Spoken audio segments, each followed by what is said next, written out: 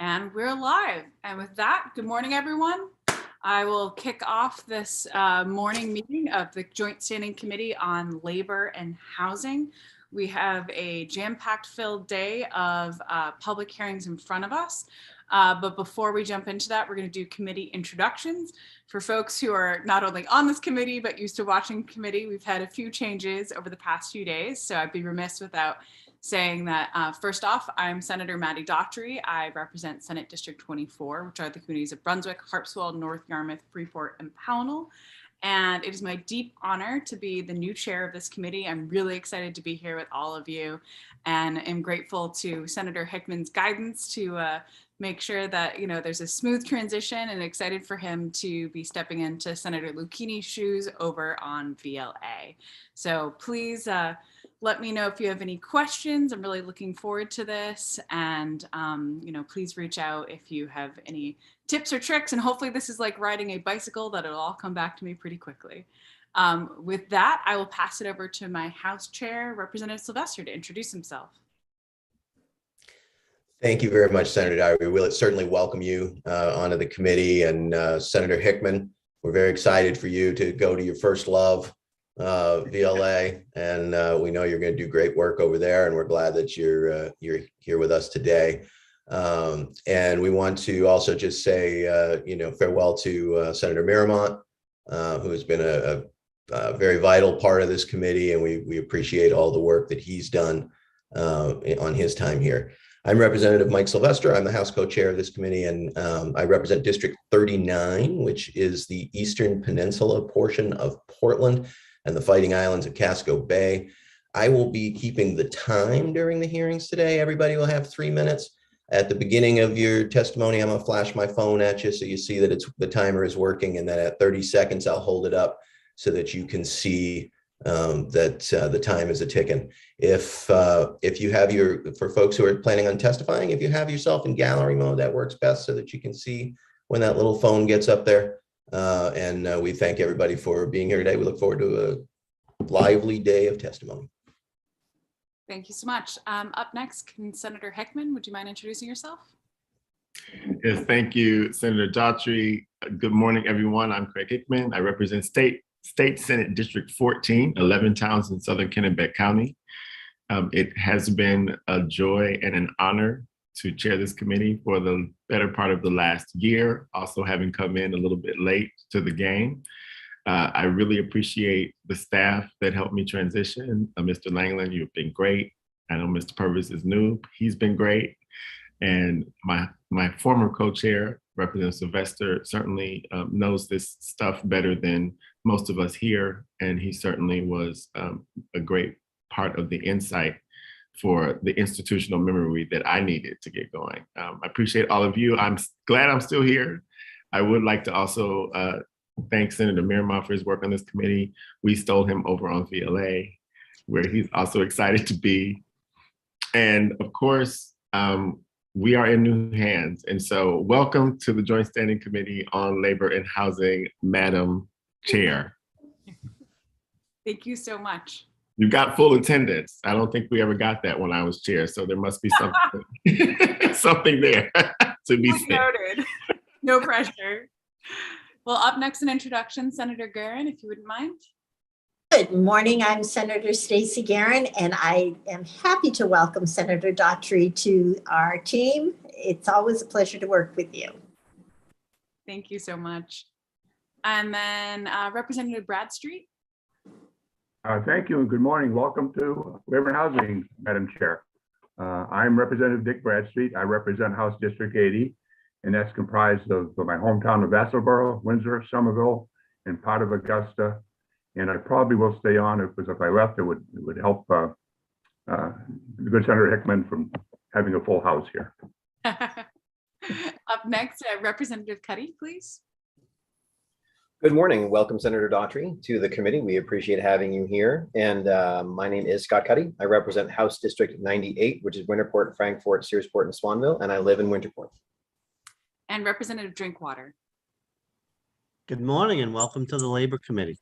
I'm Representative Gary Drinkwater from District 121. And Representative Gear. Good morning, everyone. I'm Tracy Gear. I represent House District 9, which is Kennebunkport and Coastal Biddeford and Kennebunk.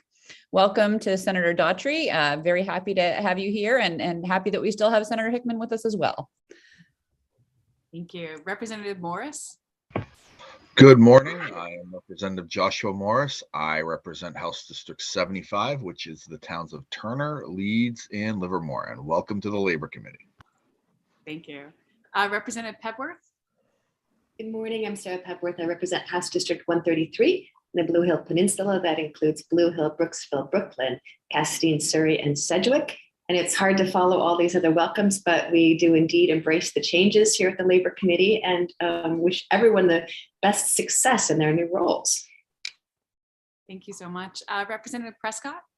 I'm Dwayne Prescott. I represent Waterboro and Limey. Thank you. And Representative Rader.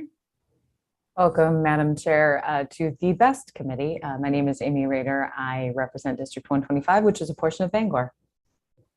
Thank you. And Representative Warren. Good morning and welcome. I'm Representative Sophie Warren and very fortunate to represent part of my hometown here in Scarborough, Maine. Thank you. And we are ably assisted today by our committee clerk, Justin. And please tell me if I'm saying your last name wrong. Is it Purvis? That's correct.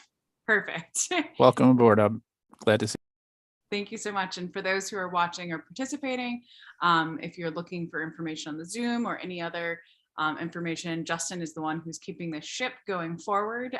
So please reach out to him as well. And we are also ably assisted by our OPLA analyst, Stephen Langland. Am I saying that right? Perfect. Well, with that, just a few ground rules before we jump into our first public hearing. As a reminder, everything is being broadcast live, either through audio stream or through YouTube.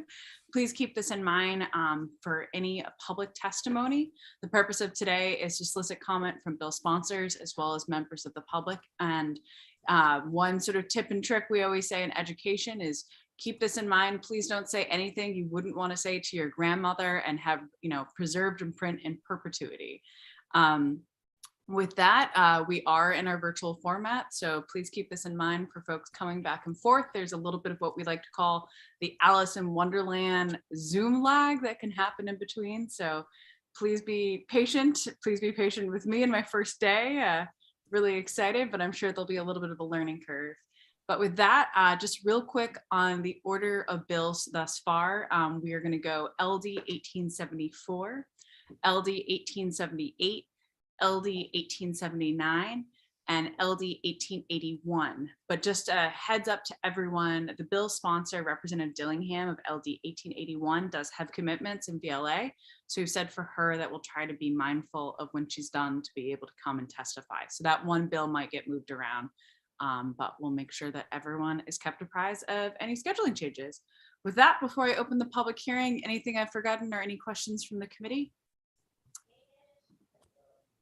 Representative Sylvester. I just wanted to remind all the folks who are getting ready to testify that the chat is to be used for technical purposes only, so not to add commentary or ask questions about the testimony or provide additional testimony. So if you have a question about the orders or that sort of thing, that's the perfect place to talk with Justin or one of the chairs, and but not to add additional comment. Thank you. Important reminder. And with that, let's kick things off. And I'm going to open the public hearing on LD 1874, an act to clarify COVID-19 paid leave for school employees. And we are joined by the bill sponsor, Representative Bruce White. Representative White, welcome, and the floor is yours.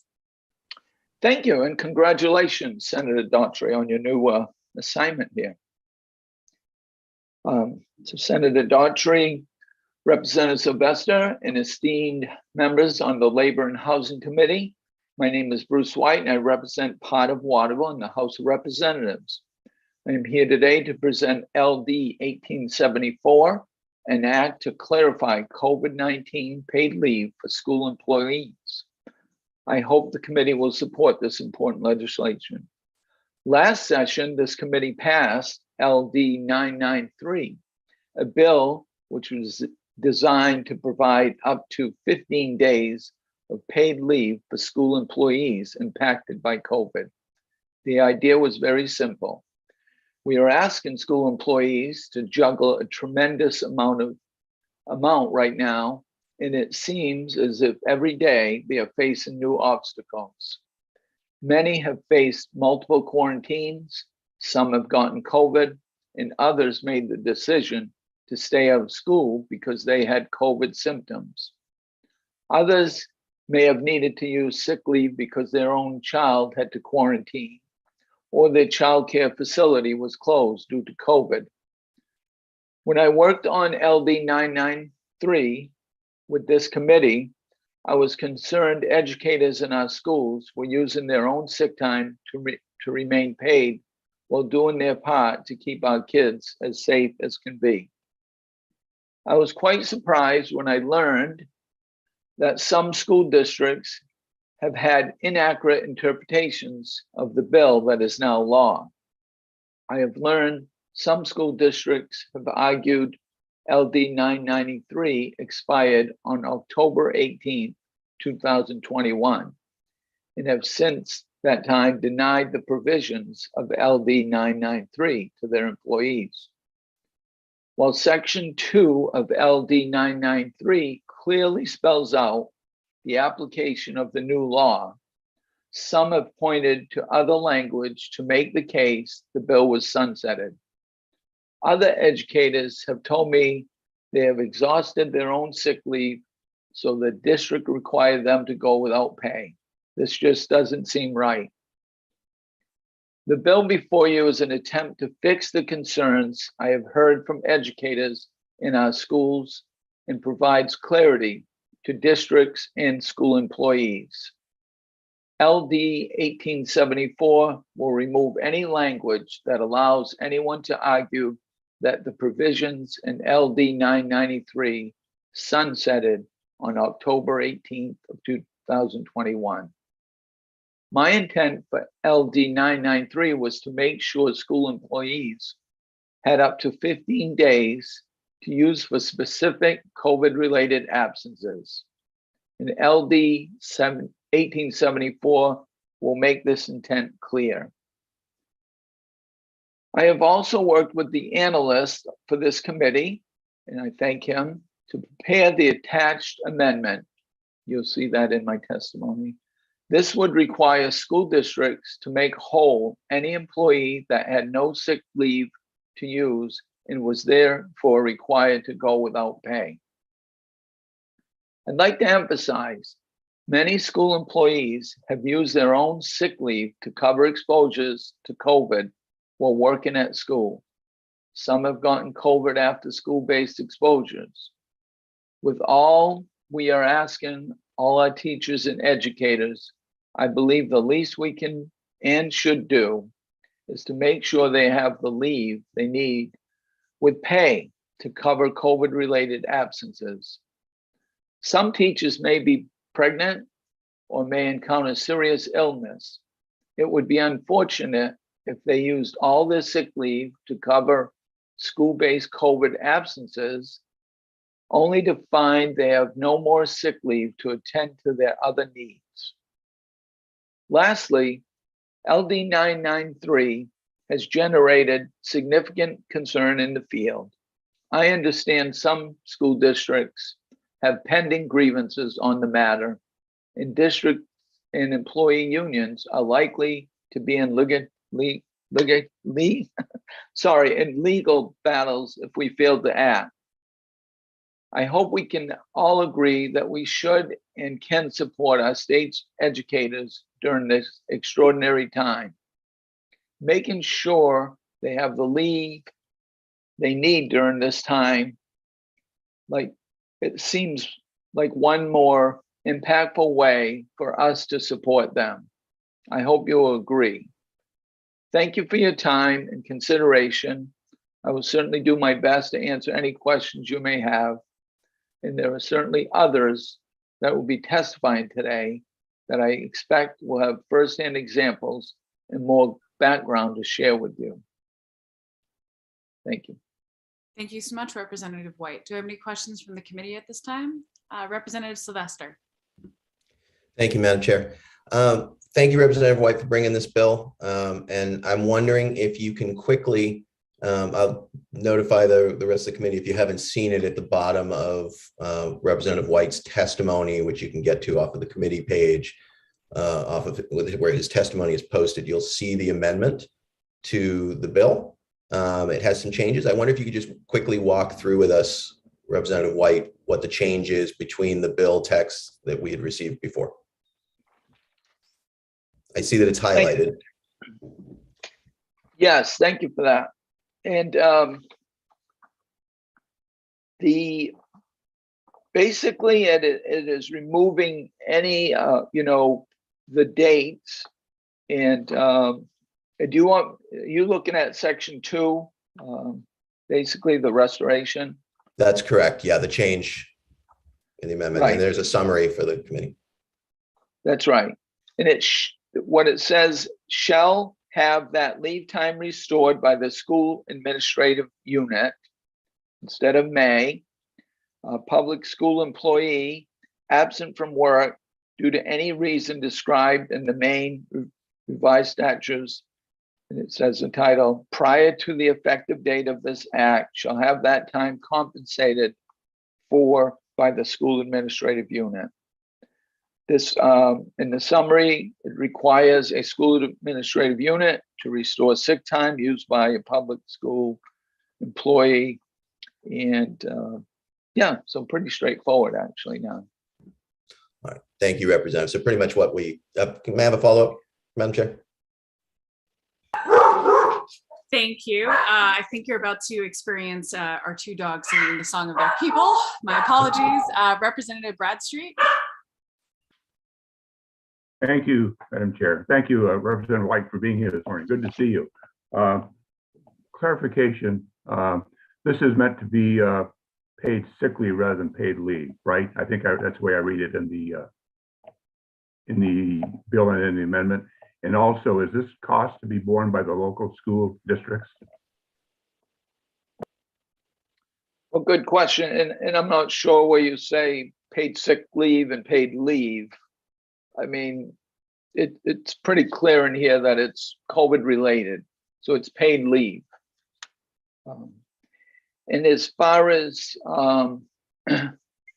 it's paid leave, right? Not just sick leave. So it is, related to the COVID for quarantine. If a child has to quarantine, the teacher has to take time off, or an employee, not just a teacher, by the way, anybody in the schools. And your second question was? Is it the local school districts or that will bear the cost of this? Yeah, I would assume that would be the case. And just as a note, I mean, well, I'll just leave it at that. Well, thank you. Thank you, Representative Bradstreet. Representative Drinkwater. Thank you, Madam Chair. If the local school units are to bear the cost of this, would that be considered an unfunded mandate? That's a great question. I guess your committee would, probably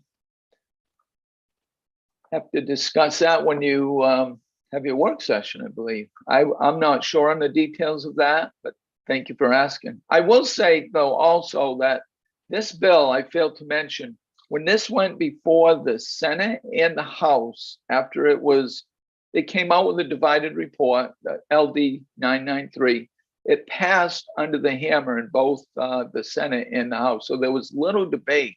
So I feel there was a great deal of support in the past, and I don't see why there wouldn't be right now to clarify this bill. Thank you, Representative Gear. Thank you, Madam Chair. Representative White, I'm just looking to clarify the portion of 993 that has led to this confusion. And it seems like, just so I'm on the same page, that they're in item 1 in the published law, it says a public school employee who was affected by COVID-19 and used sick leave prior to the effective date of this section.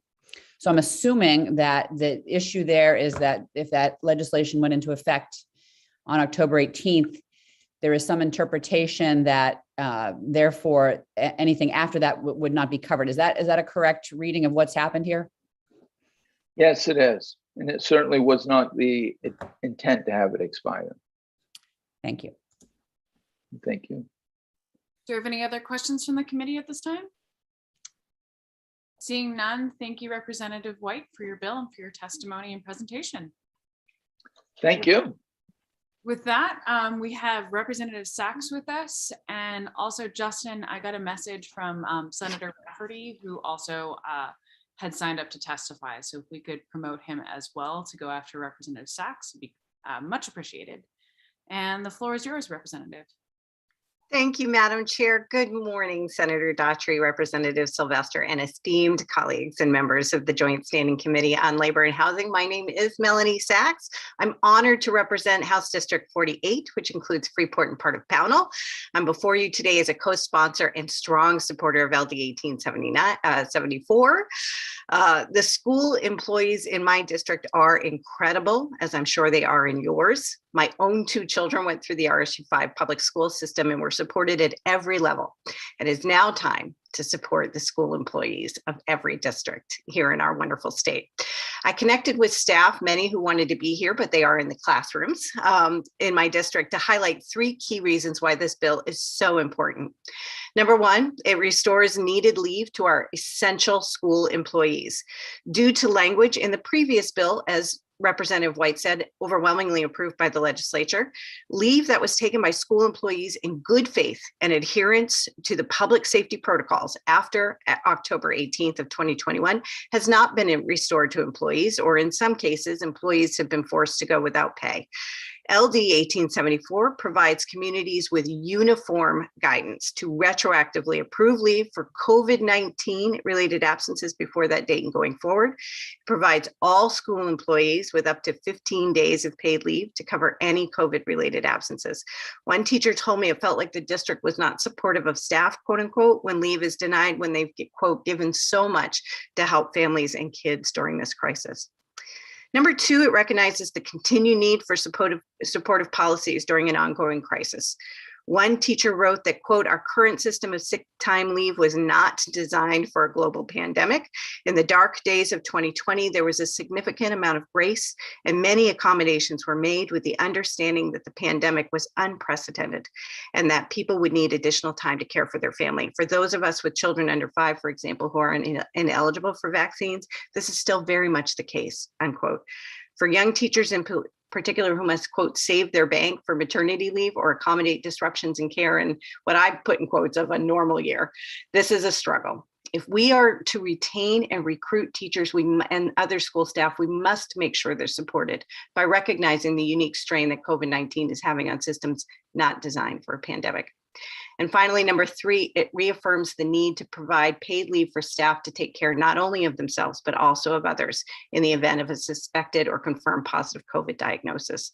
A third of the teachers responding to a survey at Freeport High School indicated they had to stay home not due to their own exposure, but instead due to an exposure or positive COVID diagnosis for their own their own children. Another survey I didn't add in here puts those numbers at about 30 days collectively for folks.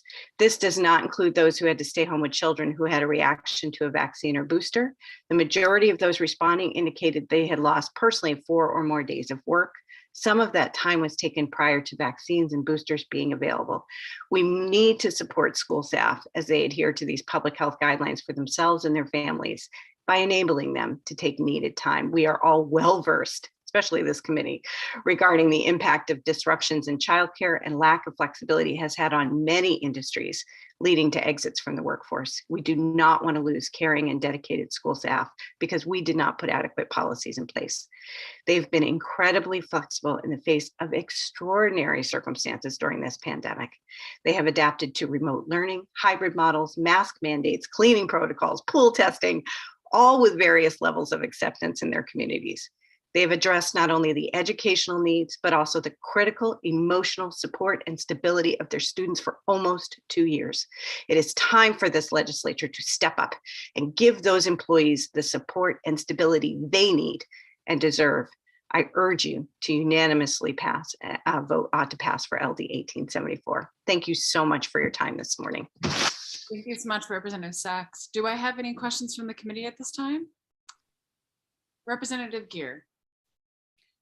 Thank you, Madam Chair. Representative Sachs, it does appear to me that this is the result of an oversight and a mistake in the way this legislation was drafted. So I just want to make sure that I get your perspective on that. Would you agree with that? I would, and that's why I went to the teachers in my district and the school staff to say, how is this impacting you with this particular interpretation? And that's what they came back with. Thank you. Thank you. Do you have any further questions? Seeing none, thank you so much for your time, Representative Sachs. We do have one more legislative sponsor, Senator Rafferty, who has texted me to let me know that he is having internet difficulties. And it does appear as if he's still frozen, but I'm going to give it one chance. Senator Rafferty, can you hear me? It's like the Education Committee is stealing him back through cyberspace. Well, in respect of everyone's time, when Senator Rafferty is able to rejoin us, we will shift to his testimony. But in the meantime, we will have the next folks who are on the schedule. We'll have Crystal Ash Cuthbert, and I apologize if I massacre anyone's name, followed by Peter Colesworth, and followed by Janissa Cataretti. So can we promote Crystal? Good morning, Crystal. The floor is yours. And just a reminder, before we switch to testimony from the public, legislative sponsors do have unlimited time, but for members of the public and all else, we have a 3-minute timer that my good House Chair, Representative Sylvester, as he said, will be the keeper of the timer. So with that, the floor is yours. Hi, sorry, my voice, I'm home today, actually sick, so. Hello, Senator Daughtry, Representative Sylvester, and all the members of the Labor and House Committee. My name is Crystal Ash Cuthbert. I work in the Scarborough School District, and I'm here representing 350 of the members. I also am honored to serve as their local president. I'm here to testify in support of LD 1874, which is an act to clarify COVID-19 paid leave for school employees. I wanted to share with you today that the Scarborough School District was exceptional at following all the CDC and DOE guidelines for quarantining and isolation last year and into this year. The reality of teaching, especially at the K-5 level, is that teachers are always a close contact. We have yet to figure out how to have kindergartners zip their own jackets, and they still need hugs as much as we try and push them away. But the reality of COVID in the classroom is we do the best we can, but we meet the needs of kids, period. And I wanted to share 3 stories with you today. The first one is a colleague of mine. Her name is Tanya. She works for Scarborough and lives in the town of Scarborough, and both of her children go to Scarborough schools. Her youngest was in close contact, and as part of the Scarborough protocols, he was mandated to quarantine for 10 days. Tanya, of course, had to stay home, and she and her husband shared every other day, staying home with him through his 10 days. And even though Scarborough School District mandated that she stay home or that her child be home, because she was staying home due to what the district deemed was childcare, she went all of those days without pay. And so that's an example of to go without pay for following the rules that your district and your state have set in place doesn't seem quite fair. And I can name dozens of people who are in the same situation as her in my district. Second woman is a member who's new to our staff. Oh, I'm sorry. Representative Sylvester, I have 20 seconds left. You have 25 seconds left. Okay. I'll skip Susan, who is pregnant and out of sick days, and Andrea, whose husband is also an educator and went unpaid. But the legislature passed LD 933 last year for exactly the situations that I've shared today. The intent of that bill was clear then, and the authors of the bill have also publicly confirmed its intent. Our district is quite large, Scarborough is quite large, and many have been impacted. And if Ms. Ash Cuthbert, Yes. I wonder, that is your time. I wonder if you could finish your thought and conclude your testimony. We are one of those districts that, because so many people have been impacted in our district, we will be moving forward with further legal action to get those days back. It seems like you're talking about getting sick days back. We have many people have gone without pay as a result of the pandemic. And I believe LD 933 was supposed to cover that. But unfortunately, law firms have taken it a different direction. So if you have any questions, I think I'm supposed to ask that next. Thank you so much, Ash Cuthbert. And did I say your name correctly? Crystal Ash Cuthbert, yep. Perfect. Do I have any questions from the committee? Seeing none, thank you so much for your time, and I hope your throat rests and you get some time to recover. I do want to switch over to Senator Rafferty, who was able to connect, to give him the time to testify, and then we'll circle back to Peter Colesworth and Janissa Cataretti. With that, the floor is yours, Senator Rafferty, and hello from education. Oh, Senator Rafferty, you are on mute. Unmute. All right.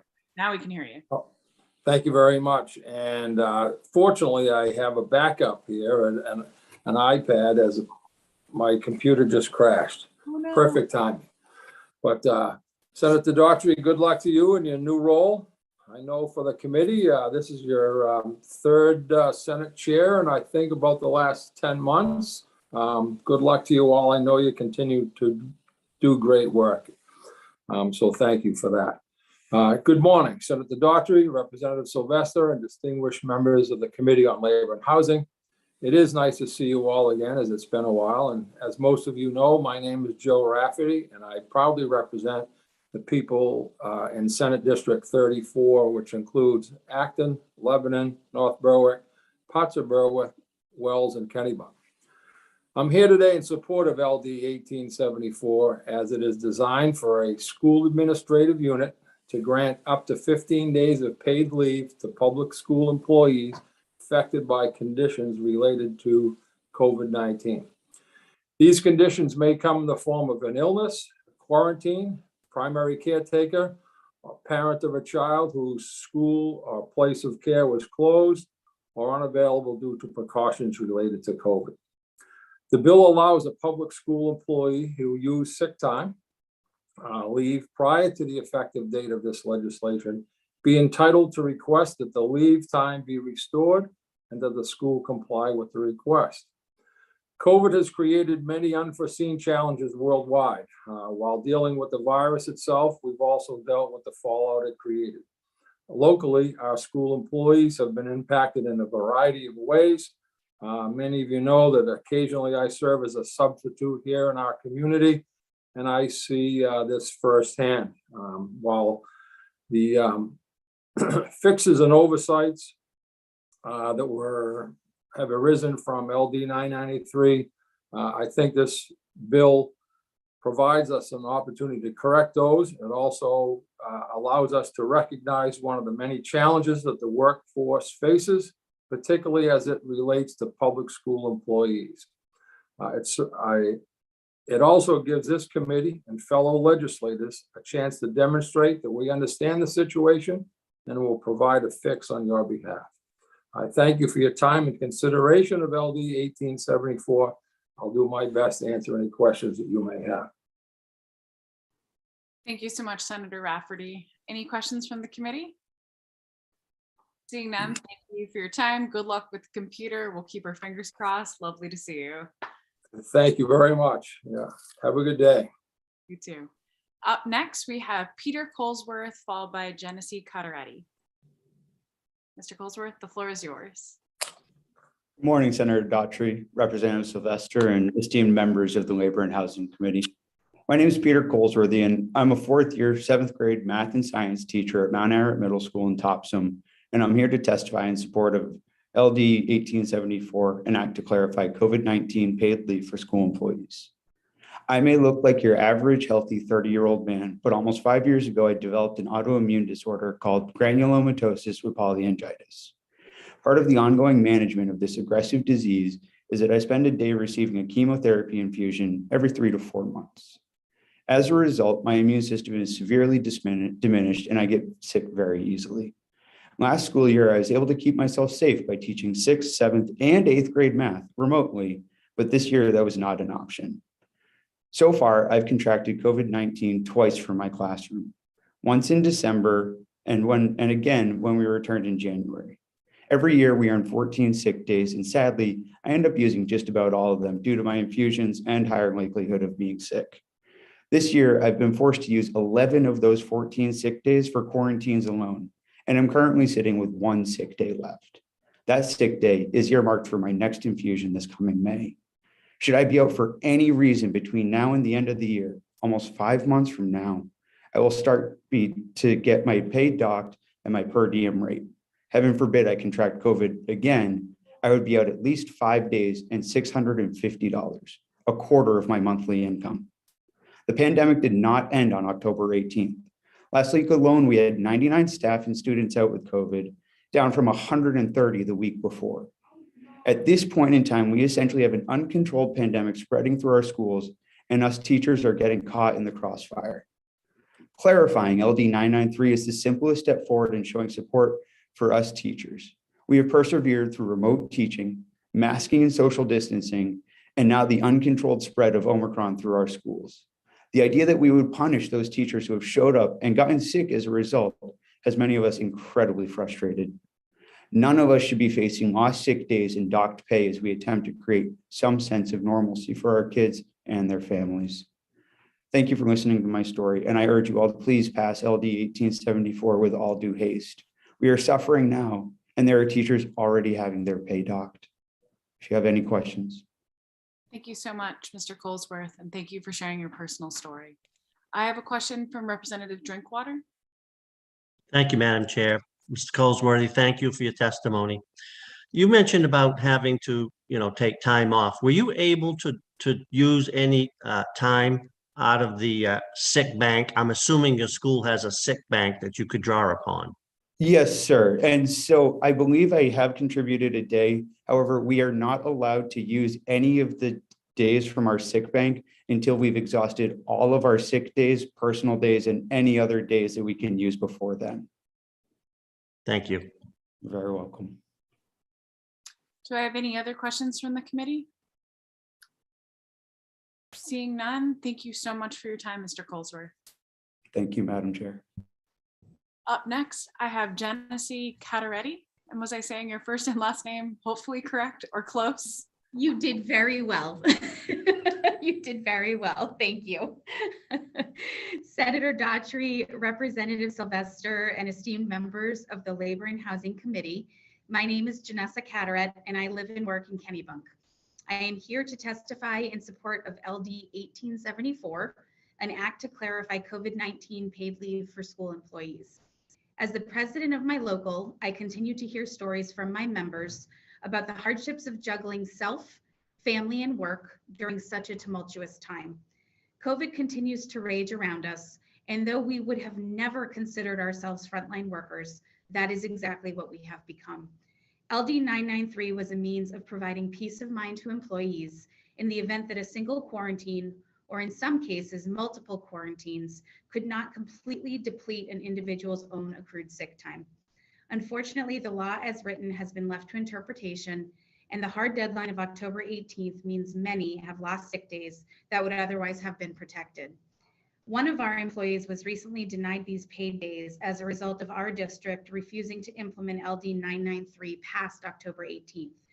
She had to make a difficult decision whether to stay home with her young children, ages 3 and 5, in quarantine and take away from her own sick leave, which is certainly not as robust as seasoned employees, or find alternative childcare options. What is even more frustrating is that this individual had never utilized COVID sick leave in the past, yet when the time came, it was unavailable to her without any regard or concern. This situation, though seemingly insignificant to our administration, is just another layer of added stress at a time when mental health is crumbling rapidly.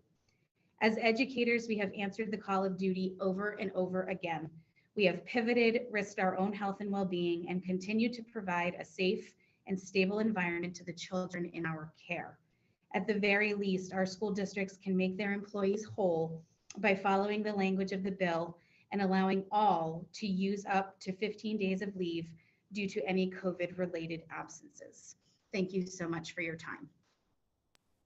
Thank you so much. I have a question from Representative Drinkwater.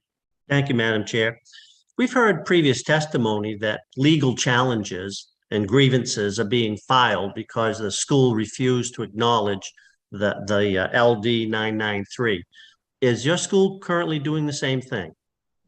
We have not filed a grievance yet. We are kind of waiting to see where things play out, but we would have a number of grievances to file based on the misinterpretation of the bill. Thank you. Thank you. Apologies, we have the mailman or something outside. The joys of can't get doggy daycare. Up next, thank you so much for your time today. I do believe that we have Chelsea, and I'm going to go on mute, and Chelsea, the floor is yours. Thank you. Senator Daughtry, Representative Sylvester, and other members of the Labor and Housing Committee. My name is Chelsea Secudis. I live in Portland, and I'm a teacher in RSU 5, the school district that serves Freeport, Durham, and Pownell. I'm here to testify in support of LD 1874, an act to clarify COVID-19 paid leave for school employees. This legislation impacts my family in a myriad of ways. First, I have a 1-year-old son. Like virtually everyone with small children, COVID-19 has had a significant impact on my family. I apologize, it sounds like we're having an announcement here at school. COVID-19 has had a significant impact on my family and our ability to balance work and childcare. While vaccines and masks have significantly reduced necessary quarantine requirements for much of the population, children under 2 are ineligible for vaccines and unable to regularly wear masks. As a result, they are still subject to a 10-day quarantine, not only when they have COVID, but also anytime they merely come in close contact with someone who has tested positive. My son has already had to complete 2 10-day quarantines from daycare. And unfortunately, with the prevalence of Omicron, we anticipate having to do this at least once or twice before the end of the school year. He's actually getting a PCR test today. My husband is also a teacher, and while we have both accrued a significant amount of sick time during our tenure as public school educators, the pace at which we are using our sick leave to stay home and care for our son will quickly deplete the time we have saved up. We earn between 12 and 15 new sick days per year, which in normal times would be more than enough. But with multiple 10-day quarantines in a year, we will quickly reach the limits of our sick time. In addition to needing sick time to care for my son when he is in quarantine from daycare, my husband and I are also overjoyed to be expecting our second child. As a teacher, the only way I'm able to be paid for my maternity leave is to accrue sick time from previous years and use that time to continue to receive pay while on leave. I currently have just about exactly the number of sick days that I will need to cover my maternity leave. And so any subsequent sick days of leave I take this year will mean that next year I will either need to take a portion of my maternity leave unpaid, or I will have to cut my maternity leave short. Finally, the last point that I would like to make is that in addition to the fact that our leave is inadequate to support childcare needs during the pandemic, we are also at a significantly higher risk of exposure because of the fact that we are educators. My husband and I are both vaccinated, boosted, and regularly wear masks and take significant precautions in our personal lives, but our family has well over 100 possible close contacts a day because of the fact that we are working with the public. My husband and I strongly support in-person learning, and we accept this additional risk because we believe it is what is best for our students. However, this increased exposure means that we are at a higher likelihood for additional COVID-19 quarantines, which would further drain our sick time. Our current system of sick leave was not designed for a global pandemic. In 2020, accommodations were made with the understanding that the pandemic was unprecedented and that people would need to take additional time to care for their families. Particularly with those of us with children under 5 who are ineligible for vaccines, this is still very much the case. I strongly urge you to support LD 1874 and act to clarify COVID-19 paid leave for school employees so that educators across the state are able to care for their families without losing pay. Are there any questions? Thank you so much, and apologies for the cacophony at the beginning. Do I have any questions from the committee at this time? Seeing none, thank you so much for your time today. Thank you. Up next, I have Chris Coleman, followed by Jason Curry. Welcome. Good morning. Senator Daughtry, Representative Sylvester, and other members of the Labor and Housing Committee. My name is Christopher Coleman. I'm a resident of Noblesboro and work at the Great Salt Bay Community School in Damariscotta as a 3rd grade teacher.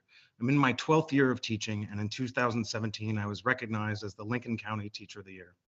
I'm here to testify in support of LD 1874, an act to clarify COVID-19 paid leave for school employees. I appear before you today slightly embarrassed that I belong to one of the school districts in Maine that took some bad advice and decided to exploit a very fuzzy loophole in LD 993.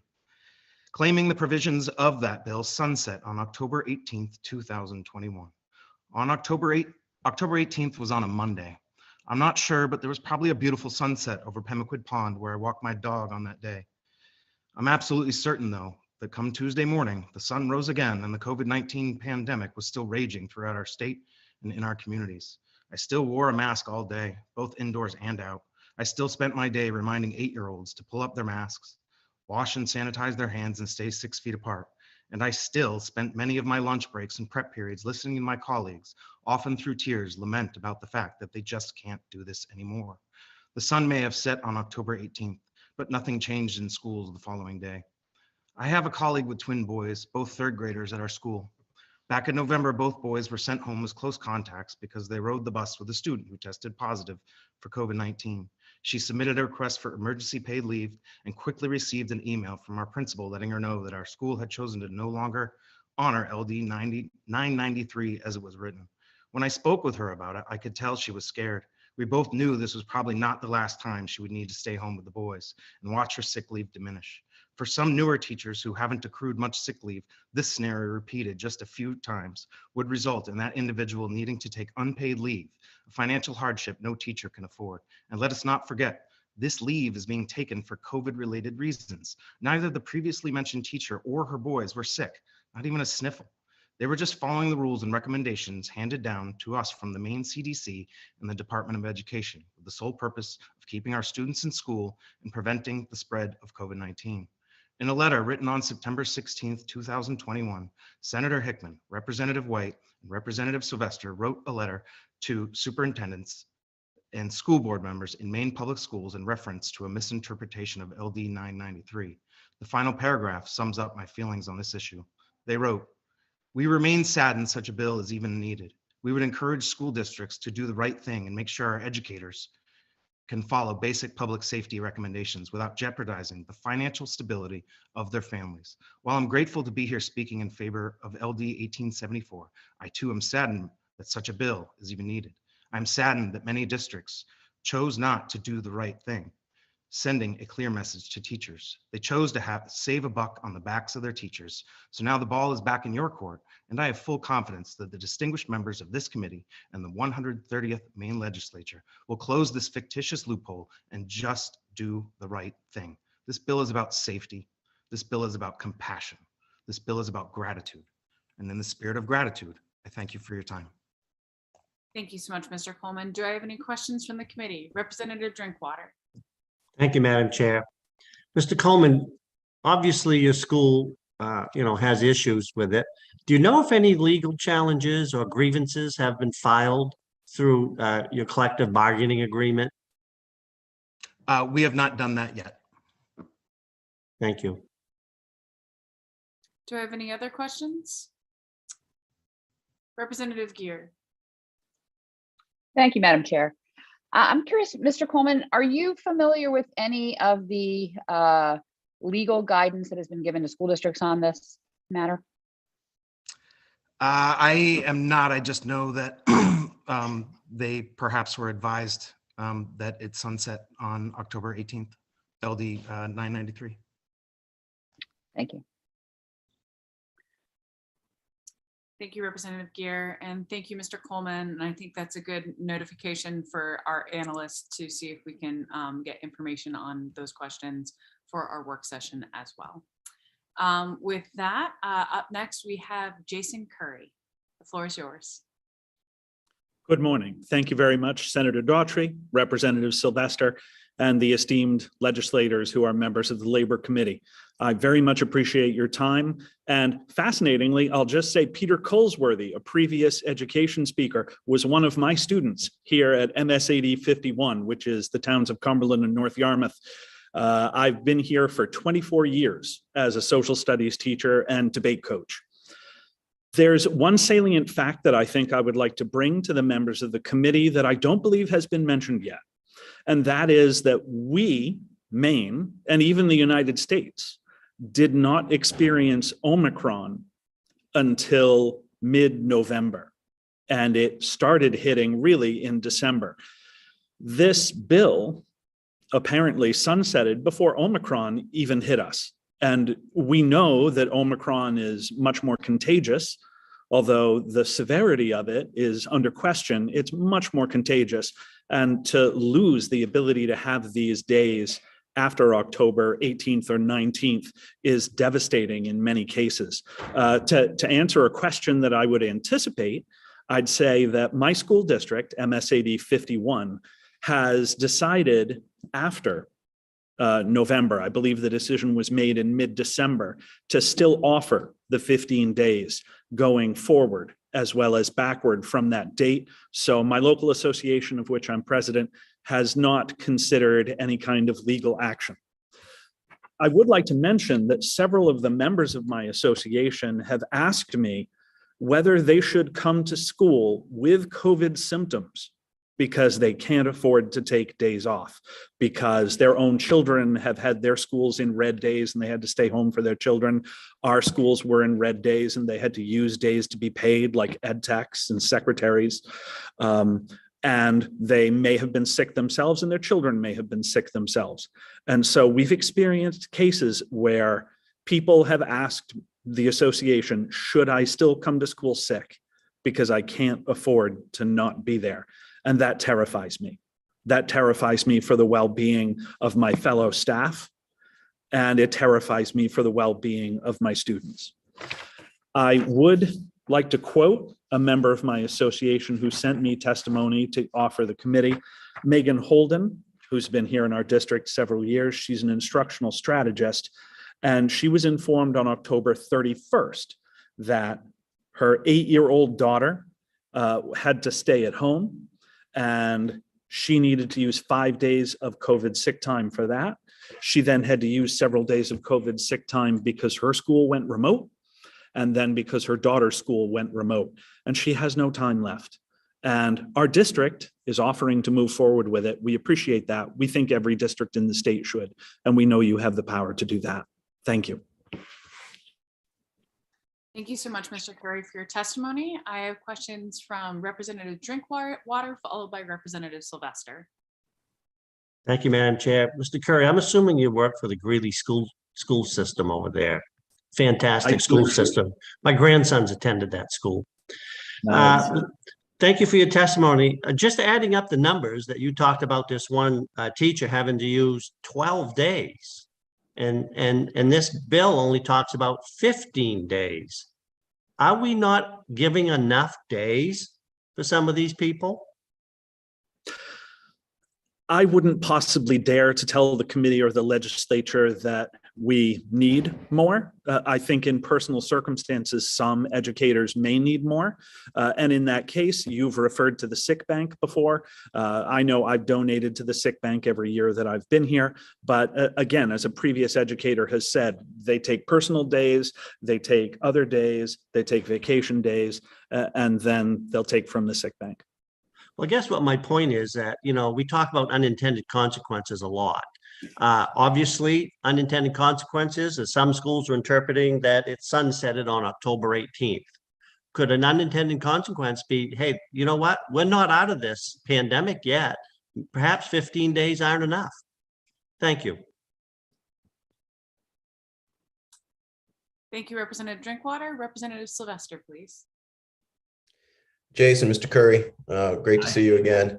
Good to see you. As a former debate coach who was heartened to see that it happened on Zoom or on the internet anyway, because debate is a close contact sport. I assume you just won the debate with your district, or was there a process through which you might enlighten the committee that that discussion happened and you ended up in a happy place? Well, I know that my vice president and I advocated pretty strongly with our administrators. I believe also our administrators, independent of our coaxing, were starting to see the negative effects on our school district, on staff morale, and their consciences dictated to them that they listen to the association and that they move forward in a humane way. Thank you, sir, and thank you for all your work. Thank you. Do I have any more questions from the committee? Seeing none, thank you so much for your time today. Up next, I have Amber Jones, followed by Jason Knight.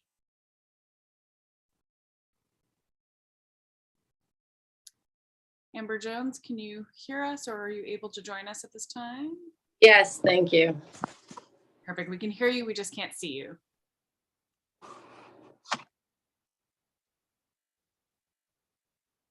Let's see. Perfect. Senator Dodd, Representative Sylvester, and other members of the Labor and Housing Committee. My name is Amber Jones, and I live and work in the town of Waldoboro, and I am here to testify in support of LD 1874, an act to clarify COVID-19 paid leave for school employees. I am speaking on behalf of myself and the employees at Miller Elementary in the RC 40 district. I worked throughout the entirety of the COVID-19 pandemic. I worked from home, connecting with students through a screen, many of them high risk and or with disabilities. I managed to continue working at school while my own children were at home all day due to the pandemic. I masked, I shielded, I took all precautions necessary to prevent contracting COVID and to protect the children with who I came in contact with. Despite these efforts, I became a close contact and was required to quarantine due to state and CDC guidelines. Shockingly, I discovered that mandated quarantine time was at my expense. Thankfully, I had sufficient amount of days to cover the required time off and ensure a full paycheck. If required to quarantine again, I would not. The potential to become a close contact and or contract COVID at school is great. Omicron is quickly spreading regardless of, regardless of vaccination or prior COVID illness.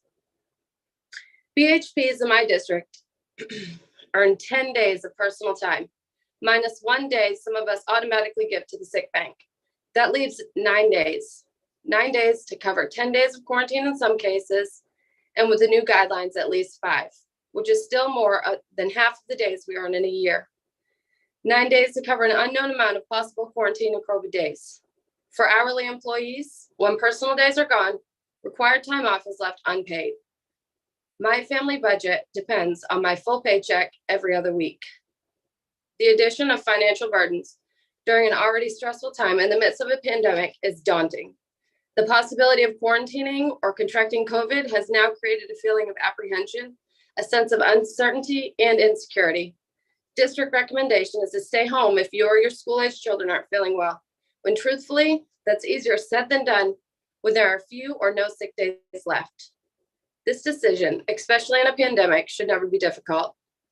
15 days of relief is a small step towards helping mitigate the stress and burden of potential quarantine and COVID, and is a great start in alleviating the hardship that is COVID-19. 15 days of relief would take an immense amount of pressure away from the people at the heart of education.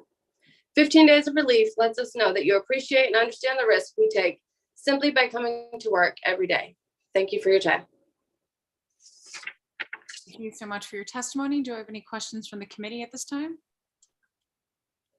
Seeing none, thank you so much. Up next, we have Jason Knight. Hello, Senator Daughtry, Representative Sylvester, esteemed members of the Labor and Housing Committee. I am here today to testify in support of LD 1874, an act to clarify COVID-19 paid leave for school employees. Ironically, I'm coming to you today from home with cold or COVID-like symptoms. Once this is done, I'll be going to look for a COVID test. I am a parent of 2 students in Auburn, Maine, and I work for Mount Ararat Middle School. I'm a science teacher, 7th and 8th grade. I had a prepared letter that has been addressed much more eloquently by previous speakers. I'm going to diverge a little from that. One of my roles at the middle school and with my district is as the grievance chair for our Teachers Association. Many teachers have come to me this year with questions around LD 993, and I wanted to speak to the fact that disproportionately it is new teachers, it is new parents, questions around the number of sick days that we get and access to sick bank have come up. In my building, we have 20 new hires this year on a staff of 100.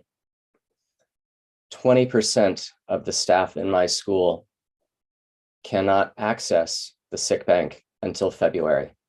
They don't have the option of accessing the sick bank until February. These 20% of our staff are starting off with only the 15 sick days we get by contract. It's their first year.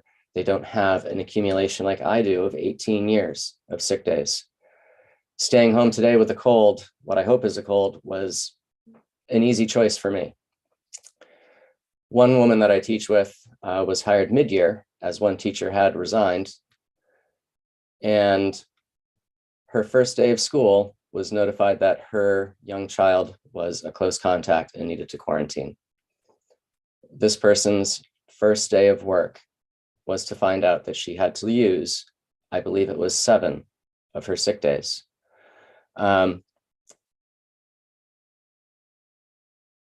This additional leave is not a thing that teachers want. We want to be in our classrooms with our kids. As anyone who has ever worked in a classroom knows, being absent is far more work than it is to be present in the classroom. Preparing a lesson that a substitute can deliver, if we can find a substitute, and then reteaching that lesson as needed when we come back is far more work. We don't want this leave time. We need it. We need it because of the extraordinary situation we are in and the impact it is having on all of our aspects of our lives and our families. And I see that I'm out of time. I would welcome any questions. Thank you so much, Mr. Knight. I have a question from Representative Prescott. Well, thank you. I've been looking at LD 993 and I see the amendment H333 passed. In that amendment, it doesn't sunset. It just says that you get 15 days due to COVID relief. So I've heard several people mention that this is a sunset. So what you're really asking for is 15 extra days due to COVID every year. Is that right? Because there is no sunset under the amendment that passed. I don't have the words of that amendment in front of me. My interpretation of it was that it was a 15-day addition. I did not read it. Let me restate, I'm a science teacher, not a lawyer. I did not read it that it was a 15 days per year. That's not how I read it. Well, it doesn't say per year, it just says 15 days due to COVID, which gives the assumption it's on top of all the sick leave that you've built up. But there, again, I've heard a lot of people talk about a sunset, which is what the new bill is proposing to take out, but I don't see it in the amendment. So, and I completely understand that you didn't get all the nooks and crannies of that. I had to read through it several times myself. So anybody coming up, if they would like to, exploit on this, that would be nice. Thank you. Thank you so much, Representative Prescott. And I think that's another good flag for OPLA analysts to make sure that we really drill down and make sure we have a clear clarification on exactly that. Thank you. Representative Sylvester. Thank you, Madam Chair. Mr. Knight, just to follow on Representative Prescott's question, and having talked to dozens of teachers who asked me this same exact question, the 15 additional days that 933 built into the schedule, none of those teachers saw a sunset in that bill either, right? It was a legal interpretation from lawyers who were advising school systems that came from. Is that correct from your understanding? That's my understanding, yes. Thank you. Do I have any other questions from the committee? Seeing none, thank you so much for your time, Mr. Knight, and fingers crossed that it's just a cold. Up next, we have Jay Rich. Hello, good morning, Senator Daughtry, Representative Sylvester, and other members of the Labor and Housing Committee. Thank you for your service to our great state of Maine, and also thank you for taking the time to be here this morning. My name is Jay Rich. I am the interim president for the Lewiston Education Association, as well as an ELL teacher in Lewiston. I'm speaking today in favor of LD 1874, an act to clarify COVID-19 paid leave for school employees. The 2021-2022 school year has not been the rebuilding year many of us have hoped it to be. Instead, we've seen COVID-19 cases break record after record, and Lewiston has pushed to keep students in schools 5 days a week while juggling staffing and busing shortages. This has caused teachers and students to place themselves in situations where they are exposed to COVID-19 multiple times a day. I want to take this time to give you a couple of anecdotes about people this bill would impact. First, I want to tell you about an ed tech in our district. Towards the end of October, this educator was initially placed on a 10-day quarantine. They used their personal days and it left them with 0 by the end of their quarantine. And then on day 9, their child became a close contact, giving them an additional 10 days of quarantine. They had to stay home. There were other situations that came up where their other child then tested positive, and it ended up that this educator is out for 5 weeks without pay. Now, this bill would not cover that entire time of paid of leave, but can you imagine being out that long from work and not having this financial stability? Just think of the stress on top of having a very sick child.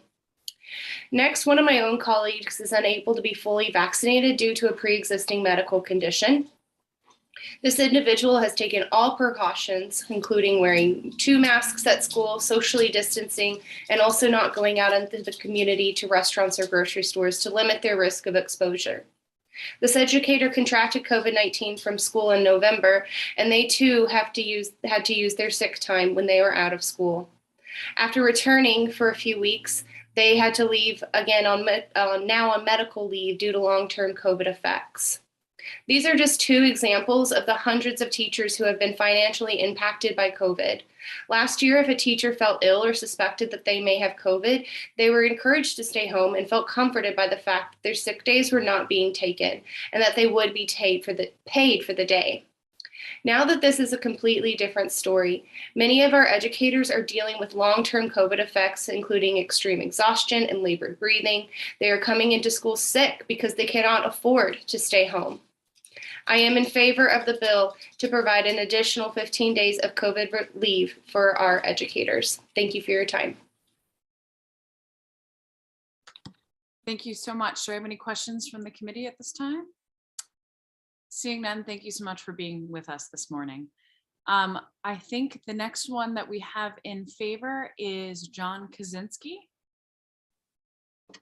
Welcome, Mr. Hello, good morning, Senator Daughtry, Representative Sylvester, and other esteemed members of the Labor and Housing Committee.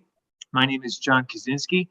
I'm here on behalf of the Maine Education Association. We represent 24,000 educators in the state, including educators in nearly every public school in the state.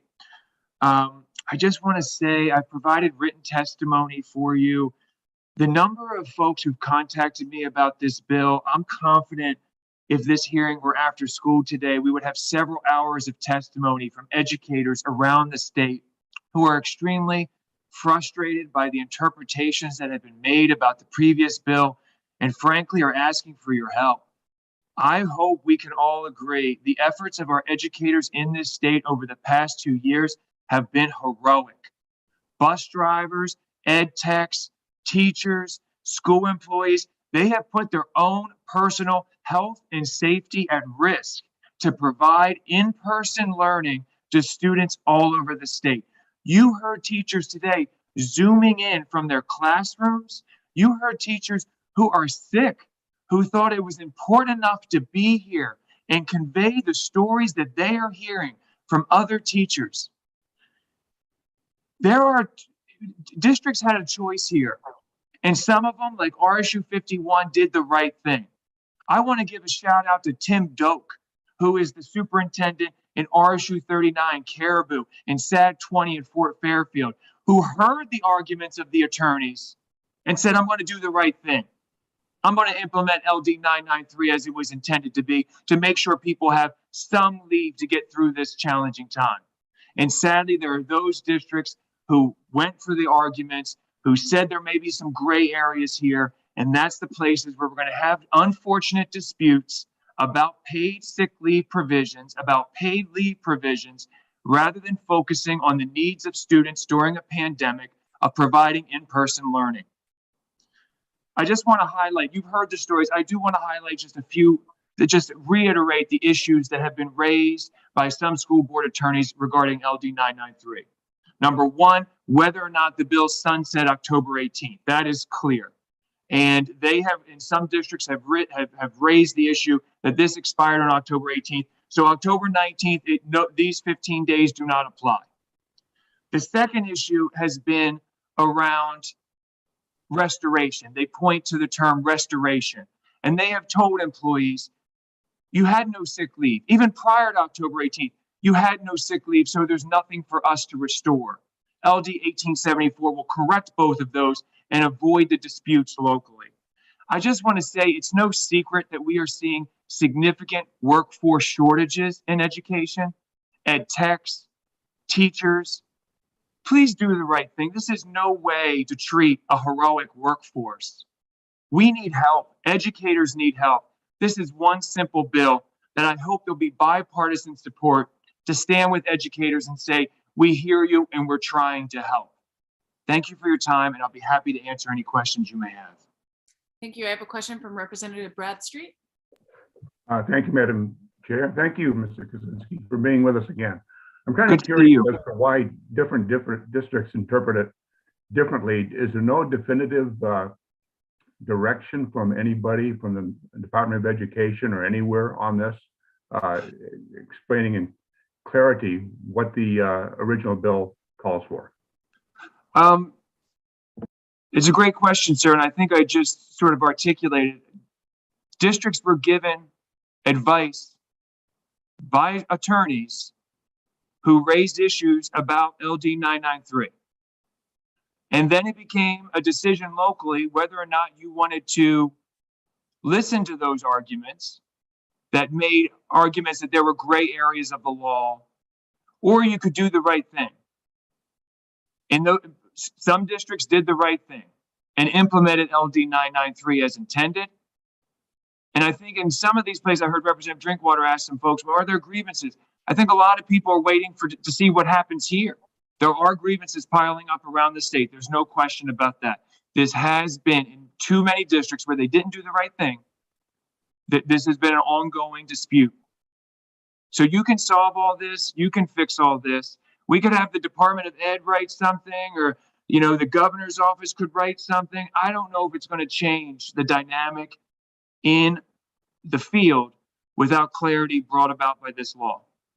I hope that helps, sir. Representative Sylvester. Thank you, Madam Chair. Thank you for being here today, Mr. Kaczynski. Just to remind the committee, there is one law firm that represents most of the district in the state that most school districts and school boards have on retainer. And so this wasn't 80 different lawyers coming to some legal consensus that this was how the law was written. This was by and large one one firm deciding that this is the way that they wish to interpret the law. Is that fair? That's exactly correct, sir. That is exactly correct. And I am certain, sadly, there's been a pattern here of, there's almost a cottage industry now who seem to take the new laws and try to find ways to make arguments about the new laws. And sadly, this is one of those examples. Thank you very much. Representative Drinkwater. Thank you, Madam Chair. Mr. Kaczynski, good to see you again. As always, you bring entertainment to your testimony. As you find it entertaining, I was actually heartfelt, I hope, today. Absolutely. Are you aware that if the Department of Education sent out a memo to all the schools to explain what they are interpreting the 993? Sir, I'm sorry, I don't recall. I don't get all of their notifications, but I don't recall seeing anything to that effect. Are you aware of one? No, I am not, haven't heard anything. And just a quick follow-up, if I may. Did Drummond and Woodsum send out a legal opinion to all the school districts? And if so, did you happen to get a copy of it?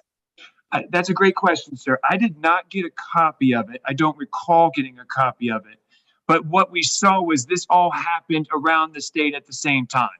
So when we see that, we usually know, okay, there's been a communication from Drummond Woodsum in some form or fashion that has conveyed this, because it usually happens in rapid succession around the states.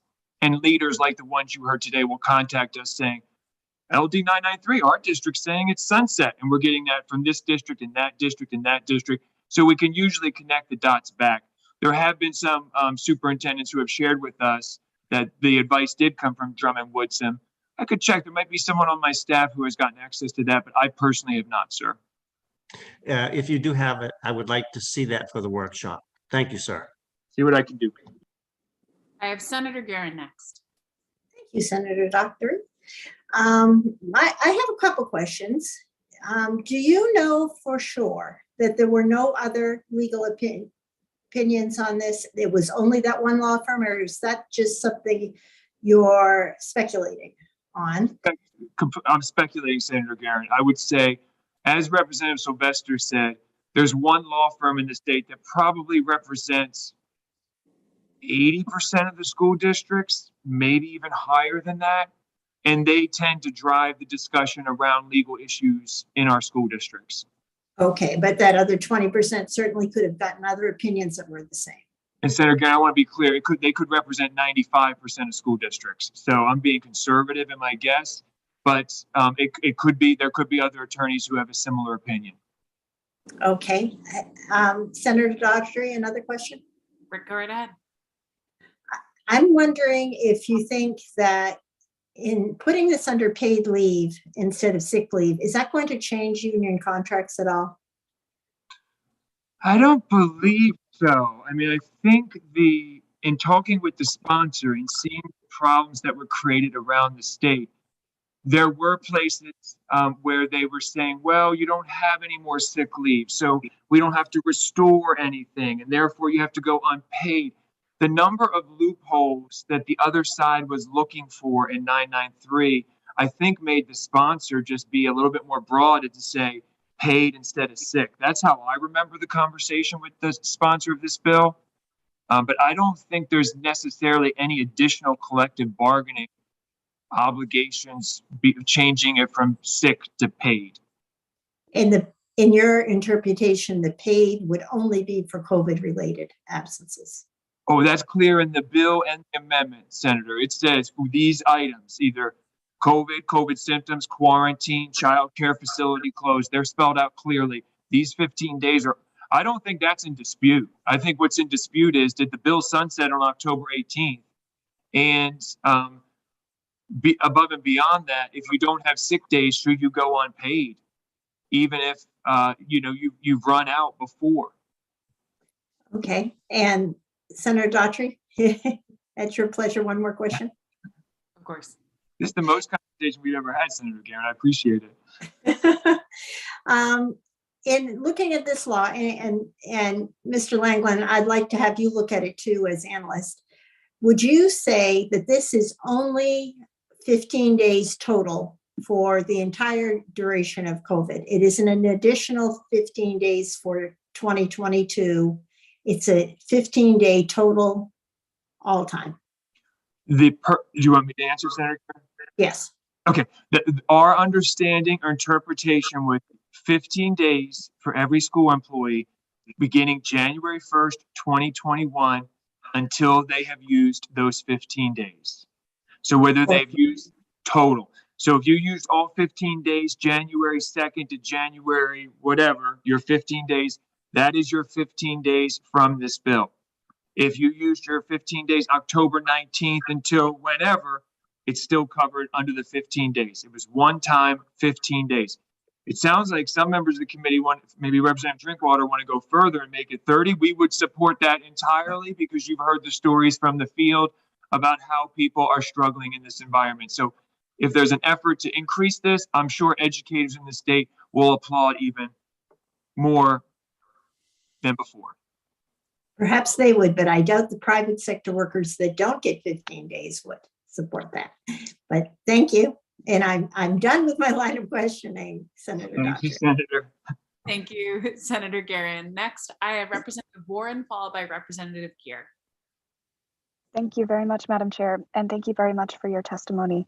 I think a big issue for me, I know at least in my community, is getting kids in school and how important that is for the Maine children, and wanting to make sure that they're safe as well, and wanting to make sure that everyone is, treated well and respected and getting what they deserve. But, I think, I guess my issue here is, and I'm wondering if you could comment on this, is regardless of where the legal opinion is coming from, maybe that is a little bit, at least for me, inside baseball. I'm in my first term here. Regardless of where the advice is coming from, some advice is respected a lot more than other advice, maybe, as it should be. And so for whatever reason, it does seem that quite a few influential individuals have made a set of decisions within our school districts to do or not do something in accordance with the spirit of this law as written versus not. And so it seems like there has been quite a bit of decisions made based on this law, regardless if it came from one firm giving that opinion, with all due respect.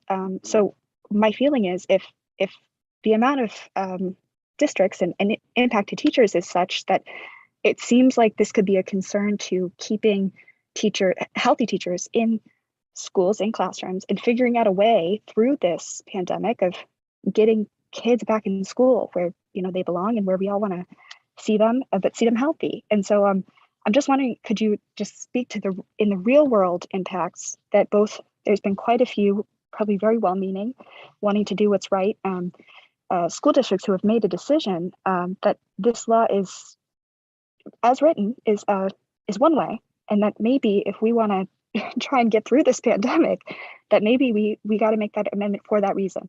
So again, if you could speak to how many well-meaning decision makers in Maine have made a certain set of decisions based on how this law is written, and why it might be important, again, if you could restate why it's important to make that amendment, what the impact could be. Thank you very much. Yeah, thank you, Representative Warren. I think I understand your question. I don't have the specific number who have done the right thing. I will tell you, even before this law, there were districts who were doing the right thing.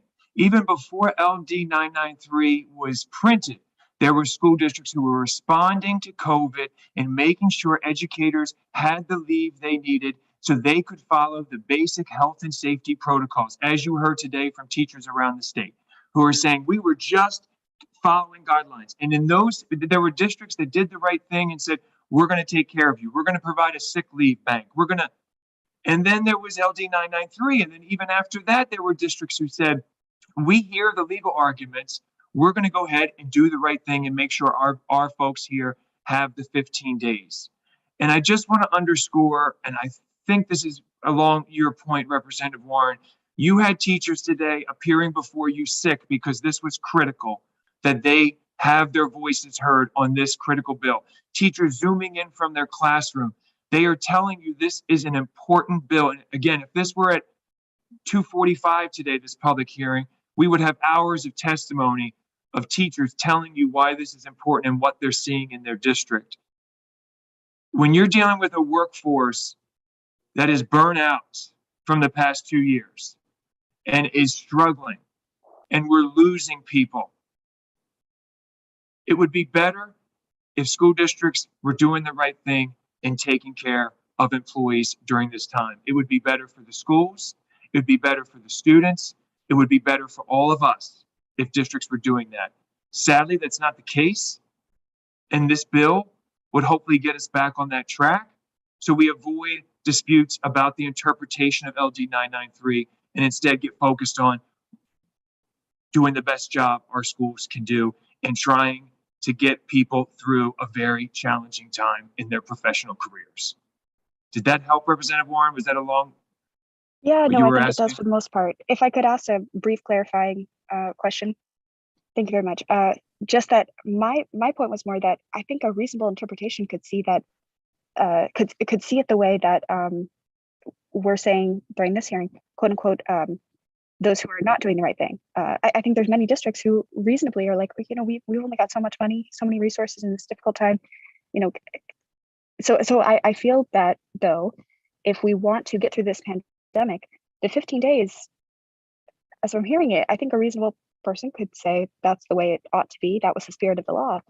But it's not the way it was written, or at least many school districts, it seems like, have interpreted it that way. Regardless if all that interpretation came at the advice of one law firm, it does seem that quite a few decision makers in Maine have reasonably made that determination. But it sounds from your testimony that it's actually it could be argued that it's very good to have these 15 days, and that we ought to maybe make that correction for that reason, because we want to keep kids in school, we want to keep teachers healthy. So that being kind of getting through the weeds or the inside baseball here, that it seems like for whatever reason, a lot of reasonable people, decision makers in Maine, have interpreted the law thusly, whether it's right or wrong. And in order to kind of get past this confusion and get through this pandemic, I think that's sort of what we're talking about here, not the inside baseball of this one big law firm, et cetera, et cetera. I think it's both, Representative Warren. I think it's definitely about how we treat our school employees who have been heroic during this time. I think that, and in plenty of places where we have great collaboration between administration and educators, they have been able to work this out. I do need to flag, or at least say, the attorneys who produce these opinions will be the same ones who get hired to litigate the arguments. So it's not as if this happens in a vacuum. The attorneys who are saying, well, there might be a gray area here and there might be the gray area there, will be the same ones who are in the arbitrations deciding whether or not the law is gray. So I just need to point that out. And we can, and LD 1874, hopefully, none of that will be necessary. Thank you. I have Representative Gear. Thank you, Madam Chair, and nice to see you, Mr. Kaczynski.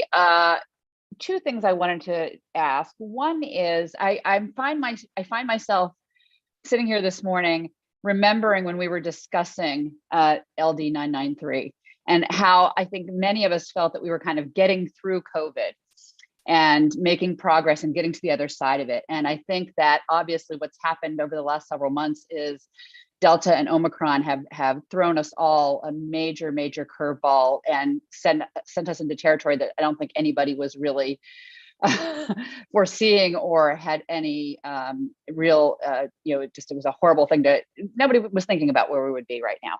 So I guess two things I would ask. One is, do you see LD 1874 as the key way that we would have to remedy the situation given the turn of events that we've seen happen? And then secondly, I'll just flag this for the analyst with regard to school districts and how they're dealing with this situation as well. If there is COVID money available that we could look at in the budget to help districts to fund this ongoing cost that's going to need to be covered I don't think there's anybody here questioning that, honestly, that's going to need to be covered to keep teachers whole when it comes to their sick leave. Thank you. Thank you, Representative Gear. I will just say, I believe LD 1874 is a key remedy. I will say, and I was sort of jokingly saying this when Senator Gearin was asking questions, there are some teachers who are saying, or educators who are saying 15 days is not enough. I went through 15 days in January, and now I'm down to 0. You did hear testimony today from someone who I was hoping would be here, who is pregnant and I believe due tomorrow, and now has no more sick leave because of the number of quarantines that this person, I know you heard somebody else who was pregnant, it was another person, another educator who wanted to appear. So I am worried. LD 1874 fixes 993 and hopefully makes a little bit of progress and makes people feel a little bit better that when the legislature passes a law, we're going to stand behind it and do the right thing and make sure it gets implemented for educators. I think that's why this bill is so critical. In terms of going forward, I can't speak specifically about COVID money. I know each district has gotten different allotments, both from the state and from the feds. They have, this has certainly been the most generous funding of public schools we have ever seen, including 55% for the first time in state's history from the state. So thank you for that, all the legislators for that. I think there's a real question around the cost of this as well, because frankly, a sick leave day for an educator who would have otherwise been paid, the only additional cost, there is no additional cost if someone already has a sick day. It's an additional liability perhaps on the spreadsheet of a district, but the cost remains the same, which is the cost of the substitute. So I think there's a question about that I'm happy to dig in more. I know we've had a lot of discussion today, but the cost question I think is minimal at best because of really whether or not a teacher is in the classroom or not, the cost of the district is typically the same, which is the cost of a substitute. Thank you. And if I could, Senator Daughtry, if we could I just would like to have some analysis about the cost picture, because again, I think it's just fundamentally different than what we were thinking about last year in terms of how this would evolve. So thank you. Thank you so much, Representative Gear. Do I have any other questions from the committee at this time? Seeing none, Mr. Kaczynski, thank you for your time this morning. I see that the Labor and Housing Committee likes to put you through the ringer as much as the Education Committee. So thanks for being here. Before we move on to testimony in opposition, is there anyone present left in the participants room who has not been called who is intending to testify in favor? If you are, please raise your hand with the reaction feature in the waiting room and we will move you in. Going once, going twice. Okay, not seeing anyone. We are going to be moving on to those in opposition. Up first, I have Stephen Bailey, and it feels like I just got to bring most of the Education Committee and world into welcoming in for my first day in labor. So with that, Mr. Bailey, the floor is yours.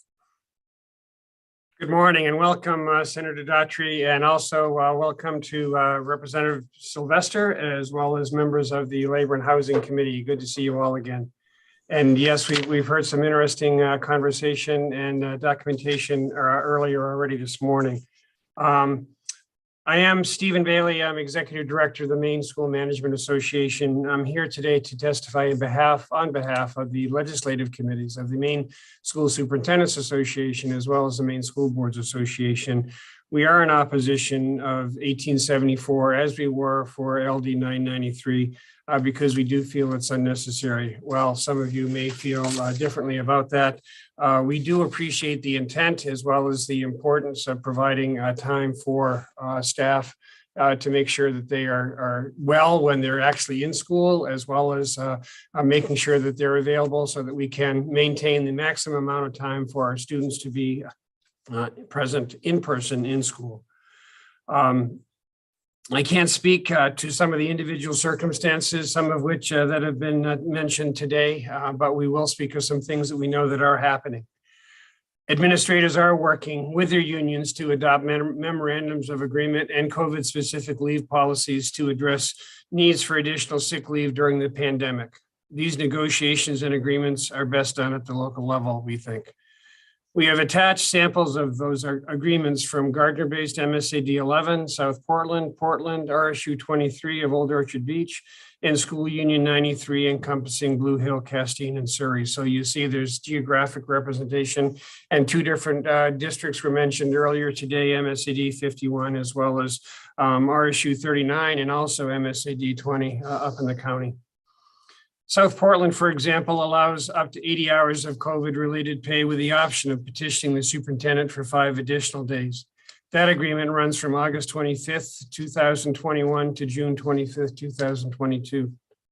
Old Orchard, RSU 23 established a paid leave bank for all employees not working remotely that is separate from existing sick banks where eligible employees are allowed up to 10 paid days from the bank when they cannot work due to the coronavirus. A similar policy was adopted in Blue Hill. School districts have and will continue to work with the teachers and staff to safely keep schools open because students already have lost too much instructional time. Masking and vaccinations are our greatest and most effective preventions, and they are working. Our understanding for the Department of Education and the CDC is schools are some of the safest places to be and are not contributing to virus spread. We don't believe that passing statewide rules around COVID leave is appropriate or necessary. Districts are adopting them where they're needed.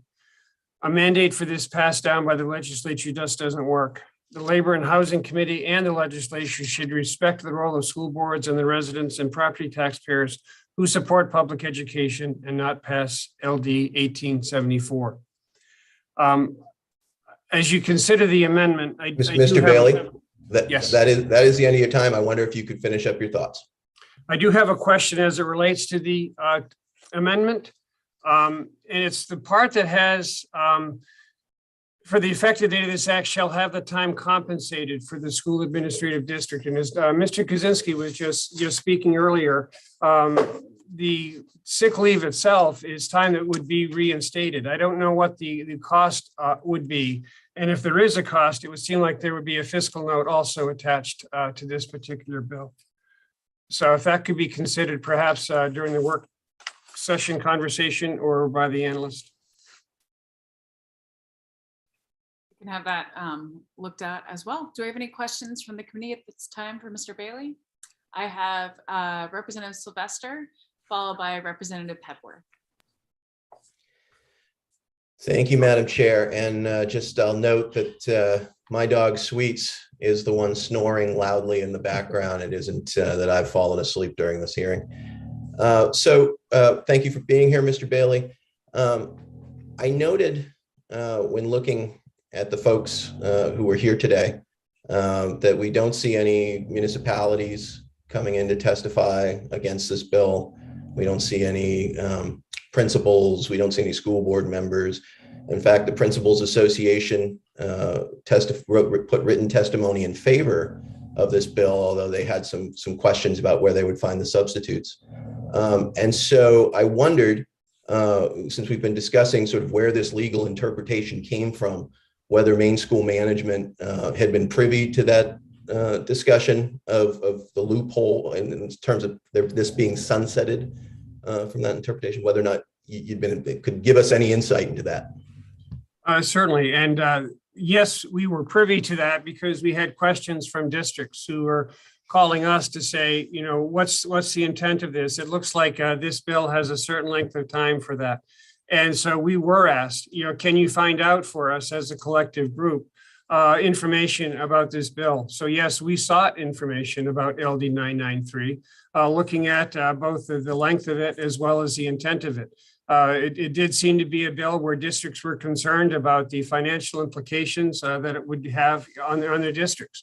So being responsive to not only staff, but also to the residents, taxpayers, they were concerned about how this was going to, you know, continue to go forward.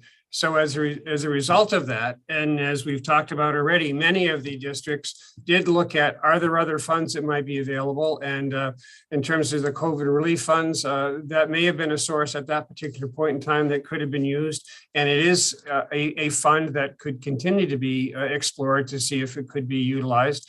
But districts went ahead and made plans with their associations to be able to provide additional time outside the law. Quick follow-up, Madam Chair. Absolutely.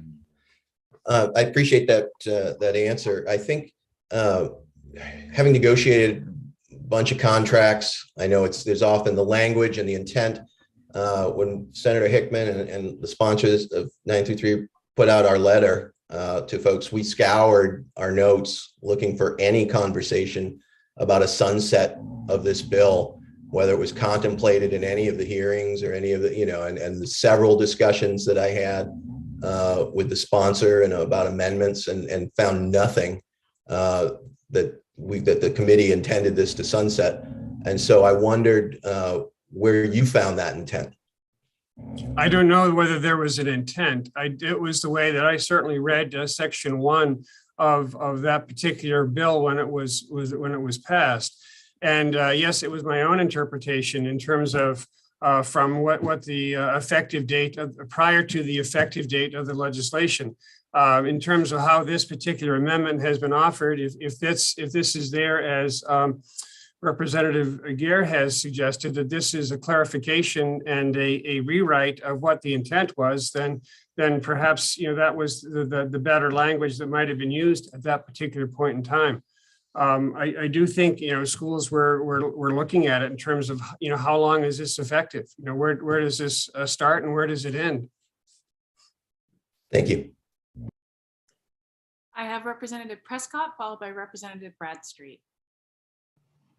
Oh, thank you. I think some of my question might have just been answered, but I'm looking at LD 1874 as compared to LD 993, and it's pretty much the same thing. There is no sunset clause in either one of these bills, by the way. What this new bill is going to do is say, if you used up any sick time due to COVID previous to January 2021, you're going to get reimbursed for those. And that's really what this bill does. And I think Mr. Bailey had hit upon that, so I really don't have a question. So thank you very much. No worries, Representative. I have Representative Bradstreet, and I just wanted to confirm Representative Pebworth. Did I skip over you? You're good. Okay, Representative Bradstreet. Thank you, Madam Chair. Thank you, Mr. Bailey, for being here once again. Again, you already answered a couple of questions that I have, but I also have one other one. I think it was alluded to earlier by someone.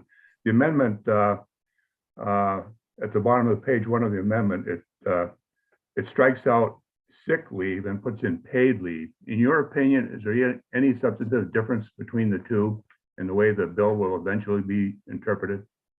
I would have to explore that one as well. And yes, we saw this, as it came in on Friday, the paid leave portion of that as it relates to also time that shall have that time compensated. That's the major question that I have in terms of how the two might interact with one another. Very good. Thank you. Thank you. Do you have any other questions from the committee at this time? Going once, going twice. With that, thank you so much for your time, Mr. Bailey. Thank you for my time with you. If there's anyone in the participants in the waiting room who had intended to testify against this bill, please use the raise hand feature at this point so we can bring you in. Not seeing any. Is there anyone here? We have no one signed up, but just want to make sure. Is there anyone here who would like to testify neither for nor against? Okay, not seeing anyone. Before we close the public hearing, any questions from the committee that you'd like to make sure that the analyst is able, or anyone who's listening, able to get us materials? I have Representative Drinkwater. Yes, Madam Chair, thank you. For the analysis, we're hearing obviously different opinions on was it sunsetted, was it not? I think Opla could answer that question for us on the original intent of 993. And that would be my concern. Thank you. And then Representative Pebworth. Thank you, Madam Chair. I am curious what happens if I am an employee and I am subject to a federal, state, or local quarantine or isolation order related to COVID-19 numerous times, and therefore use up those 15 days. We'll look into that and see what we can find out. Any other questions for analysts on this? Okay, seeing no further questions from the committee and no further testimony, I will close the public hearing on LD 1874. For those listening, we unfortunately, Representative Dillingham did have to run to present a different bill. So we will be switching over to LD 1878. So with that, open the work session on LD 1878, an act to support restaurants in the state through service charge revenues. And Representative Sheehan of Biddeford will be presenting it as the bill's prime sponsor. If we can promote her into the hearing. This is when you need like wait music sort of going on with the Zoom or something. Could you repeat who we're bringing in again? I apologize, I missed that. No worries. Representative Erin Sheehan is the bill's sponsor.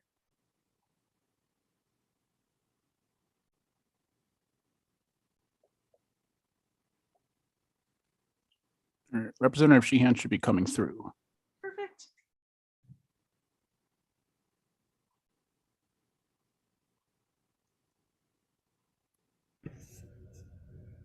There she is. Representative, the floor is yours whenever you're able to join us. Thanks so much, Madam Chair. And welcome to the Labor and Housing Committee. Congrats on your appointment to this awesome committee. And good morning to Representative Sylvester too, and the other esteemed members of Labor and Housing. I'm Erin Sheehan. I use she, her pronouns, and I'm proud to represent Biddeford's House District 12. I'm pleased to come to you today to present LD 1878, an act to support restaurants in the state through service charge revenues. As restaurants across Maine began to reopen after the initial shutdowns of 2020, I noticed some operators beginning to collect service charges. They're typically calculated as a percentage of the check total, and they do not represent gratuity. In the wake of the shutdowns, the cost of goods and labor were skyrocketing, and as the public was still reluctant to dine inside, many restaurants were purchasing outdoor dining furniture and other safety equipment. Service charges seem to me to offer a reasonable option for certain restaurants to stay afloat, to keep their workers employed, and to advance pay equity in their businesses during these difficult times. However, while Maine statute explicitly allows banquets and private clubs to collect service charges, the statute makes no reference whatsoever to restaurants. This silence creates a legal gray area for restaurant operators who must appeal to the current interpretation offered by the Department of Labor. As recently as 2017, the Department of Labor interpreted the statutory silence as a prohibition on service charge collection in restaurants. The DOL's interpretation may have shifted in recent years, and many operators would like to incorporate service charges into their revenue models, but their lawyers caution that the statutory gray area could expose them to liability in the future. Restaurant operators should be able to reference clear statute when creating or amending their business models. They should not have to operate subject to shifting departmental interpretations. Maine is a true outlier in this regard.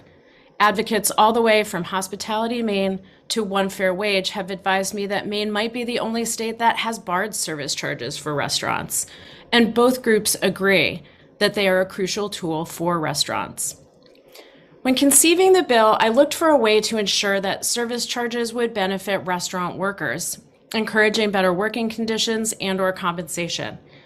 Initially, I drafted the bill to require restaurant operators to apply service charge revenues towards some form of direct employee compensation, for example, as wages or toward healthcare or retirement plans.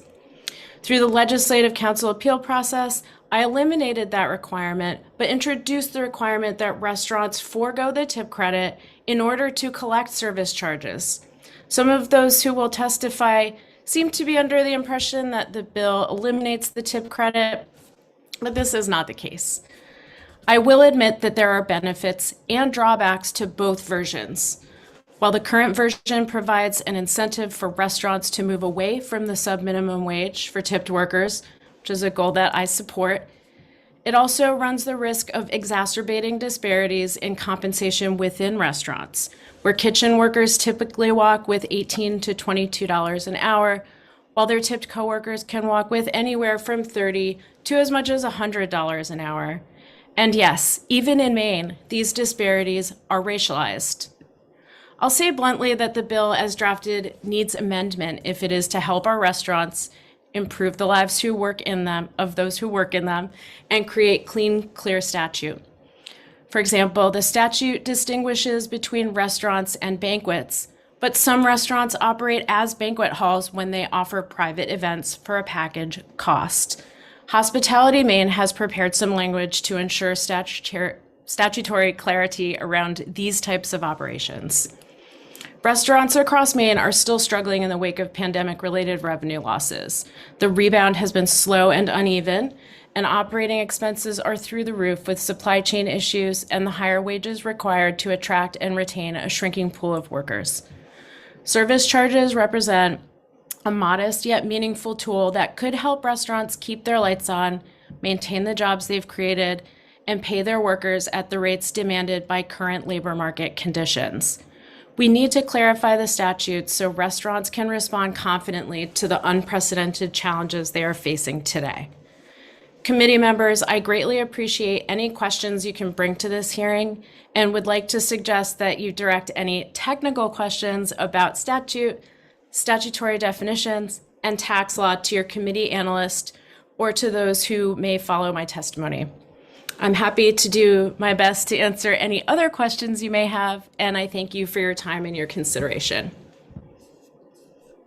Thank you so much, Representative. Do you have any questions from the committee? Representative Sylvester. Thank you, Madam Chair. Thank you, Representative Sheehan, for bringing this bill and for your testimony. In our conversations, one of the goals of this bill is to help restaurants have the resources to be able to hire staff. Is that correct? I mean, that's one of the major, crises right now in the hospitality industry, is being able to find staff and to sort of have a different way to provide revenue to be able to hire staff at the higher wages that are being offered right now. Is that correct? Absolutely. It's anecdotal for me, but I've had many conversations with folks who have been working in restaurants for, many years and even decades. And although they would like to return to restaurant work, they're finding it difficult to afford it, especially when they need more childcare. Their kids are staying out of school for quarantine reasons and the like. So that's definitely, I think that's the most important reason for me sponsoring this bill. Thank you so much, and for all your work. Cheers. Thank you. I have Representative Hepworth next. Hello, Representative Sheehan. Nice to see you here. I have a quick question, which is, how do you see the employer notifying the customer that the service charge does not represent a tip for service employees? Thanks so much for that question, Representative. Under current statute, banquet halls and private clubs who collect service charges are required to notify the customer that the service charge does not represent a gratuity. And this can be done in a number of ways.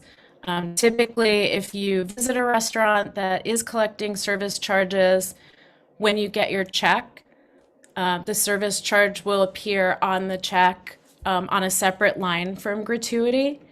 And most of the operators that I have seen are specifying on that line item what they will be, like what the service charge is for. So some people are calling it a 3% wellness charge. Some people specify that they're collecting service charges to help compensate their kitchen workers.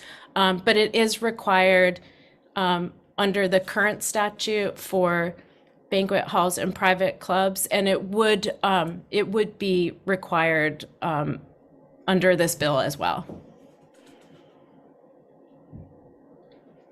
Thank you. Do you have any other questions from the committee at this time? Seeing none, thank you, Representative, for bringing this forward and for being with us this morning. Thank you all. Up next, we have Senator Heather Sanborn joining us. Senator Sanborn, welcome, and the floor is yours. Good morning, Senator Daughtry, Representative Sylvester, and members of the Joint Standing Committee on Labor and Housing. I am Senator Heather Sanborn, and I represent Senate District 28, which is part of Portland and part of Westbrook. I'm before you today as a co-sponsor of the bill.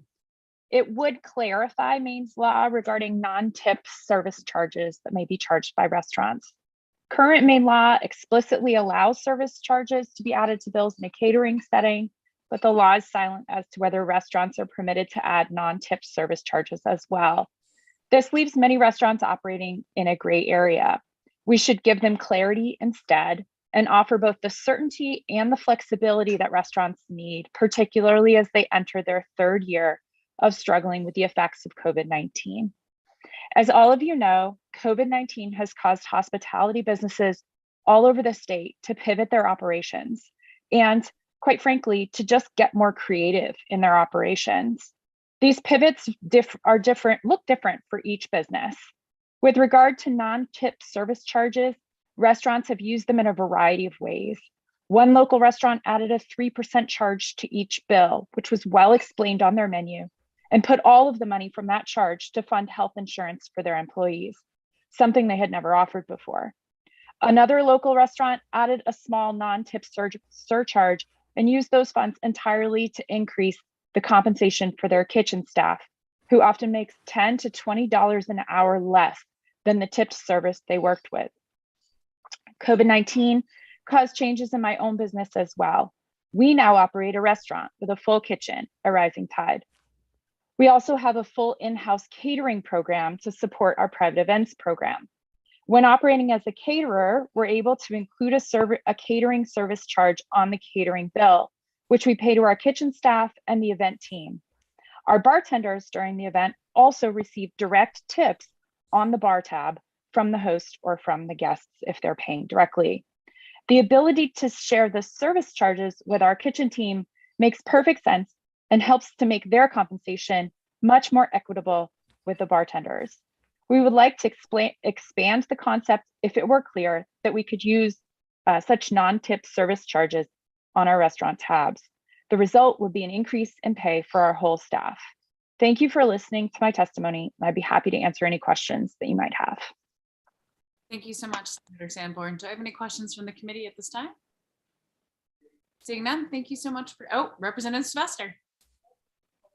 I'm usually not this chatty, but today I have a lot of questions, and I knew that Senator Sanborn would be a great person to ask this question from. If you could clarify for us, in your interpretation of the bill, the way that in its present form, owners would still not be able to benefit directly they wouldn't be able to take, would they be able to take tips out of the service charge, or would they be able to use it for other purposes? So to be clear, as it's written, the service charge is not a tip. So this is like a different conversation we could have about getting rid of tips minimum wage. But the issue here is that this would be a service charge as opposed to a gratuity. And at least as it would be used and is used in a lot of catering operations, tips and service charge are expected. So the service charge gets added automatically, and then tips are given on top of that and distributed in the usual tipped manner. So this is an opportunity to get creative, and different restaurants are going to use the funds from the service charge in different ways. So as I mentioned, one of the restaurants that I'm familiar with calls it a health and wellness fee, and then explains on their menu that 100% of the revenue from that, let's call it earmarked revenue, as opposed to a tip, because it's not a tip. Their servers are also still getting 25% tips. They're working in downtown Portland. But that 3% health and wellness charge goes to an earmarked fund that is used 100% to defray the cost of their employee health benefits, which they had never offered before. So I suppose, Representative Sylvester, you could say that goes to the owners. Well, it doesn't, right? But it certainly goes and pays a bill that the owners are paying on behalf of their employees and offering a benefit that those employees didn't have prior to this service charge being implemented at some point over the last couple of years. See, I knew you would be a perfect person to explain it. Thank you so much. Any other questions from the committee at this time? Representative Drinkwater. Thank you, Madam Chair. Representative Sanborn, I think I heard you say that some restaurants are already doing this. So if this bill is needed because it needs to be codified in law, but some restaurants are already doing it, why do we need this bill? Yeah, thank you for that question, Representative Drinkwater. And Representative Sheehan and I went back and forth and round on that very question a number of times. And the real reason is because it's a gray area. And so depending on how much risk as an employer you're willing to take on, depending on who your attorney is and what they tell you is the right answer here, or depending on when you call the Department of Labor. My understanding is you might have gotten a different answer 5 years ago than you would get if you called today. You might get a varying interpretation because the law is silent with regard to service charges for restaurants, but is explicit with regard to service charges for caterers. And so my understanding is that there was an opinion issued at some time in the past that meant that restaurants were prohibited from charging service charges, but that other attorneys could look at that and say, well, no, you can generally charge anything you want unless it's explicitly prohibited in statute. So we shouldn't read too much into the fact that catering charges, caterers are allowed to charge these service charges. And I will also note that as Representative Sheehan said, it's unique in the entire country that a restaurant would not be permitted to sort of put whatever disclosure they wanted on the menu and charge whatever service charge they wanted to, and to be clear that those are not tips, and then to encourage tipping on top of that, that's not tip theft, as long as it's clearly disclosed that it is a service charge, and it could be separate from any kind of tipping compensation. So we need clarity. I think that's the real answer. We need this bill because we need clarity as a restaurant. And mine has chosen not to implement any of these service charges until we get that clarity, except in our catering operations. Yeah. Thank you. Up next, I have Representative Prescott, followed by Representative Cuddy, followed by Senator Guerin. Well, thank you. Hello, Senator. Just some clarity. So restaurants that also operate as a hall can already do this, and just the restaurants that are straight up a restaurant can't. And that's what this bill intends to clear up. I think that it's a really good question, Representative Prescott. My understanding is that a restaurant, when operating as a caterer, could do this today. So when we are operating our private event space as a private event space, we could do this. But when we're operating just open to the public, serving each table as they come, it's a gray area. And it's not clear if we could do it or not. And I would just add that you'll hear testimony, I think, from Hospitality Maine with an amendment to make clear that restaurants that also operate as caterers can continue to use this without eliminating the tip credit. And I think that's a very important distinction if we go through with this particular version of the bill, which requires restaurants to eliminate the tip credit in order to take advantage of this service charge. Which I think has some drawbacks, but if you go forward with that version of it, please make sure that catering operations remain protected so that we can continue to have our tipped employees getting the benefit of all of those tips, and also a service charge for our kitchen in our catering operations, because that's working very, very well for catering operations right now. All right, well, thank you. Up next, I have Representative Cuddy, followed by Senator Guerin. Thank you, Senator Daughtry, and thank you, Senator Sanborn, for being here to address this bill today. And it sounds to me from your answer to Representative Drinkwater's question as though if we were to pass this bill, we would increase clarity and increase options for small business owners, but we would decrease work for lawyers. Does that seem right? I think that's a fair assessment, Representative Cuddy, and a good reason to pass this bill. I have Senator Guerin next. Thank you, Madam Chair. And my question for you is this surcharge only going to be allowed to be used for additional benefits on top of what employees are already getting, or can it be used for the owner to buy tables for outdoor seating and to backfill some of the losses that they've experienced since COVID? Senator Guerin, as written, the current version of the bill that's been proposed by Representative Sheehan has no restriction on how service charge could be used as long as it's clearly disclosed that it's not a gratuity. But the way the bill is written, in order for a restaurant to utilize service charges, they would have to not utilize the tip credit for any of their employees. I think there is a strong argument to be made for us to take that provision away and instead allow for, as we're doing in our catering operation, some ability to double dip and have both service charges, which might go toward whatever additional needs like compensating kitchen might be in place, and then also have tips in place for those frontline workers who are actually serving the food and beverage. And I think that would be a good option for an amendment to the bill, but it's not the text before you. The text of the bill before you would allow owners to use it to backfill, tables, chairs from buying outdoor seating, whatever it might be, but they would have to forego the tip credit for all of their employees in order to be able to start collecting it.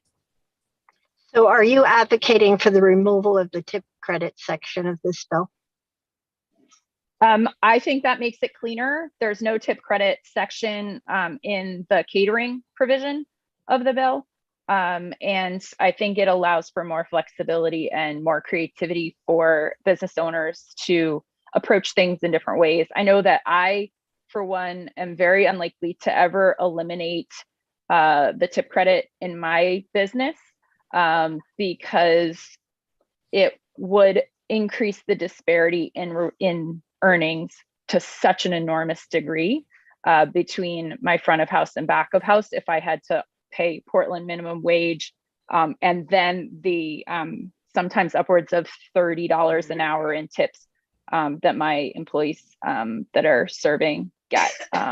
So we pay a lot more than the Portland's tipped minimum wage, but we don't pay all the way to the Portland minimum wage. And if we did that, it would just bump those servers up so much in terms of their earnings that it would be just more disparity between their earnings and those of my brewery production workers and my kitchen workers with whom I don't and can't share the tips.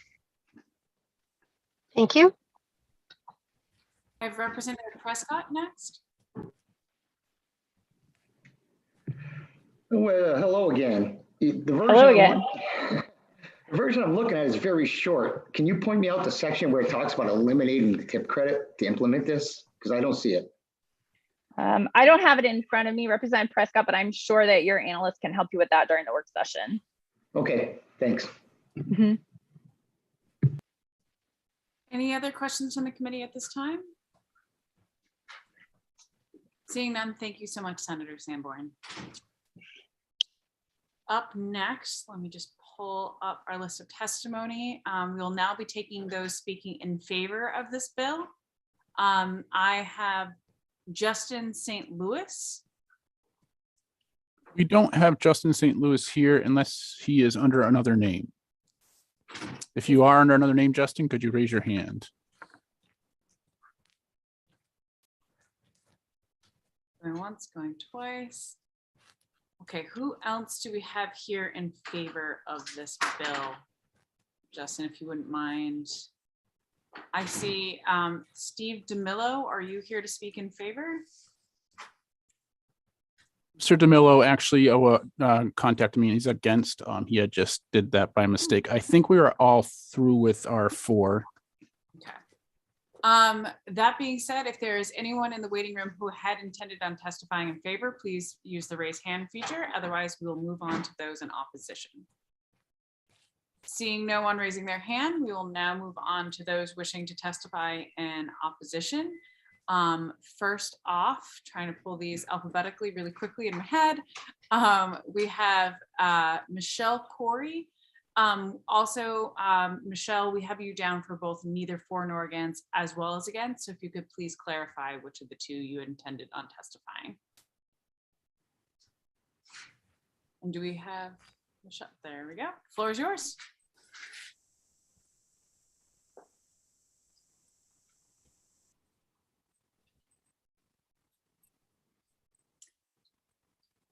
Michelle, can you hear us? Yes, sorry. No worries. And we can't see you. I want to clarify for both neither for nor against as well as against. If you could just clarify which one you intended on testifying on. Well, I am against officially as it is written. So, I mean, I think this will show you how confusing this whole topic is. I thank you. Well, first of all, thank you, Senator Daughtry and Representative Sylvester and Representative Sheehan and Sanborn for putting this forth. I'm 100% for a service charge. I think it's absolutely necessary.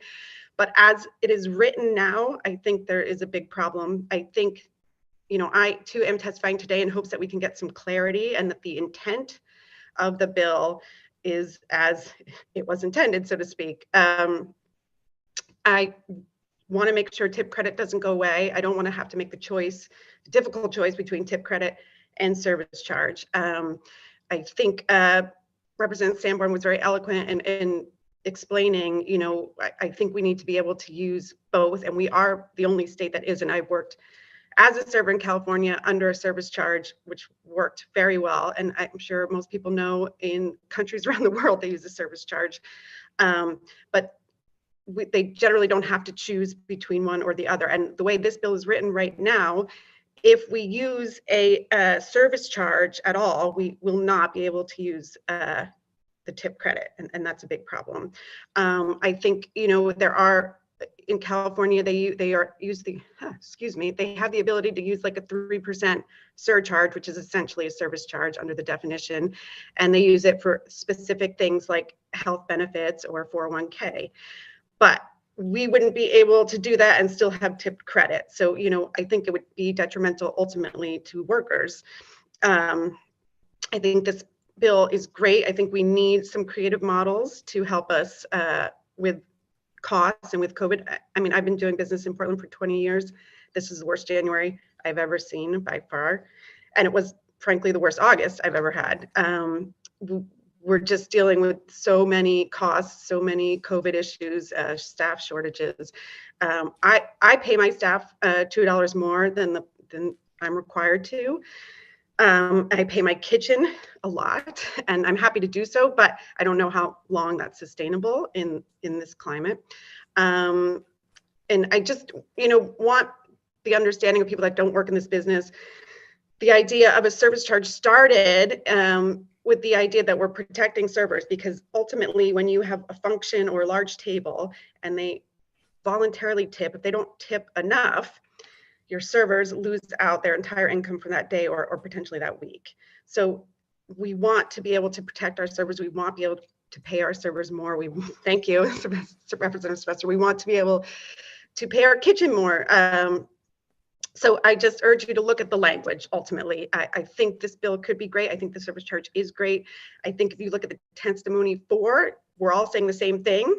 I just think the language needs to be looked. The devil's in the details. The language needs to be looked at very closely so we don't have unintended consequences. Thank you. Do you have any questions from the committee at this time?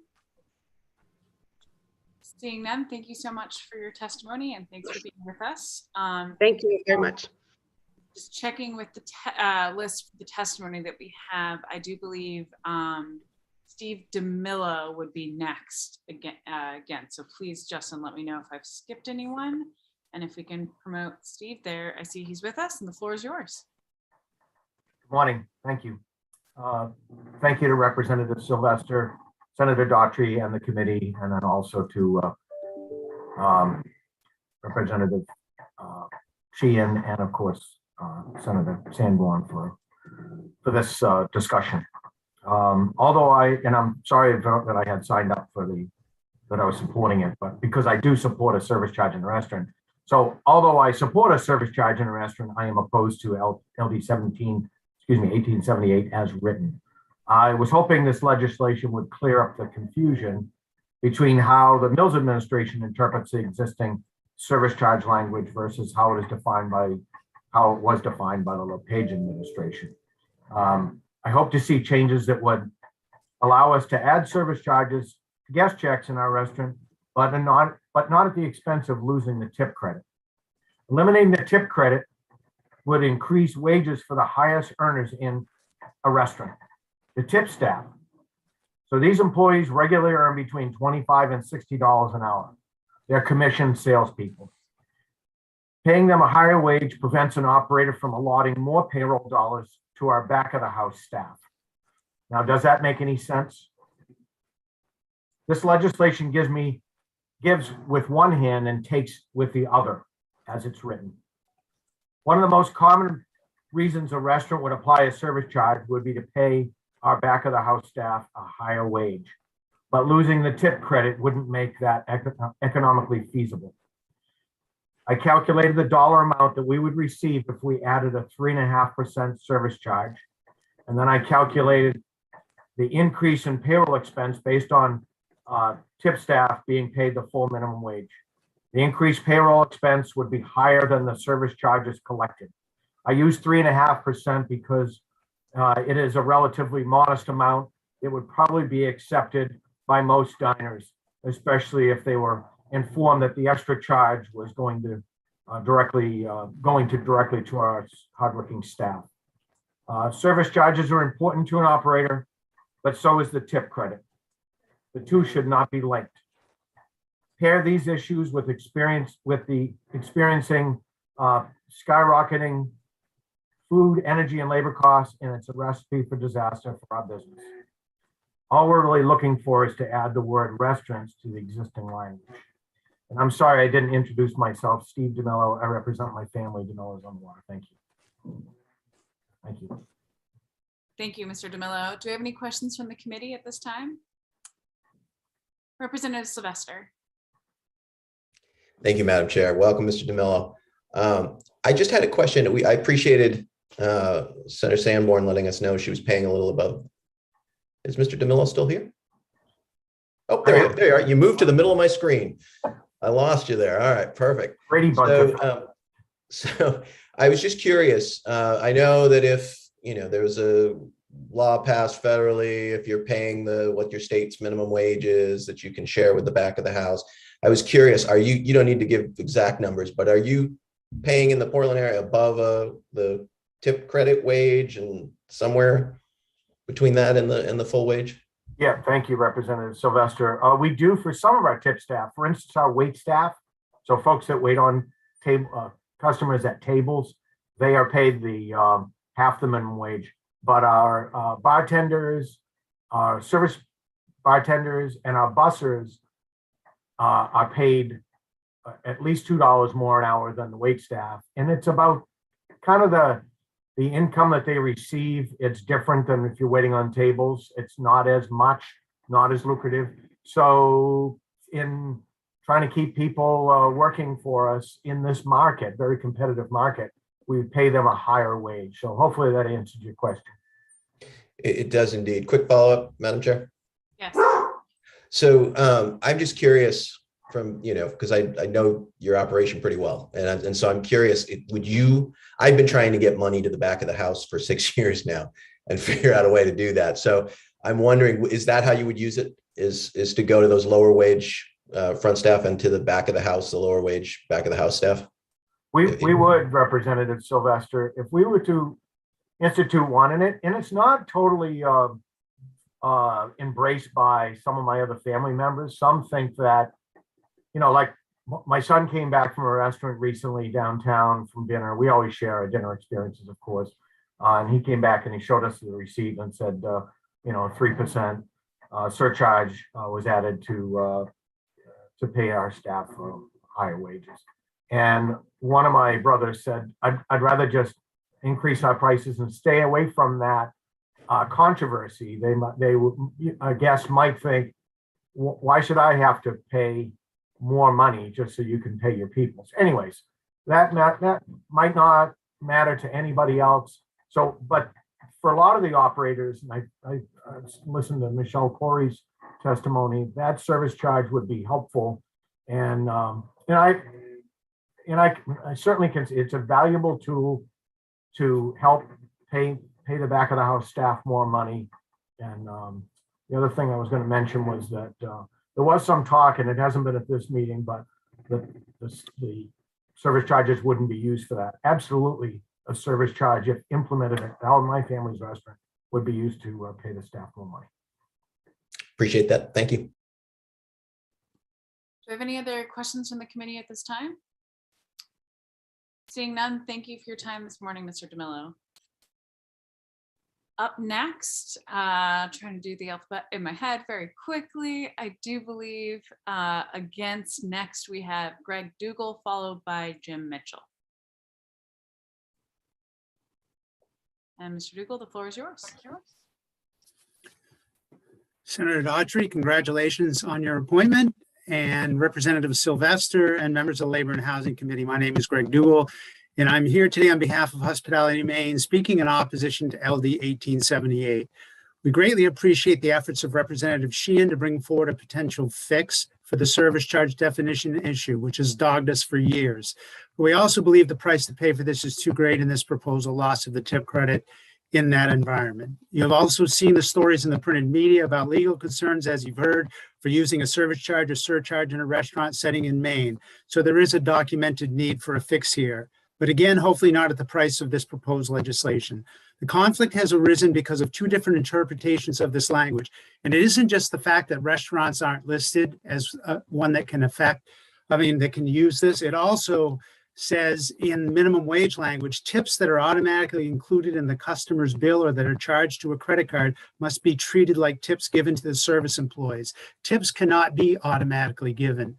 Tips are something that people leave voluntarily.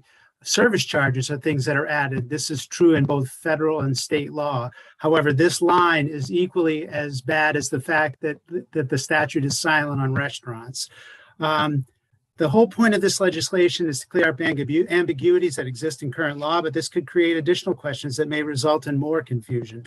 What if a restaurant owner has banquet rooms and charges a service charge in those banquet facilities? Would she lose the tip credit in a restaurant setting? Though we don't support the specifics of this legislation, we do appreciate and support the amendment that I thought was going to be put forth by the sponsor, but it is not. And I'm not sure that I want to bring it up now, but we could say in a restaurant setting, because currently it says a restaurant employer. So a restaurant employer would no longer be able to, if they used a service or surcharge, would no longer be able to, to take the tip credit. But if it was in a restaurant setting that it said a restaurant employer, then it would be two separate settings, one that would be restaurant, one that would be banquets. Our suggestion for a fix, we don't necessarily support that, totally support this amendment to support the bill, but we do think it's a suggestion. Another suggestion would be to somehow incorporate the federal definition of service charges in Maine statute, which I provided in my testimony. And another fix, as I mentioned, could be adding the word restaurant to the current definition. We do understand that using the service charge under this model will be a choice for the restaurant. It will be a hard one to make. It will require a double-digit service charge or surcharge percentage to be able to pay the difference between the tipped wage and full minimum wage and provide some much needed funding for back of the house employees, has been said, which is what restaurateurs are trying to accomplish. HM members that have taken this risk have encountered resistance at 10 to 12% from both tipped employees as they receive less in tips, because the customers believe the amount to be too much. The sweet spot seems to be 3%, like Steve said, but that would not work for the math would not work for this proposal. And really, I think I'm out of time, so I will stop. And thank you, Representative Sylvester, for keeping me on track. Thank you so much, Mr. Dougal. And I do want to highlight the bill sponsor, I do think said that, he's open to amendments and discussion of what you just mentioned as well. So just want to make sure that that's out there. And with that, I have questions from Senator Guerin and Representative Bradstreet. Thank you, Madam Chair, and welcome, Mr. Dougal. I wondered if you could share any knowledge you have on the tip credit, how that appears in statute as related to this bill. Yes, thank you, Senator Guerin. As I mentioned kind of threw into my testimony, which wasn't in there originally, that the line that says tips that are automatically included in the customer's bill or that are charged to a credit card must be treated like tips is equally as bad of a situation that we face as not having the word restaurant in the service charge language. And so I think getting the restaurant word back into the statute or into the statute would be very helpful. But I also think that that line remaining in statute would cause conflict maybe moving forward. But I'm not going to pretend to be a labor lawyer. That's something that would have to be decided by somebody else. But I did want to address that. And I also, to Representative Sylvester's question about tip pooling is what he was referring to at the federal level. The state of Maine does not allow for tips to be given to anyone but service employees. Representative Fecteau at the time, Speaker Fecteau, when he worked on the minimum wage bill, added a variety of different lines that actually only allow for tips to be shared amongst customarily tipped employees.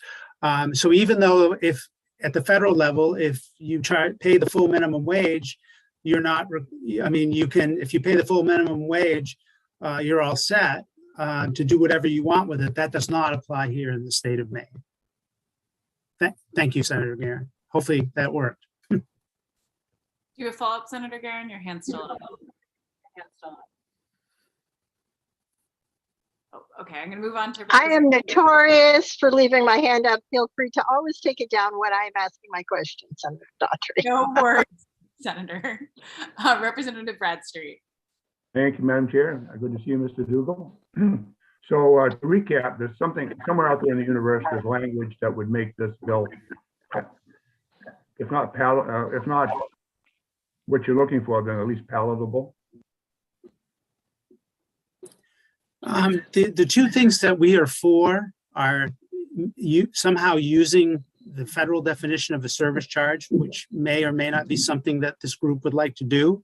The other item would be just to add under current service charge language, it says an employer in a banquet or private club setting. It would be great to say an employer in a restaurant, banquet, or private club setting. Those are the two things that we would like to see. But knowing that the language, it was what the language was and what was being put forth by Representative Sheehan, I just wanted to make sure if that's what went forward, that there was a clarifier in there that said in a restaurant setting, this would apply, but in a banquet setting, and I'm not doing, I probably shouldn't even use, I'll use a different example. I know hundreds of people that have banquet rooms or that have private functions in their restaurants and close them down. And so those people, would they never be able to take the tip credit again because maybe they had one event or they have a banquet room in the back that they use once every month? It just doesn't seem right. So I was trying to help the existing language, but I do not support the existing language, and neither does our organization. And I will be happy to send everything that we've talked about to the analyst. Mr. Langland's excellent. He's a wonderful guy. He's always very responsive. I'll send him what I have, and you folks can certainly do what you will with what it is. Madam Chair, I just want to point out, as we saw in the previous bill, every single word in the bill in the language is really important. Appreciate that. Thank you. Absolutely. I think many of us who have served a few years have PTSD around the word "and." That being said, any more questions for Mr. Dougal? I would like to say, if I could, Senator Daughtry, that we support everything that Senator Sanborn said. Thank you so much, and thank you for that clarification. With that, we have Mr. Mitchell. You are up next. Thank you, Senator. Senator Daughtry, Representative Sylvester, members of the committee, Jim Mitchell on behalf of the Maine Tourism Association. The committee, I hope, is in possession of testimony, written testimony from Allison Susi of Maine Tourism, and I'll simply touch on a few highlights that Allison put in her written testimony. First and foremost, I think it was quite helpful to the committee that actual operators of dining establishments, Ms. Corey, Mr. DeMillo, and Senator Sanborn were able to shed some additional light on the complexities around the service charge here in Maine, particularly because of its variance from the federal definition. It'll be well worthwhile each committee member to take a look at the Maine definition. It is not clear at all, as Representative Sheehan pointed out. There are a lot of gray areas in it. But we do appreciate very much the sponsor's intent to provide options to restaurants for better wages for employees. Senator Sanborn, I think, touched on one of the critical aspects, though, of linking tip wage, getting rid of the tip wage for those who wish to charge a service charge, increases the disparity between those at the back of the house, line cooks, dishwashers, et cetera, and those at the front of the house, servers who are often making a very good living, not always, but often making a very good living, and increasing their wages to the minimum wage in Portland, for example, at $13 an hour, may not accomplish the equity that many people want in the restaurants.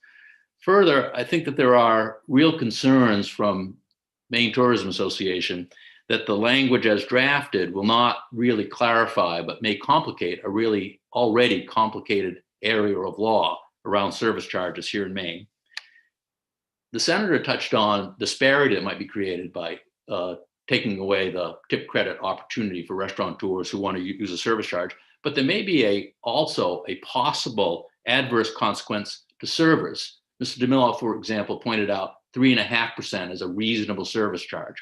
But if the math were done, it is possible that, in fact, a restaurateur who wanted to recoup all her or his costs to basically use a service charge, but not be eligible to use a tip wage, may have to use a service charge that is substantially more to recover those costs for those wages.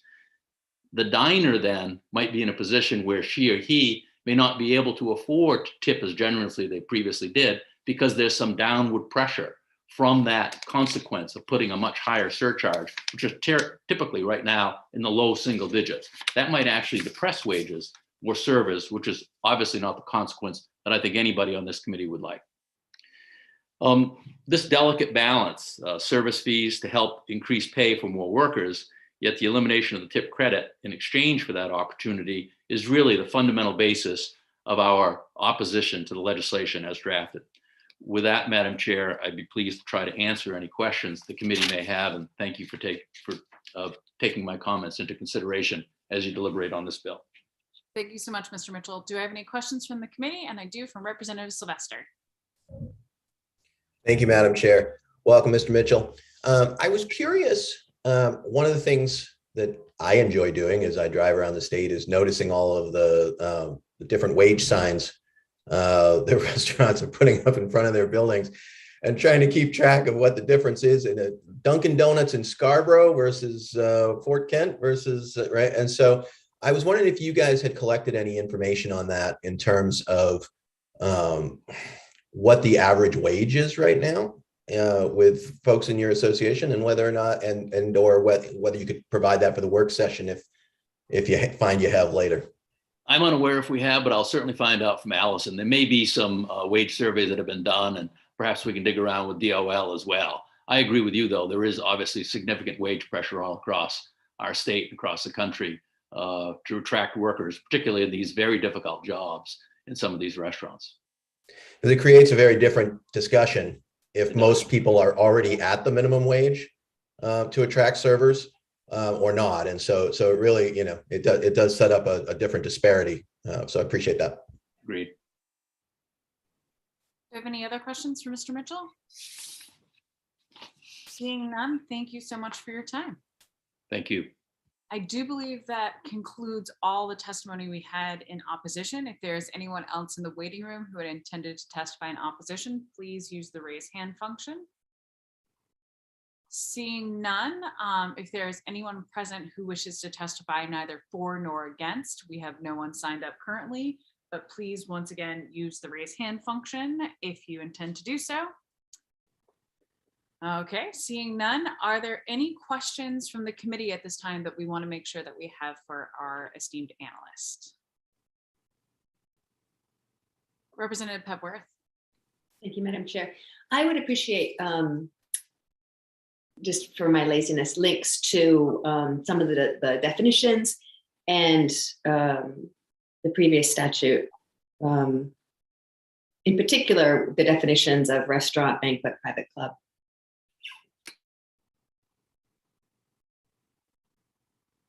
Any other questions from the committee?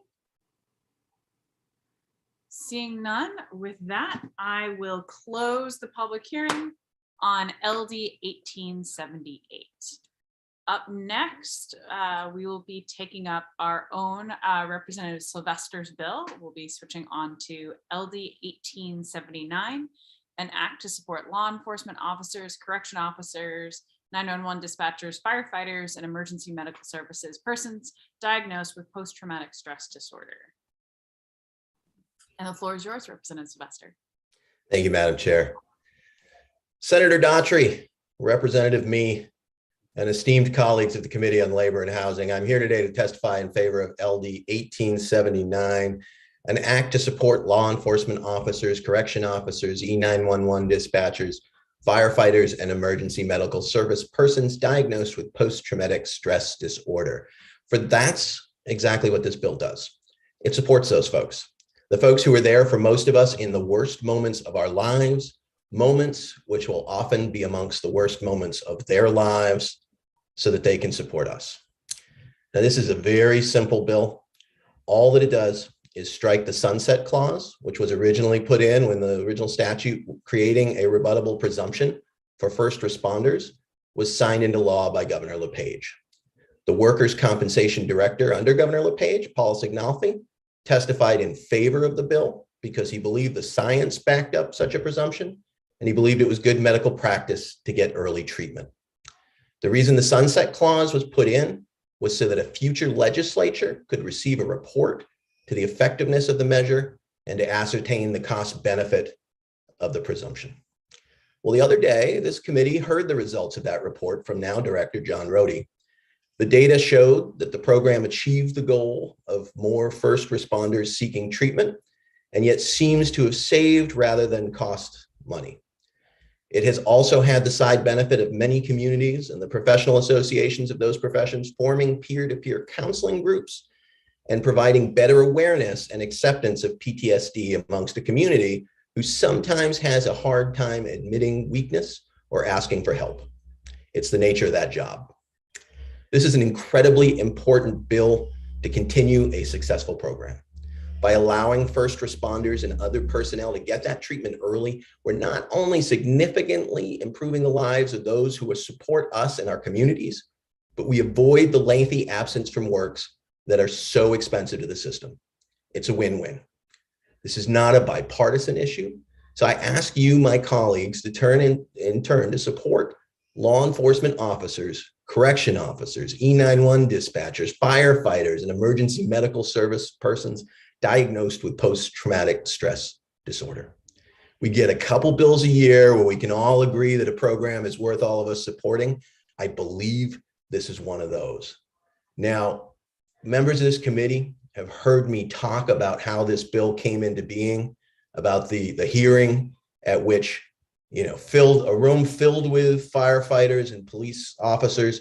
They found one person who was willing to get up and testify about their experiences, how difficult that testimony was for this firefighter, how we shut off the clock because someone foolishly put me in the chair. And we spent the next several hours with these officers and policemen and other first responders coming up and telling their stories, many of whom have never said these stories out loud. And when I think about those stories, and as I was writing my testimony, I was sort of recalling the original stories, and many of those, although I said in my testimony that our worst moments become their worst moments, what we have to remember is that these first responders aren't going to people's homes in many parts of the state where they don't know who they're responding on. They are part of this community. They're going to their neighbors' homes in their worst moment. They're going to their brothers. They're going to people they went to high school with and their children. And that's who they're responding to. And so most of the stories that I heard were about those kinds of moments where someone they knew was in crisis and they were not able to just let that go as the normal course of a day. And so I really want to, we heard the report, right? I think that the sunset was put in for a good reason, and now it's time to keep this successful program going. And that's what this bill does. And with that, I am happy to answer any questions. Thank you, Representative. I have a question from Representative Prescott, followed by Representative Bradstreet. Well, thank you. Do you recall what the LD was on the previous bill that we passed? Oh, you know what? I believe it was then Assistant Majority Leader Golden who put it in. I think it's in his testimony, which is he sent in written testimony for this bill. So I think when I read that, the number is in there, but too many LDs under the bridge, Representative, for me to. Thanks, man. Representative Bradstreet, and I'm sure we'll Representative Prescott we'll get the LD to jog all of our memories. Thank you, Madam Chair. Thank you, Representative, for bringing this up. So the groups that are included in your bill are the same groups for which we had the data presented by Mr. Rohde back along a couple weeks ago. So what's happened, and this is something that I kind of wanted to discuss with the committee. Other groups have been added to that statute. And so the sunset includes for them as well. So this means people we've just added last year that we don't have any data on.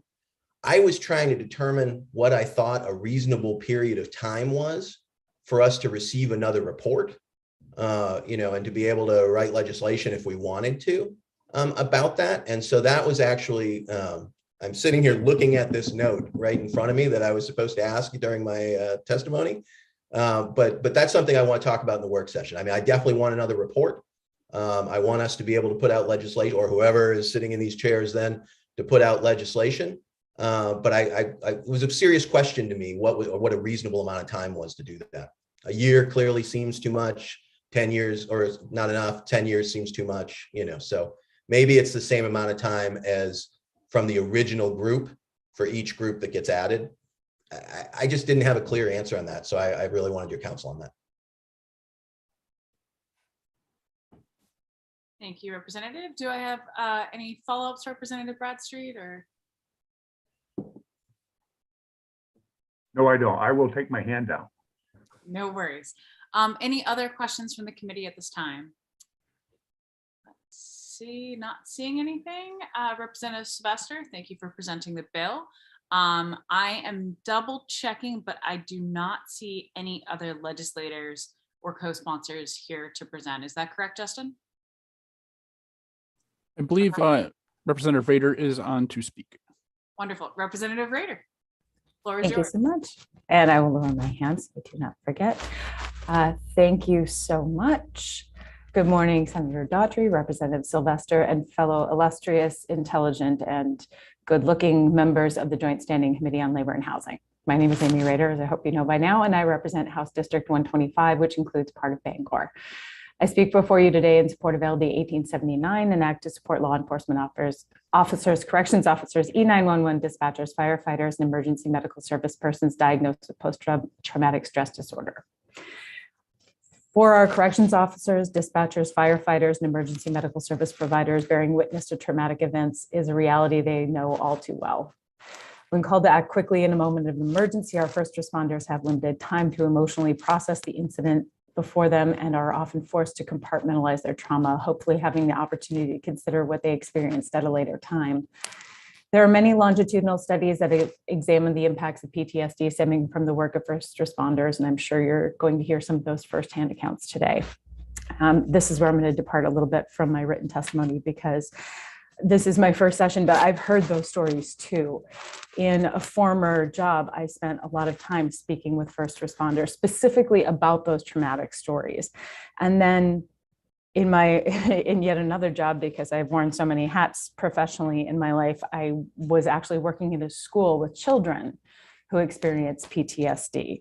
And I saw what a little treatment and a little access to treatment can do to mitigate the effects of that PTSD. We have the opportunity to do something very powerful and very meaningful, something very small that will make a giant difference in the lives of people. And I hope you will join me in supporting this bill. Thank you.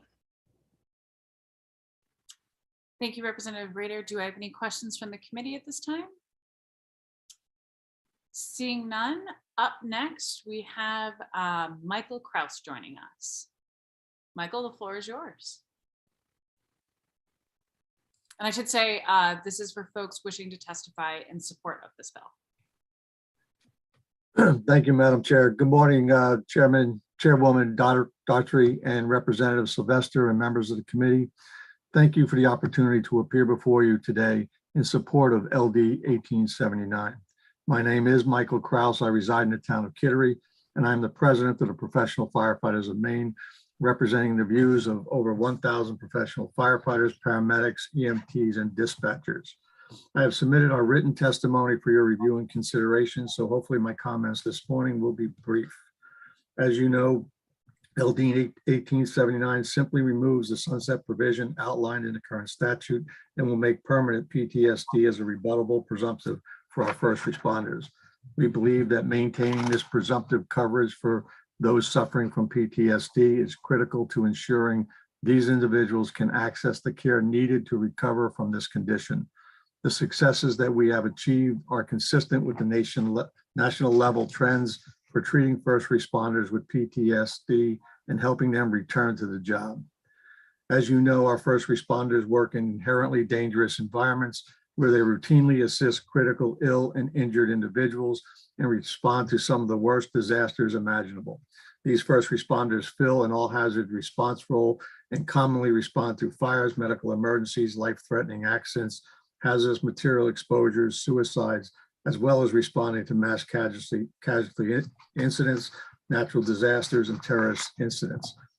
Our fire departments are the largest providers of pre-hospital emergency medical services, and over the last 2 years, this has led to fire and EMS personnel serving on the front lines of the war against COVID-19. The increased call volume and risk of bringing the serious virus back to their homes and families have compounded the stress the fire and EMS personnel experience daily.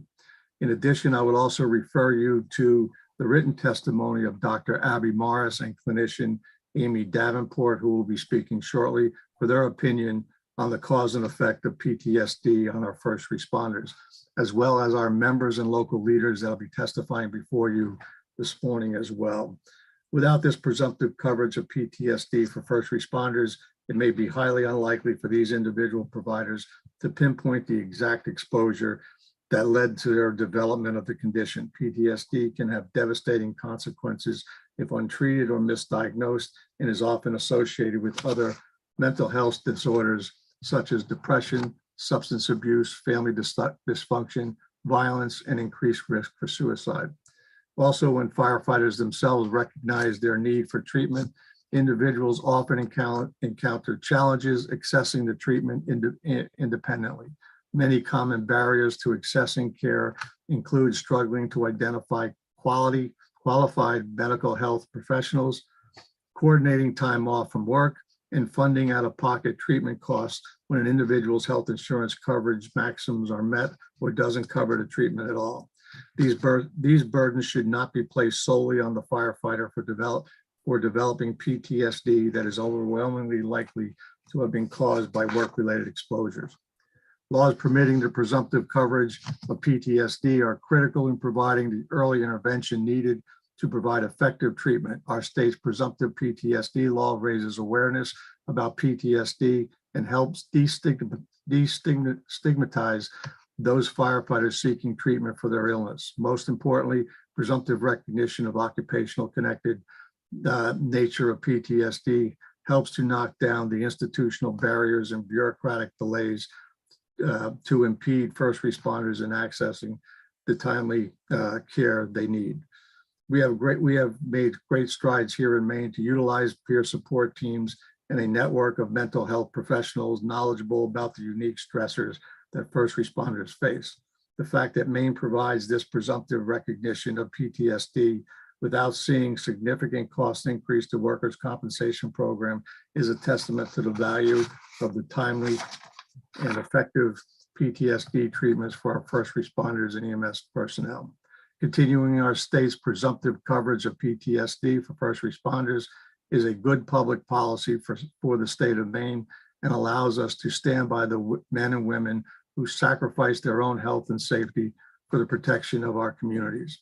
With that said, members of the committee, thank you for the time to address this important matter. And Maine's first responders are here asking for your support in passing LD 1879, and will make myself available for any questions should there be any. Thank you. Thank you so much, Mr. Kraus. Do I have any questions from the committee at this time? Seeing none, thank you for your testimony. Up next, I have Amy Davenport-Dakin, followed by, looks like Susan Hawes. Thank you. Can everybody hear me okay? Okay.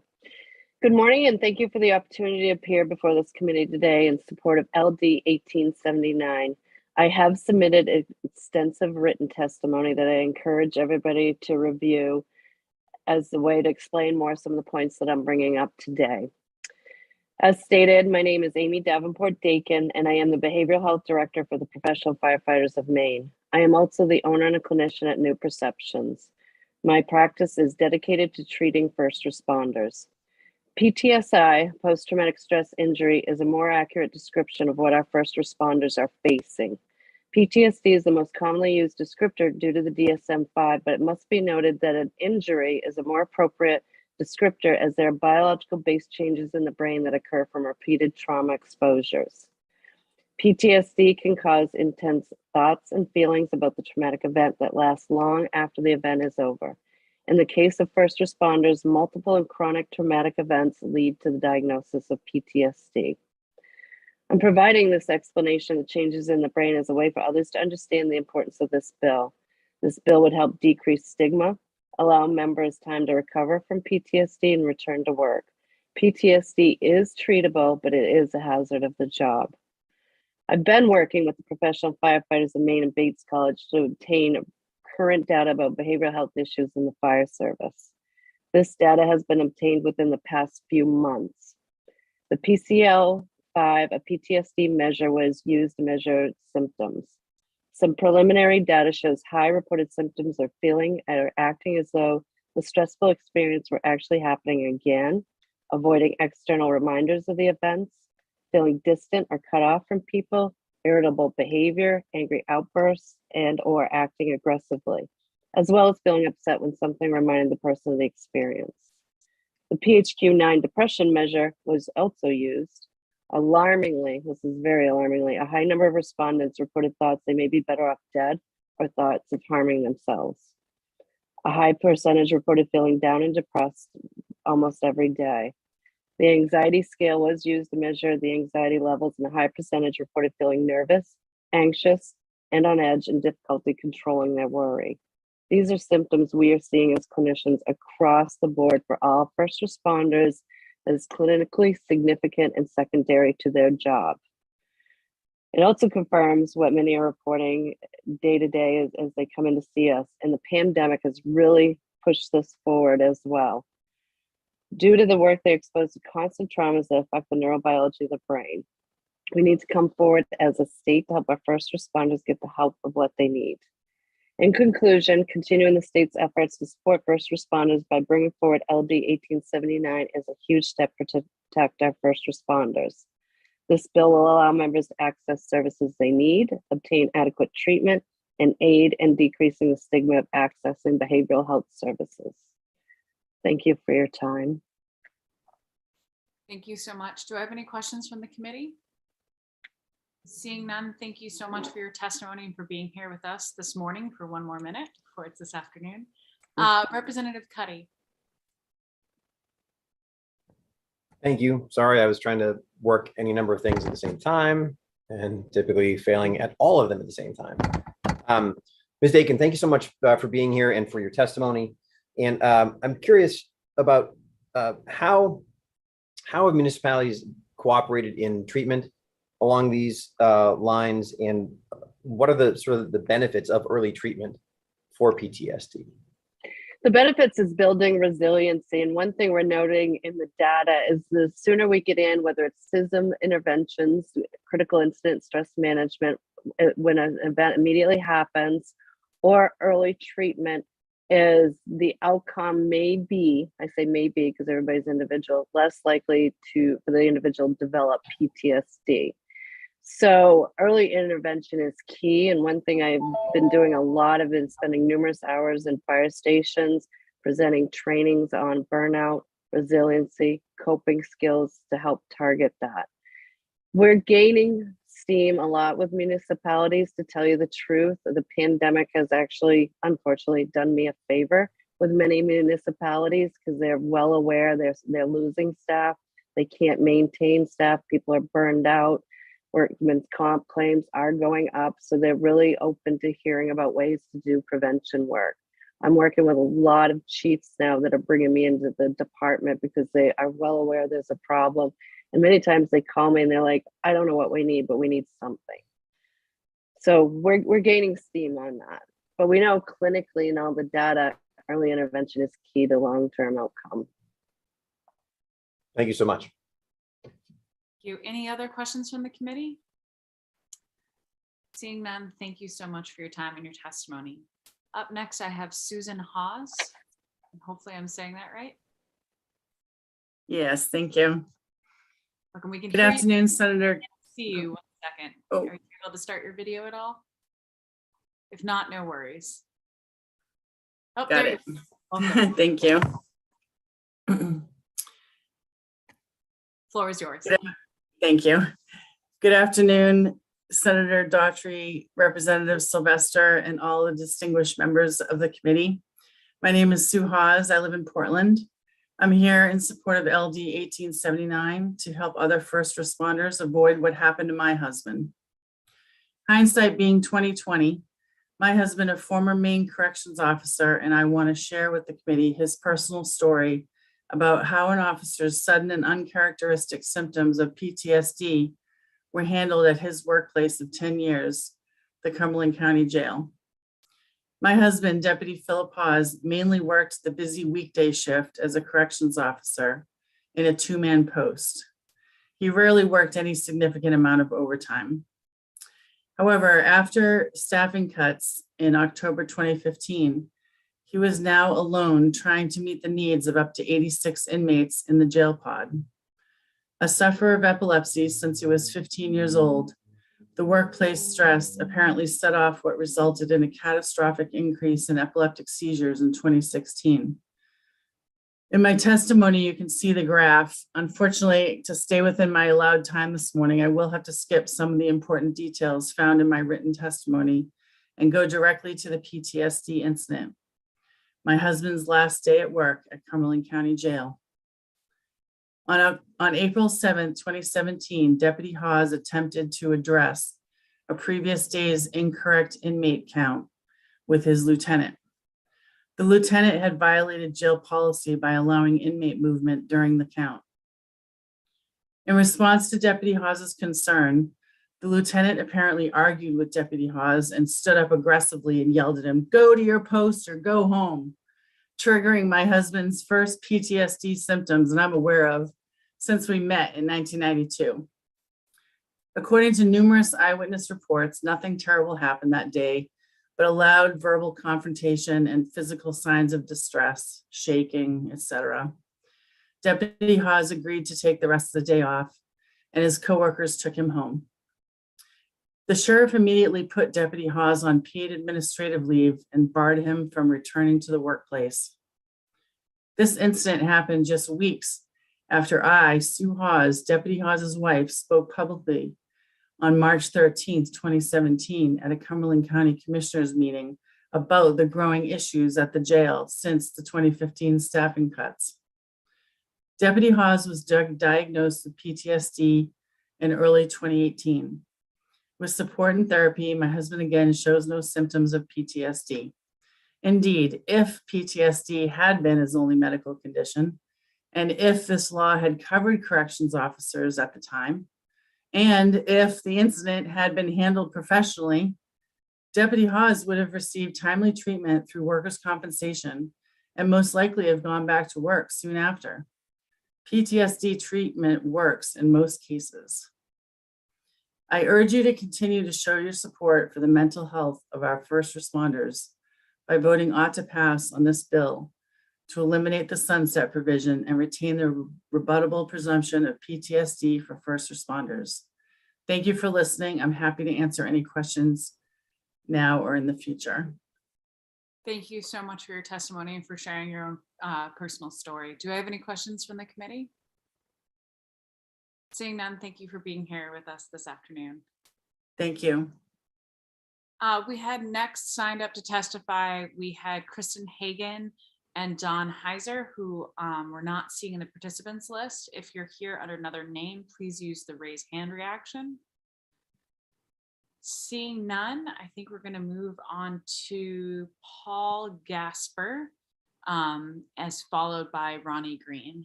Paul, the floor is yours.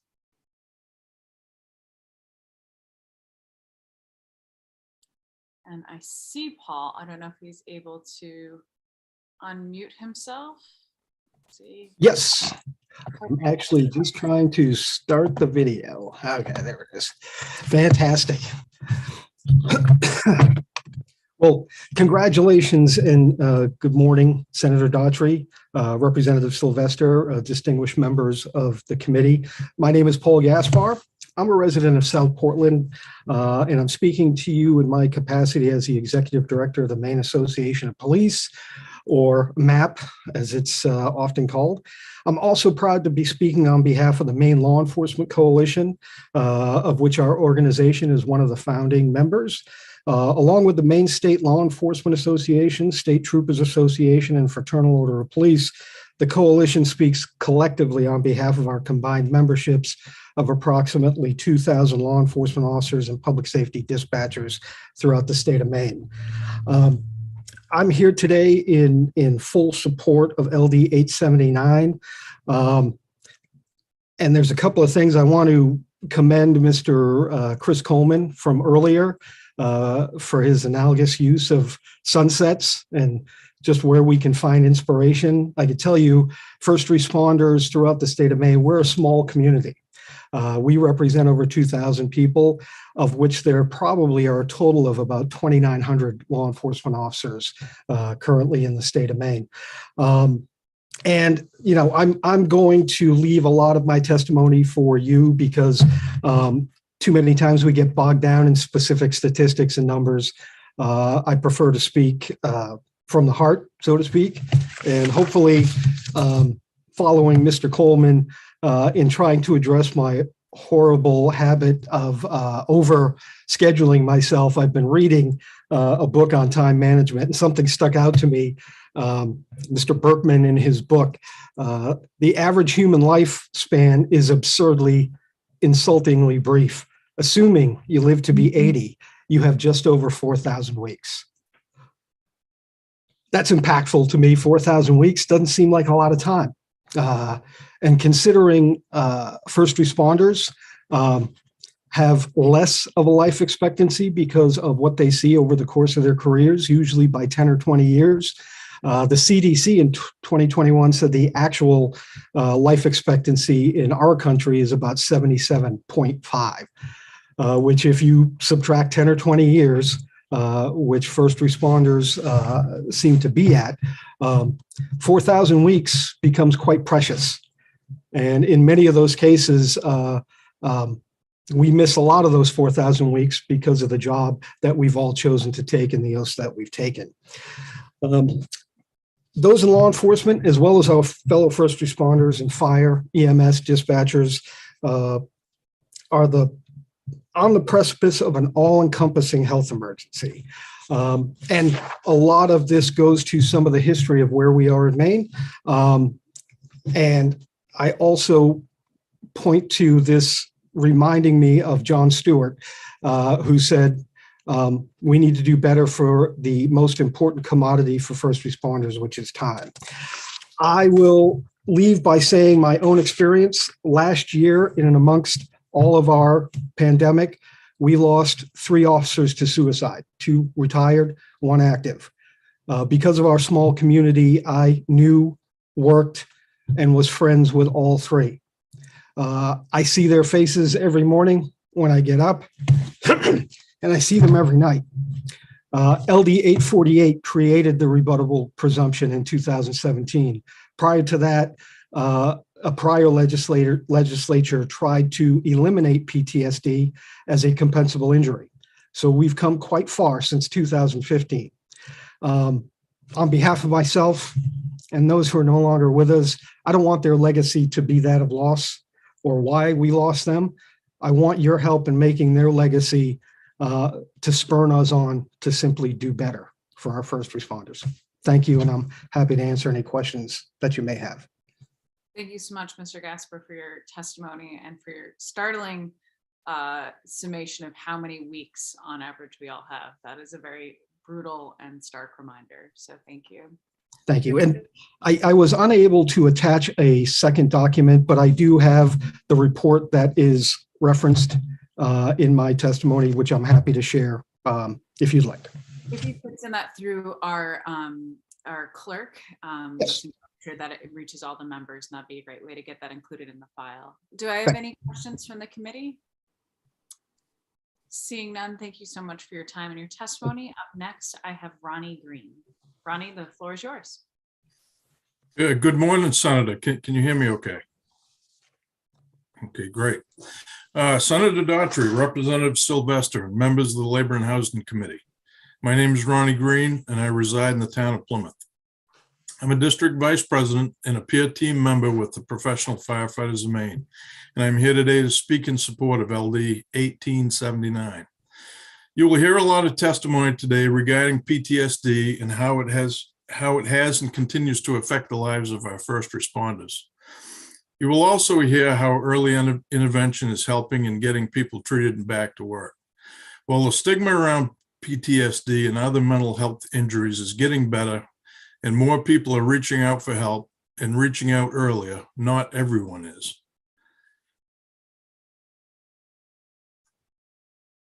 Sorry, I lost my place here for just a second. Okay,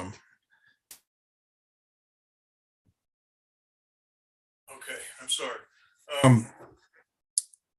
There are several old school first responders out there that are not reaching out because of the stigma and ongoing fear of retaliation by their employer if they do reach out. There are several that don't have the access to early intervention, and some that just don't understand the importance of early intervention and good mental health care. There is even a reluctancy from some employers to offer help, set up critical incident stress debriefings, or just send someone to a counselor simply because they don't want to pay. A question has been asked several times: why are there more claims and first reports of injuries being filed? That answer is simple. The stigma is slowly but surely being reduced. People feel it is okay to file, and they may be taken care of if they do so. Some are filing and never pursuing a claim because they are not seeking help, because they are seeking help through peer support teams or therapy and are not losing time from work. And in several cases, they're using their own sick time and vacation time to cover lost time. This rebuttable presumption has not skyrocketed the cost of workers' compensation. While we are doing a much better job today than we have in the past 5 years or more, we are not there yet. PTSD has not gone away and is still a problem today. We can't go backwards in Maine and let this provision in the workers' comp statute sunset. We need to pass this bill and continue to take care of our first responders. I would like to thank Representative Sylvester for bringing this important bill forward, and I would like to thank you and you all for your time, and I'll be happy to answer any questions. Thank you so much, Mr. Green. Do you have any questions from the committee? Seeing none, thank you so much for your time. Thank you. Up next, we have BJ McAllister. Mr. McAllister, the floor is yours. Senator Daughtry, Representative Sylvester, members of the Joint Standing Committee on Labor and Housing. My name is BJ McAllister. I am the president of the Resurgam Group, and I'm here today to testify on behalf of my client, the Maine AFL-CIO. The Maine AFL-CIO represents 40,000 working men and women in the state of Maine. We work to improve the lives and working conditions of our members and all working people. Workers' compensation is the result of a historic grand bargain between labor and management. In the early 20th century, management was given complete immunity from suit and tort. Never having to answer to a jury about negligence is a very valuable tool to employers. In exchange, labor was supposed to receive adequate and prompt wage replacement and medical coverage for workplace injuries. In 2017, a former version of this committee recognized that the original promise of workers' compensation was not being met for working people serving in the public and various law enforcement jobs. During that legislature, a new law was passed that created a rebuttable presumption for post-traumatic stress disorder. This legislation protects that change, which without your action will sunset on October 1st, 2022. The unfortunate stereotype in these professions is of a quote unquote tough professional who helps others with their problems. Too often, the worker lacks support to talk about what they see at work, resulting in missed opportunities to improve outcomes from post-traumatic stress disorder. Making the rebuttable presumption for PTSD for these workers will help keep people working and safe. The right to have good medical treatment will keep people from unhealthy coping mechanisms like drugs, alcohol, and suicide. In addition to ensuring that there's access to good treatment for PTSD, a rebuttable presumption helps encourage workers to seek treatment by limiting the fear that they may lose a job if they reach out. We ask you to support LD 1879, and I'm happy to take any questions. Thank you, Mr. McAllister. Do I have any questions from the committee? Seeing none, thank you for your time this morning. Afternoon. Slipped right by, right? Up next, we're checking order to see who's present. We had a few others sign up to testify in favor. Do we have Dr. Abby Morris with us at all? Or Darren McGovern? Not My apologies. I'm going to look for them right now.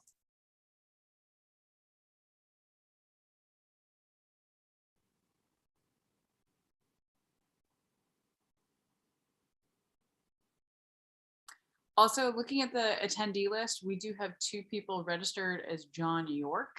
So just a reminder, if you're in the attendee section or the panelists and you've gotten a link, please make sure that you're renamed or named as your actual names. And we're going through this, that's a little bit easier for Justin to be able to go through and promote folks. So just a little housekeeping.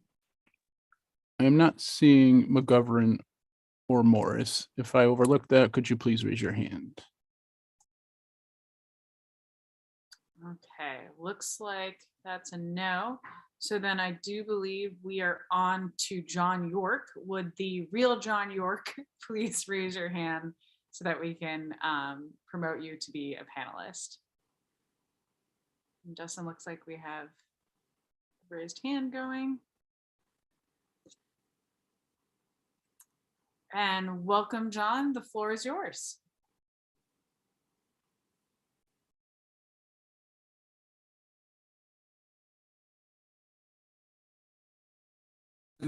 Here we go.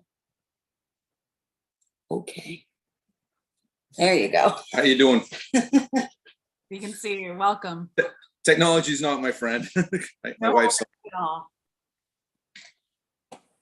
And I need my glasses. We're all going through the same boat, so don't worry. Yeah, I used to make fun of my coworkers. I should never have done that.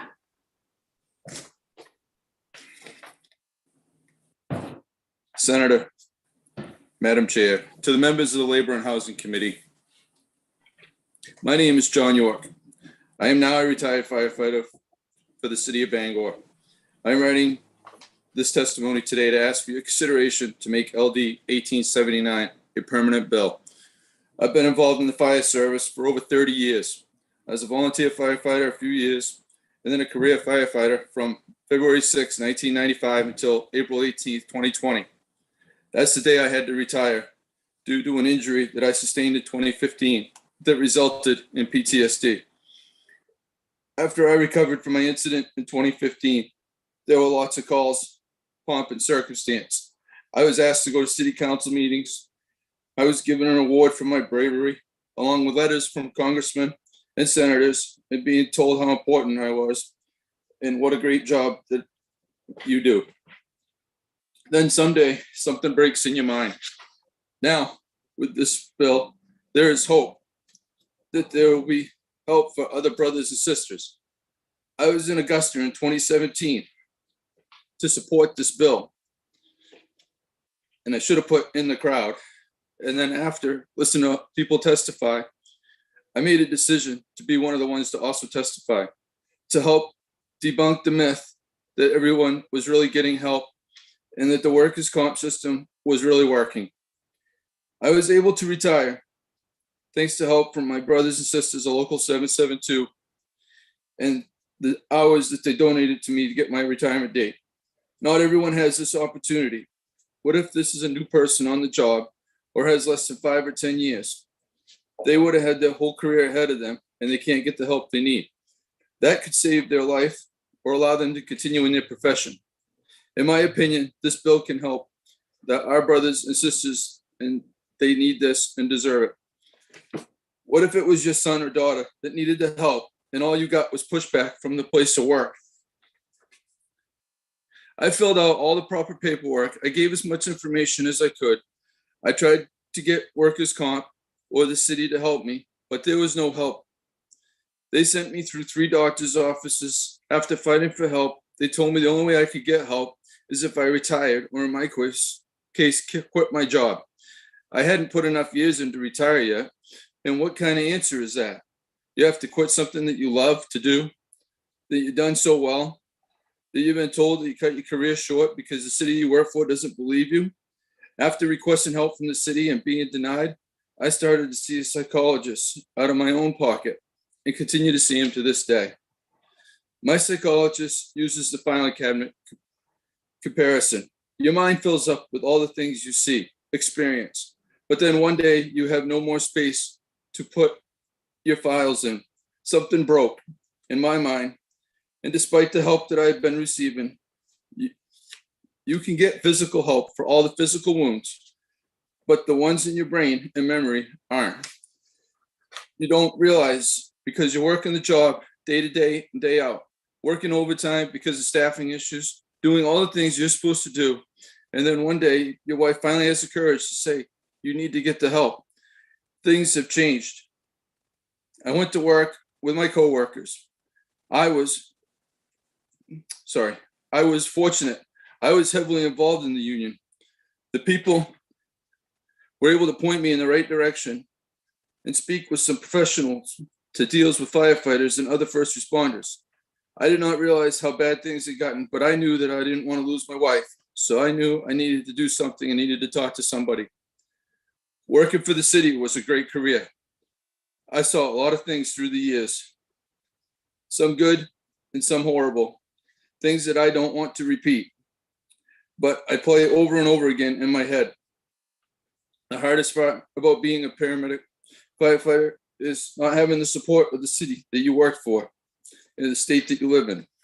I could go on, and I certainly hope that this bill becomes a permanent bill to help all the members of the public safety departments through some of their darkest days that they will ever experience. I'm asking you to please support this bill. I urge you to pass this. I am available for further questions or comments if needed. Sincerely, John York, International Association of Firefighters, Local 772, Bangor Professional Firefighters, retired. I apologize for my shaky voice. No, thank you. You did wonderful. Public speaking is hard, and it's even harder when it's about something that is personal and impactful like this. So thank you for being willing to share your story. And all of us here as legislators, we do this on a daily basis, and even for us, it can be very hard sometimes. So thank you.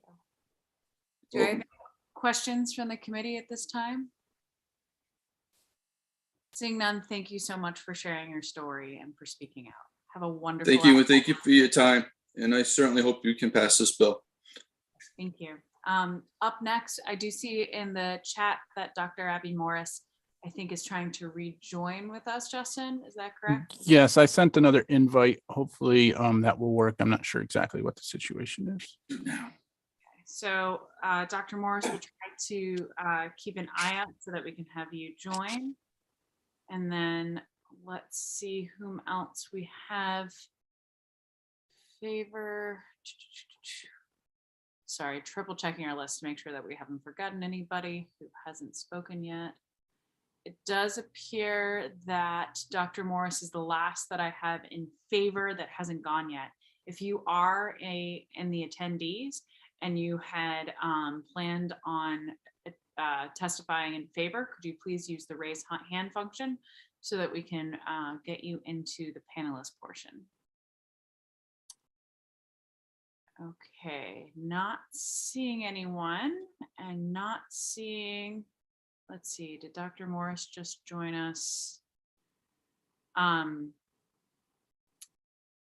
think what we'll do, with permission of the committee, we'll move on to those against, and when Dr. Morris is able to join us, if it's all right, we will switch back to get their testimony. Oh, looks like they are present. Let's see if we're able to move Dr. Morris over. It's very Joy. complicated. She's in the chat. She's here, but she doesn't show up in the participants. So Yeah. Seems like we have a Monday tech hacks. Let's see. Okay, Dr. Morris, we're going to keep trying to bring you in. So hopefully we'll be able to get there. If not, we can also have you call in if that's potentially easier as well. So, Justin's urging you may have to leave the meeting and come back in so we're able to promote you. So with that, I think we'll move on to those who are testifying against and then circle back. Do we have Kate? I'm so sorry if I get your name wrong. DeFore from Maine Municipal Association. And I see Kate. I am promoting her right now.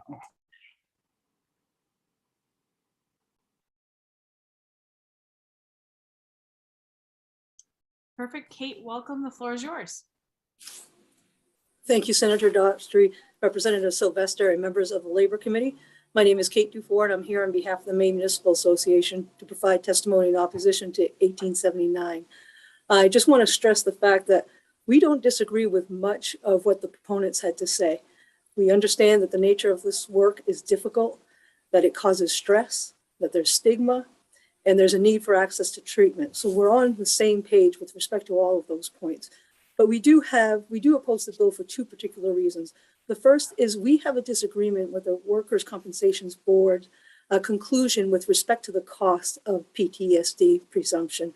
And the second is we're concerned with the absence of solutions in this bill addressing underlying issues, as well as funding a mandate, a shift to the property taxpayers. So first, with respect to the Workers' Compensation Board's conclusion, I would ask you to look, when you have a chance, at page 9 of the December 22 report. And there's a table on that page that leads to the conclusion that there hasn't been really much of an increase in costs associated with the presumption that was enacted in 2017. And what it does, it compares pre and post presumption costs. And the problem with the conclusion is it assumes that an injury occurs and closes, a claim opens and closes on the same year, when, as a matter of fact, a claim develops over time. And so in this report, when you look at the pre-presumption costs of a 2015 claim, you see that it's roughly $84,000.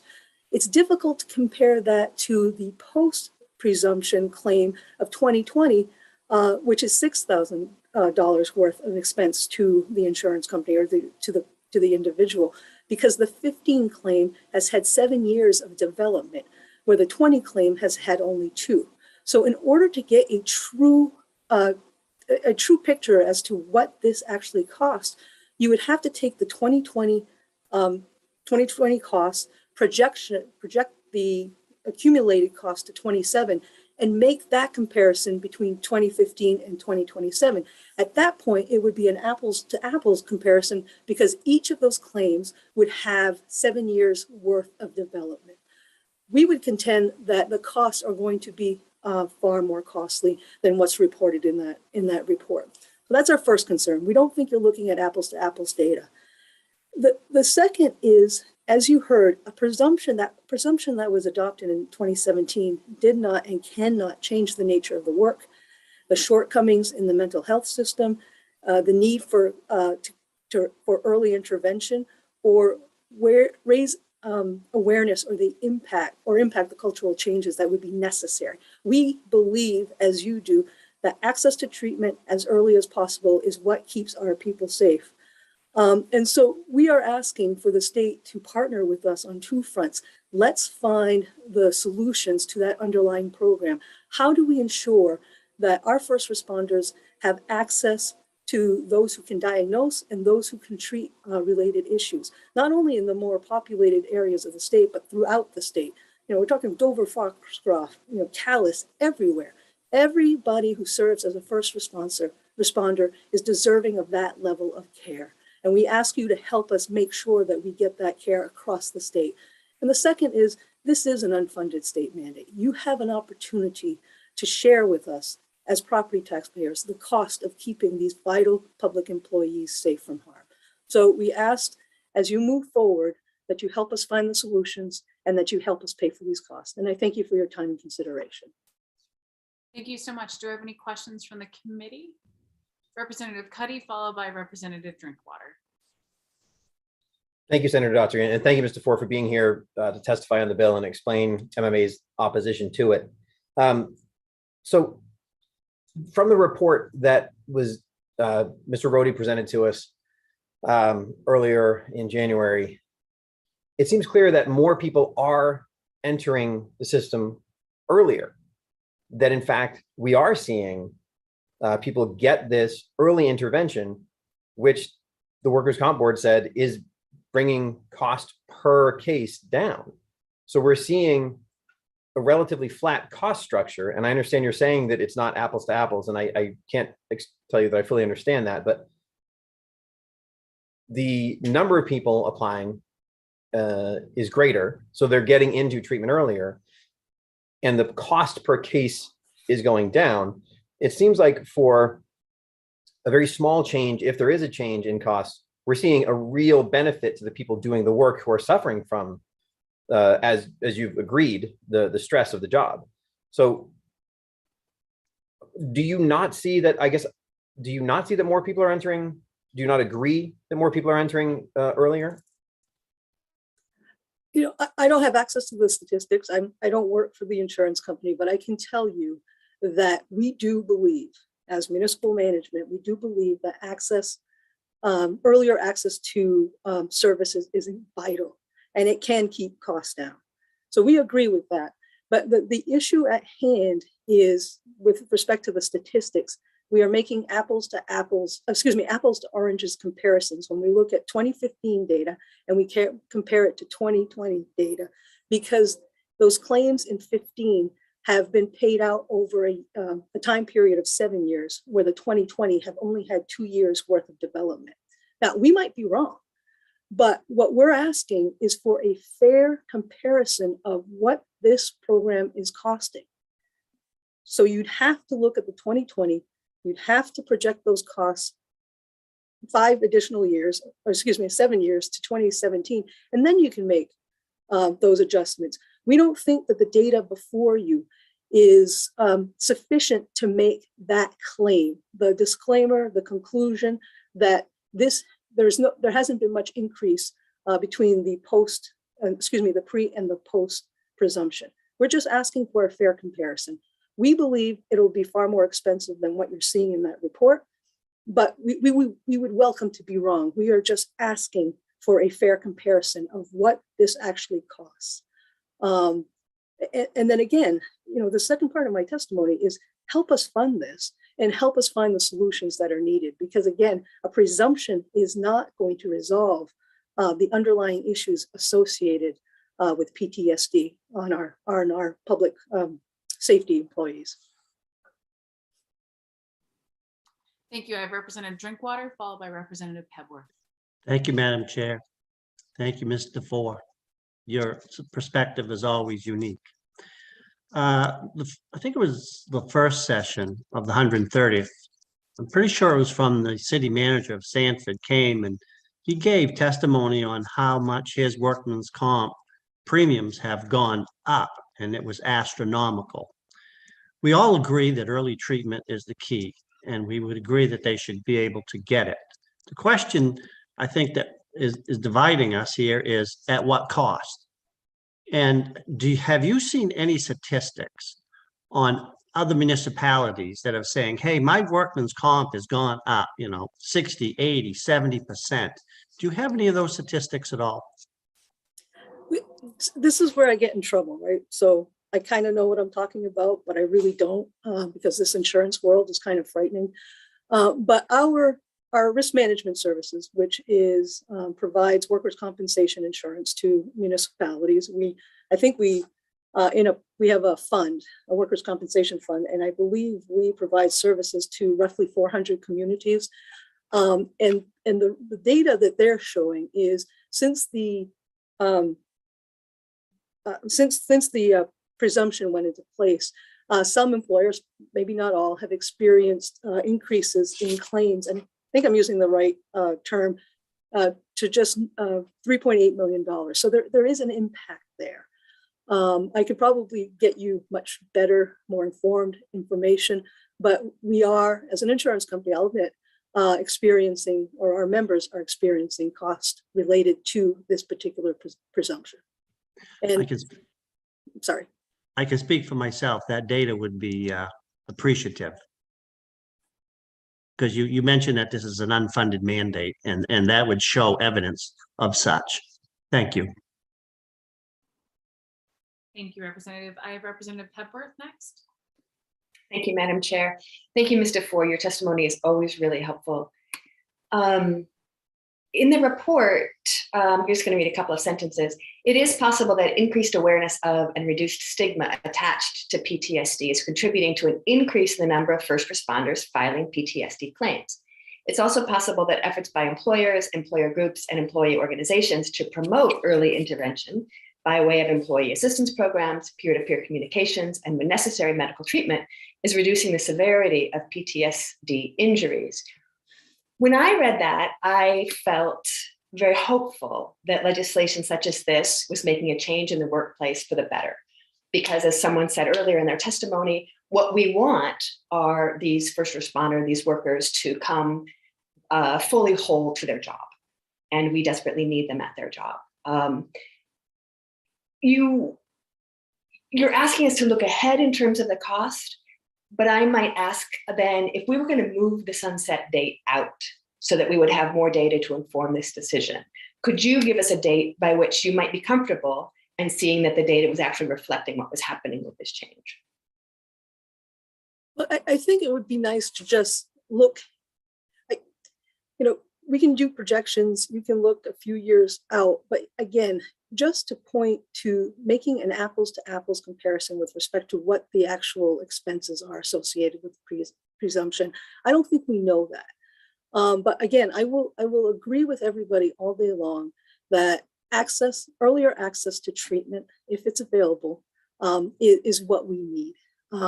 It will help reduce those costs, but there are costs associated with the presumption. And we take exception that a report would suggest otherwise without doing a more apples to apples type of comparison.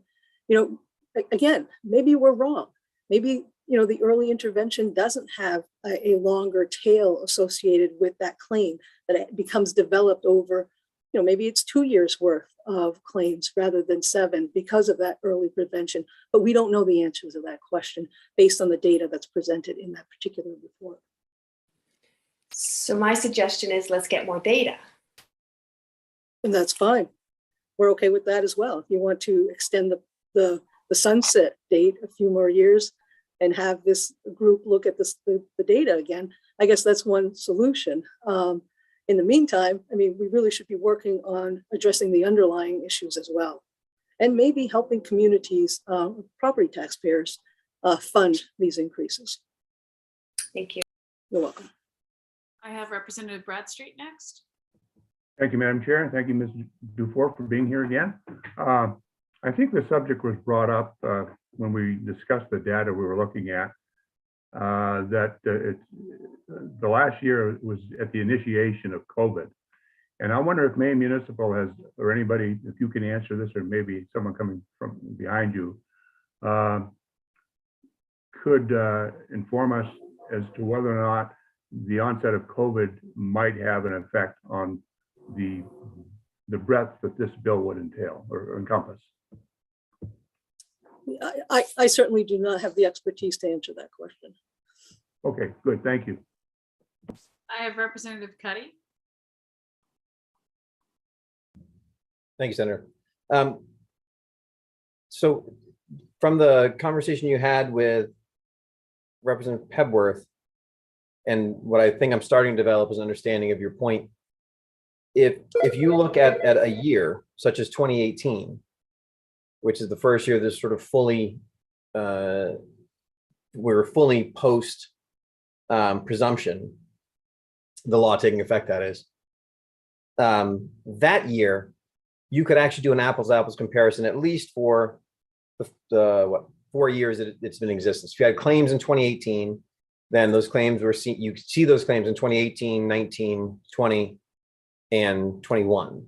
That claim has existed for those 4 years.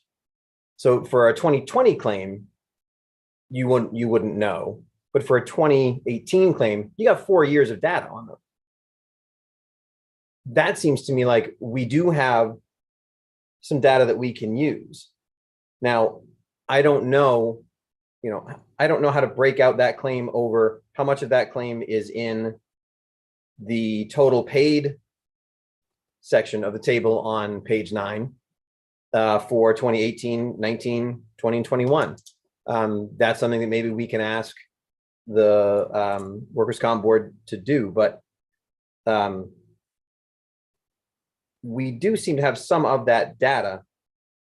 Is that something that you can break out through your insurer to look at an individual claim from individual claims from 2018 and see how that's gone through over time? I can certainly ask. I know they have models that they use to project costs, and to the extent that they can share that information with me, I will share it with you. Thank you. Do I have any further questions from the committee? Seeing none, thank you so much for your time. Thank you. We are going to try to get Dr. Morris into the Zoom now to give their testimony. So please bear with us as we skip out of order, promoting them to be a panelist, and fingers crossed this works. Yes, Dr. Morris, I do believe we have you with us. If you could unmute and start your video, we are ready for your testimony whenever you are. All right, let's see if that works this time. Am I here? Yep. Oh my gosh, better late than never, right? Definitely. Hello. Thank you very much, Chairman Daughtry, Representative Sylvester, distinguished members of the Committee, Labor and Housing.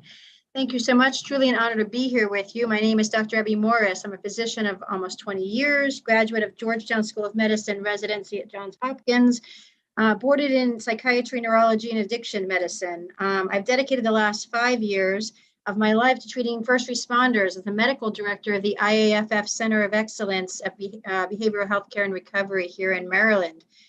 We've changed the lives of over 2,000 firefighters. I also volunteer as a medical consultant with my county's police SWAT team and CIT intervention team. I'm speaking today, of course, to address the issue of PTSD disorder, presumption for first responders, and the LD 1879, and how vital this piece of legislation is to help Maine's uniformed officers receive the health care treatment they need and deserve in order to return to their communities and careers as healthy, productive spouses, neighbors, friends, and earners. I would present a lot of facts on traumas and suicide, but I fear that that would simply be reiterations of studies already presented and discussed by other expert speakers. And I have submitted a lot of that in my written testimony in very strong detail. But simply put, the general population faces an average in their lifetime of about 3 traumas. But firefighters and police, they will get that in one shift.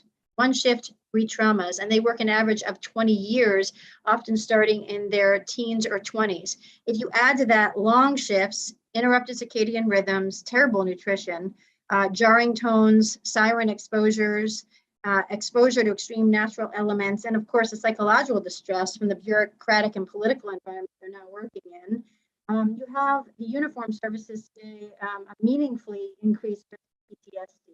So the general population has a risk of PTSD of around 7%, and the rate for police and fire is around 22%, and the rate at our center is 32% of the 2,137 patients we treated so far. Incredibly important about that is the risk of the psychosocial consequences of PTSD, including domestic violence, divorce, addiction, bankruptcy, worst of all, suicide. The suicide risk of fire, EMS, police is incredibly high. I personally lost 10 fire police officers that I know to suicide, and I will continue to fight to never see that outcome again. If that's not eye-opening enough, multiple research studies show that those who suffer from PTSD have a 6 times higher rate of completed suicide than people who don't have that diagnosis. One interesting thing about the PTSD that firefighters and police suffer is that they have a complex PTSD. That's typically reserved for people, oh my gosh, do not show me that I have 30 seconds left. Complex PTSD is usually reserved for Holocaust survivors and children sold into the sex trade of prisoners of war. That's those groups wake up every day and know they're going to have something horrific and have no control over that. First responders have the same thing. They wake up, and even though they follow every protocol and they do everything perfectly right, they have no control. People will die. And that repeated exposure to death and mistrust and pain it really does affect the brain and psyche. And that is not as easy to diagnose, not as stereotypical. And without LD 1879, they will not have the opportunity to have resources and care they need. You want to, I know I have 10 seconds left. I want to address one thing that's said. To my knowledge, presumptive PTSD laws and mental health legislation successfully exists in 23 states, and presumptive cancer laws have existed since 1982 and have been signed into law for 40 states. None, to my knowledge, have ever been repealed for costing too much or for being too burdensome in any jurisdiction which have enacted them. So I wanted to point that out because I know we just heard a little bit of the testimony that came prior to me. So I just want to say one more thing. Unfortunately, Dr. Morris, that is your time by about 40 seconds. And but I'm sure that there are folks who will ask you questions, and Okay. you might be able to slip some of that information in during that. I had, yes, I will try to. Can I ask a question? I have one quote I wanted to say. Thank you so much. And we have Representative Drinkwater up next with a question. Thank you, Madam Chair. Dr. Morris, thank you. Thank you.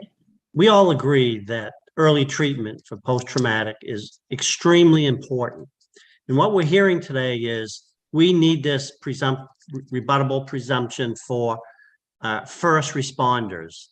In your profession, do you think that we should give the same coverage to healthcare workers who also experience, traumatic events in hospital settings? Well, it's interesting. Like my quote that I wanted to give is that, first responders, and I would say medical providers, we clean up messes, right? We clean up all the messes that come our way. First responders do as well. And my quote was that nothing ever gets clean without something else becoming dirty.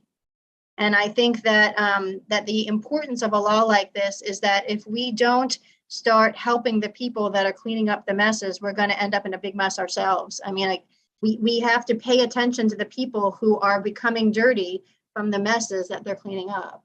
So I think that's larger than the scope of this particular bill, but we do have to pay attention to the people who are cleaning up messes, or we won't have. This here is the most important thing we have in our communities today. I think having now personally spent time with 2,137 first responders, I can say that you feel it. I mean, you feel it. And with COVID, it's become a particularly heavier burden on the people that I work with and the people that I work for and with. So it's an interesting point that you made. Both that we get in. So thank you. Well, thank you, Dr. Morris. And if you don't mind, could you find a better place to speak, because you were going in and out. You've got one Sorry. spot that you're a lot louder. Thank you. Sorry. I sit like this in front of my microphone. Yeah, I was gonna say your mic seems to be ebbing in and out. Just be careful with that. I have Representative Bradstreet next. Thank you, Madam Chair, and thank you for being here, Dr. Morris. I appreciate it. you. Glad you finally got in.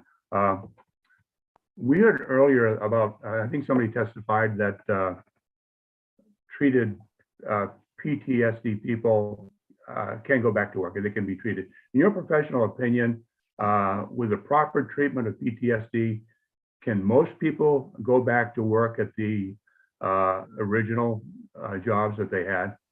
Yes, one of my statistics I didn't get to, asking a psychiatrist to speak for 3 minutes is like dressing a squirrel. One of the statistics I had that I didn't get to is that at our center, when people answer we follow people for 18 months. And in our statistics here from our center, 60% of people at least at 1 month and at 3 months have returned back to work after treatment for PTSD, a full duty.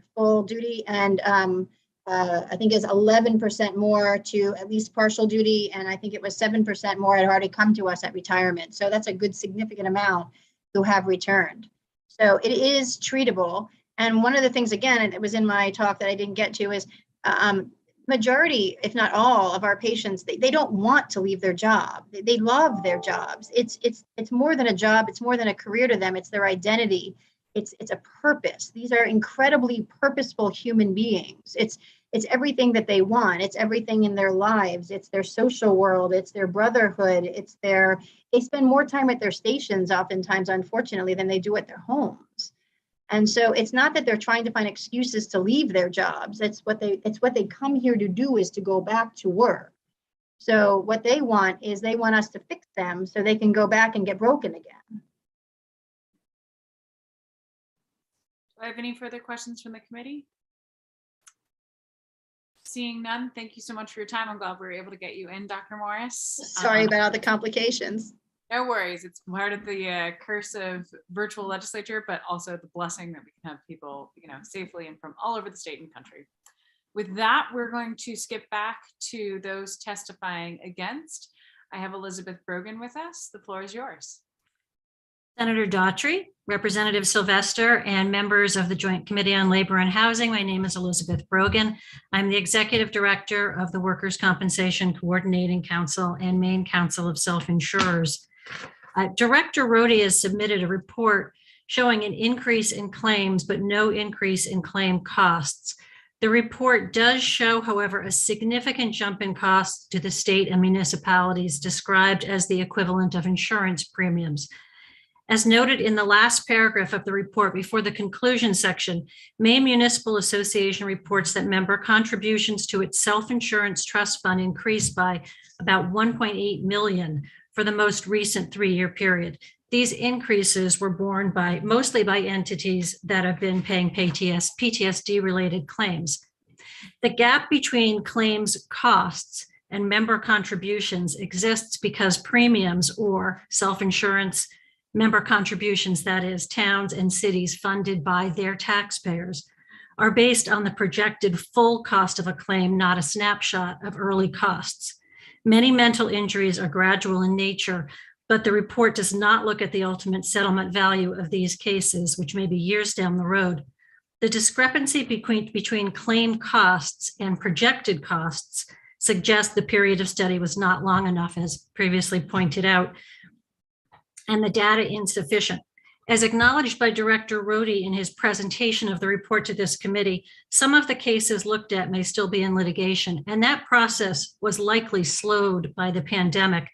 If you look at the report, I think it's page 6 and 7, it shows decrees and lump sum settlement values in the various years.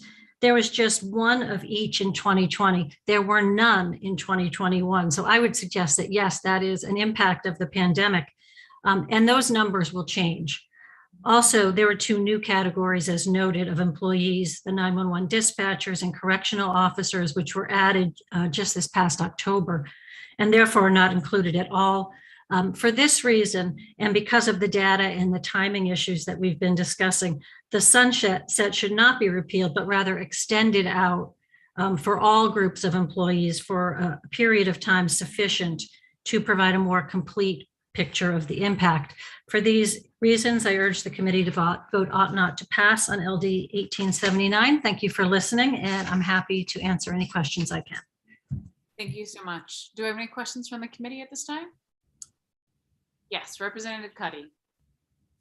Ms. Brogan, thank you for being here, and I apologize for asking this of you because it was really a question for Ms. Dufour, but by the time it sort of came to mind, she was no longer here testifying. Perhaps if she's around for the work session, I'll be able to ask her directly. But MMA had suggested 2 things, one of which was trying to address some of the underlying causes.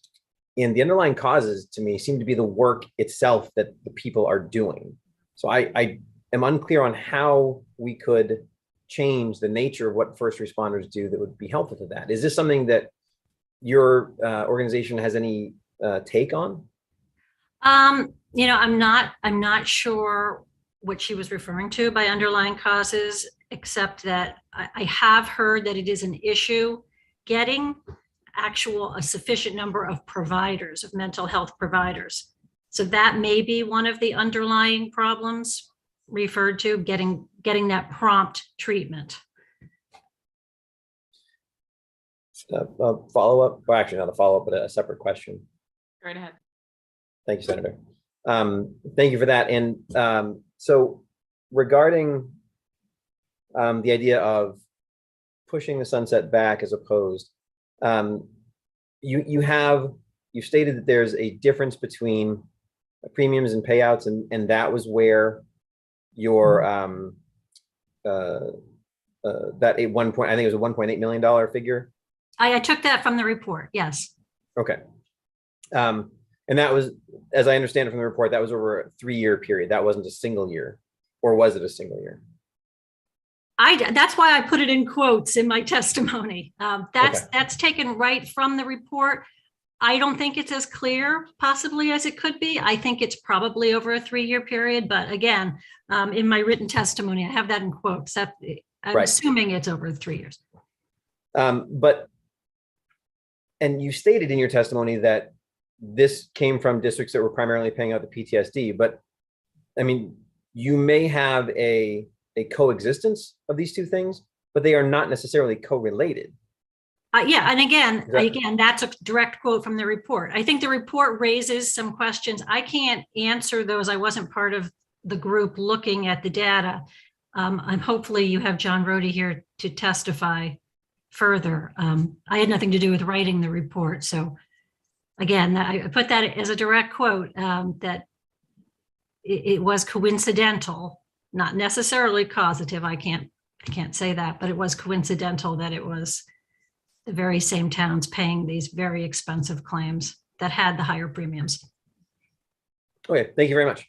Sure. Do I have any further questions from the committee at this time? Oh, yes, no. Okay, there we go. Now we're good. I do believe you are off the hook, Ms. Brogan. Thank you for your time and your testimony this afternoon. Thank you. Now, before we move on to our next category, is there anyone left present in the waiting room who had intended to testify against this measure? If so, please raise your hand. Seeing none, now we're going to move on to those wishing to testify neither for nor against. We have up first, John Rode. Please let me know if I'm missaying your name. And after that, we have Mallory Shaughnessy. Good afternoon, Senator Daughtry and Representative Sylvester and members of the Labor and Housing Committee. I'm John Rohde. I have a long E on the end, but you were very close in your pronunciation. And I am the Executive Director of the Workers' Compensation Board. As you'll see from my written testimony on behalf of the board itself, I am here to testify neither for nor against LD 1897. Unlike most times when I do this, I did, as you know, give a report a couple of weeks ago, and there's been some discussion about it. So I will try to blaze through some of this within the 3-minute category here. In terms of costs, what's in the report, and we talked about this a couple of weeks ago, the costs reported to the board, and I apologize if it's not clear from the report itself, is just what has been reported for actual payouts on these cases. I believe Ms. Dufour is talking about what an actuary might decide is the ultimate impact of a law change, if you will, on costs to the entities who are involved in it. But we did have representatives from the Maine Municipal Association on the committee, including somebody from the Risk Management Division. I lost some of Ms. Brogan's testimony as I was being led into the group here, but she did point to, on page 9, we asked MMA for their costs associated with this bill, getting to her point of what is the impact from I'll use the word premium because that's how we think about it with insurance companies, but I guess it's called a contribution.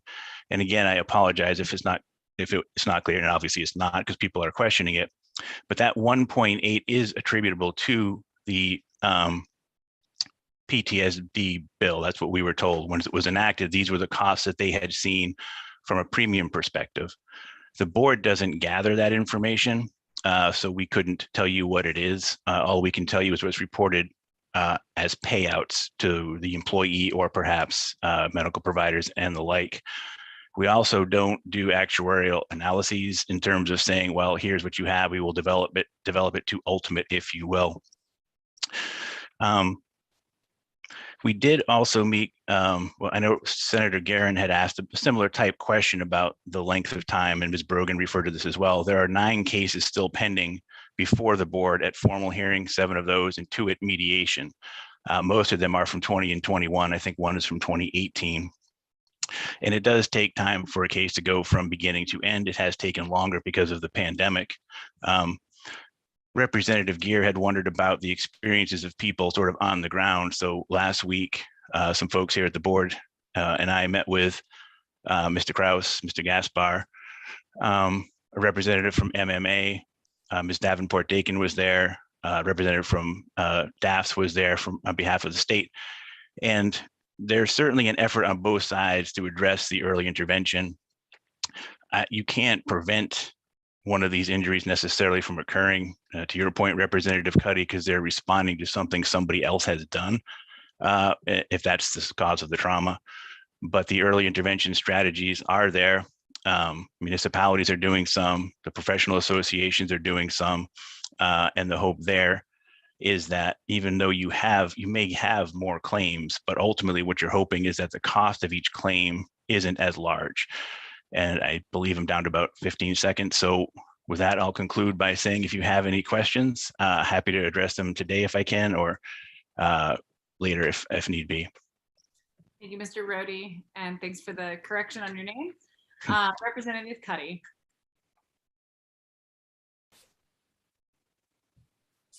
Thank you, Senator, and thank you, Director Rohde, for being here today. So the question has been raised as to whether or not the chart, particularly on page 9, is a valid comparison. And I wanted to get your take on whether you think the comparison is valid and actually demonstrates what you believe what your report says it does demonstrate. Yeah, so I hope not to overcomplicate it, but the report, again, is just a snapshot in time. And I think we discussed a couple of weeks ago, those numbers will definitely change over time. I would expect to see the numbers from 20 and 21 to increase some. I don't have any issue with the point that, yes, over time, costs can add up in a particular case. That's why we had 2 sections, and we did ask the MMA to provide the information about impact to its municipalities in the premium, if you will, aspect, and that's where that 1.8 figure came from. So you're seeing what is reported to the board as a snapshot in time from last fall. That those numbers will change over time, certainly for the more recent cases. And you also have a section addressing the point of what might the cost impact be actually to the municipalities, because they're right when the law was passed, they had to figure out some way to determine what their members would pay for their coverage. And that's the number you're seeing in section B on page 9, the $1.8 million figure. And this is where I will risk overcomplicating things. The issue of the cost of PTSD, right, is these are all experiences that have happened since the law passed in 2017, which you're seeing here. So that's all it really did, is take a quick look in time at what we got. We asked them for their information about what the impact was to their members on the premium side. And those are the two figures you've seen there. And it's been mentioned a couple of times, this does not include corrections officers or E911 dispatchers, because they were added just a few months ago. Thank you. Do you have any other questions from the committee? Seeing none, thank you so much for your time, Mr. Roby. You're welcome. Thank you. So we had Mallory Shaughnessy signed up to testify neither for nor against, but I am not seeing her in the attendees portion. Is there anyone else present who intended to testify neither for nor against? Seeing none, any questions from the committee for our OPLA analyst for Stephen to gather up for us before the work session? Seeing none, I'm going to officially close the hearing on LD 1879. I know we are very much past and sneaking into the lunch hour here with our public hearings, but I would beg of our committee members to stick with it. We have one last public hearing and then we can take a break for lunch after that. And the good House Minority Leader has been waiting patiently to present her bill. So I want to make sure we bring her in and open the public hearing on LD 1881, an act to clarify the laws related to the use of medical marijuana and workers' compensation. And we have good Representative Dillingham here to present the bill.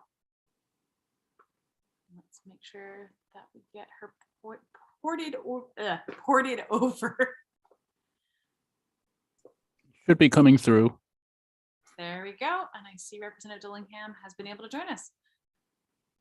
Thank you for your patience, and the floor is finally yours. No, thank you for your patience and working with me between Veterans and Legal Affairs and my public hearing there. I truly appreciate it, and especially for sticking with me when you've had such a long day already. So good afternoon, Senator Daughtry, Representative Sylvester, and members of the Joint Standing Committee on Labor and Housing. I'm Kathleen Dillingham, and I represent the towns of Mechanic Falls, Otisfield, and Oxford in Western Maine. I come before you today to present LD 1881, an act to clarify the laws related to the use of medical marijuana and workers' compensation. I share the following as an explanation for the impetus for my bill submission. In 2008, a longtime friend of mine sustained life-threatening injuries via a workplace logging accident. Though medically he was considered to have recovered after many months and operations, he was left permanently impaired and in constant pain from the injuries sustained. He was actively trying to settle a workers' compensation claim against his employer when he took his own life in 2014. The resulting disabilities from his injuries and pain prevented him from ever being able to return to logging, a work that he loved. It impacted every day of his life. To manage his pain, he was prescribed pain medications. We talked several times over the years how he disliked being reliant on the pills to manage his pain. While trying to gather more information after speaking with individuals that were concerned with my bill proposal, I recently spoke with his brother again, who shared with me that at one point he became addicted to the prescription pain medications and tried to stop using them in an attempt to break his addiction. I wasn't aware that he had become addicted to the prescription medications, but he and I had talked many times about the prescriptions and that he didn't like how they made him feel, and he felt that the side effects outweighed the benefits of the use. I remember asking him about using marijuana because I knew some cancer patients at the time had found benefits of its use, but he told me that he was advised that he could not use marijuana or its byproducts because of the company he worked for chose to drug test him that could be used to deny his settlement. His brother also confirmed that he was told the same. I don't know if my friend was advised not to use marijuana by a lawyer or a worker advocate. I don't know if the company he was working for filed a notice of controversy, and that is why he was not receiving payments for lost time, lost wages, medical bills, and medical treatments. I don't know why his workers' compensation case was never settled. I'm not here today to try to answer any of those questions. I'm also not here to determine if my friend took his life because he could no longer deal with the constant pain, or if it was because of the suicidal side effects some patients experience with the use of prescription pain medications, or if it was because of other personal experiences in his life. Knowing the answers now will not change the outcome or let him know how much he mattered in our lives. I'm here in hopes to address if an employee is involved in a workplace accident and that individual chooses to use cannabis or its byproducts to manage pain versus prescription pain medications, that cannot be used as a determining factor to deny workers' compensation benefits or a workers' compensation settlement by the employer. I've been told that it is believed to be permissible for employees to use cannabis in the manner I have stated. If that is the case, then I would ask that it clearly be stated in 39-A, workers' compensation. I'm not suggesting that employers must pay for the use of medical marijuana by an employee that chooses to use cannabis to treat pain or injury related to workplace incident under the request for payment of medical treatments. I'm not trying to address any workplace policies that prevent the use of marijuana or requires that an employee not be impaired from use of marijuana by an employee that has returned to work under full work capacity or restricted workload. And I'm not asking that this be applied to those employers that must participate in random drug testing of employees per federal requirements. I've attended community meetings and listened to many debates pertaining to the opioid epidemic that we face. Often we are discussing items to treat post-addiction. I continually ask what we can do to prevent addiction. I see this as one small step. Maine experienced 636 overdose deaths in 2021, a 23% increase over 2020. If we can allow the use of cannabis versus highly addictive opioids in incidents of workplace injuries while the employee is recovering without the employee having to be concerned that the use can be used as a basis to deny benefits and or a settlement by the employer, we should make that very clear in statute. I thank you for your time and consideration today, and I'm happy to try to answer any questions that you may have for me. Thank you, Representative Dillingham, for your testimony. I do want to make a quick interruption before we move on to questions to let the members of this committee, as well as the entire legislative family, know it is with a very broken heart and a lot of sorrow. I want to let everyone know that Representative Donna Dorr passed away this morning. She fought very hard. I also, for those who did see me crying earlier on camera, I just wanted to share that we are waiting until it was made public with her family.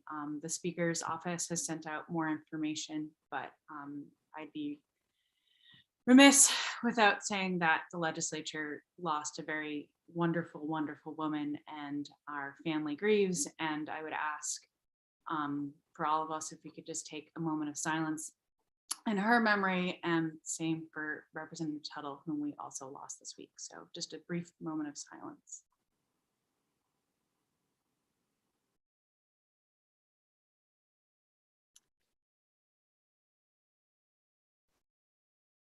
And with that, if anyone does need to take some time, please let me know. I know we're all in this together. And sorry, Representative Dillingham, we've had a lot of very intense bills this morning, and I know this doesn't help either. And just know that we're all in it together. So if anyone needs anything, please let me know. With that being said, Madam Chair, yes, Representative Sylvester. with the leave of the sponsor, I'm wondering if we could grab a couple minutes. I would appreciate that as well. Wholeheartedly agree and say that I would appreciate that as well. So if it's all right with the committee, let's all take 15 minutes and circle back. If anyone needs more time, please let me know, and hang in there.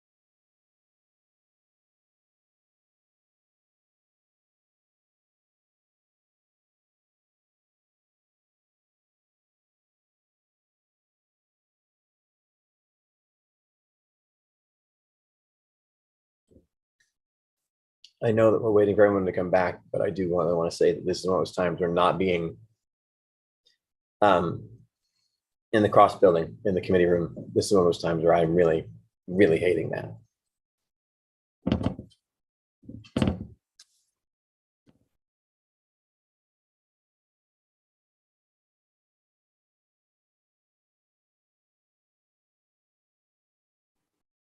Agreed, Representative Cuddy. I think we're gonna wait a second to get everyone back on camera, and thank you, Representative Sylvester, for asking for us to take a moment. And I know it's gonna be a process for all of us. So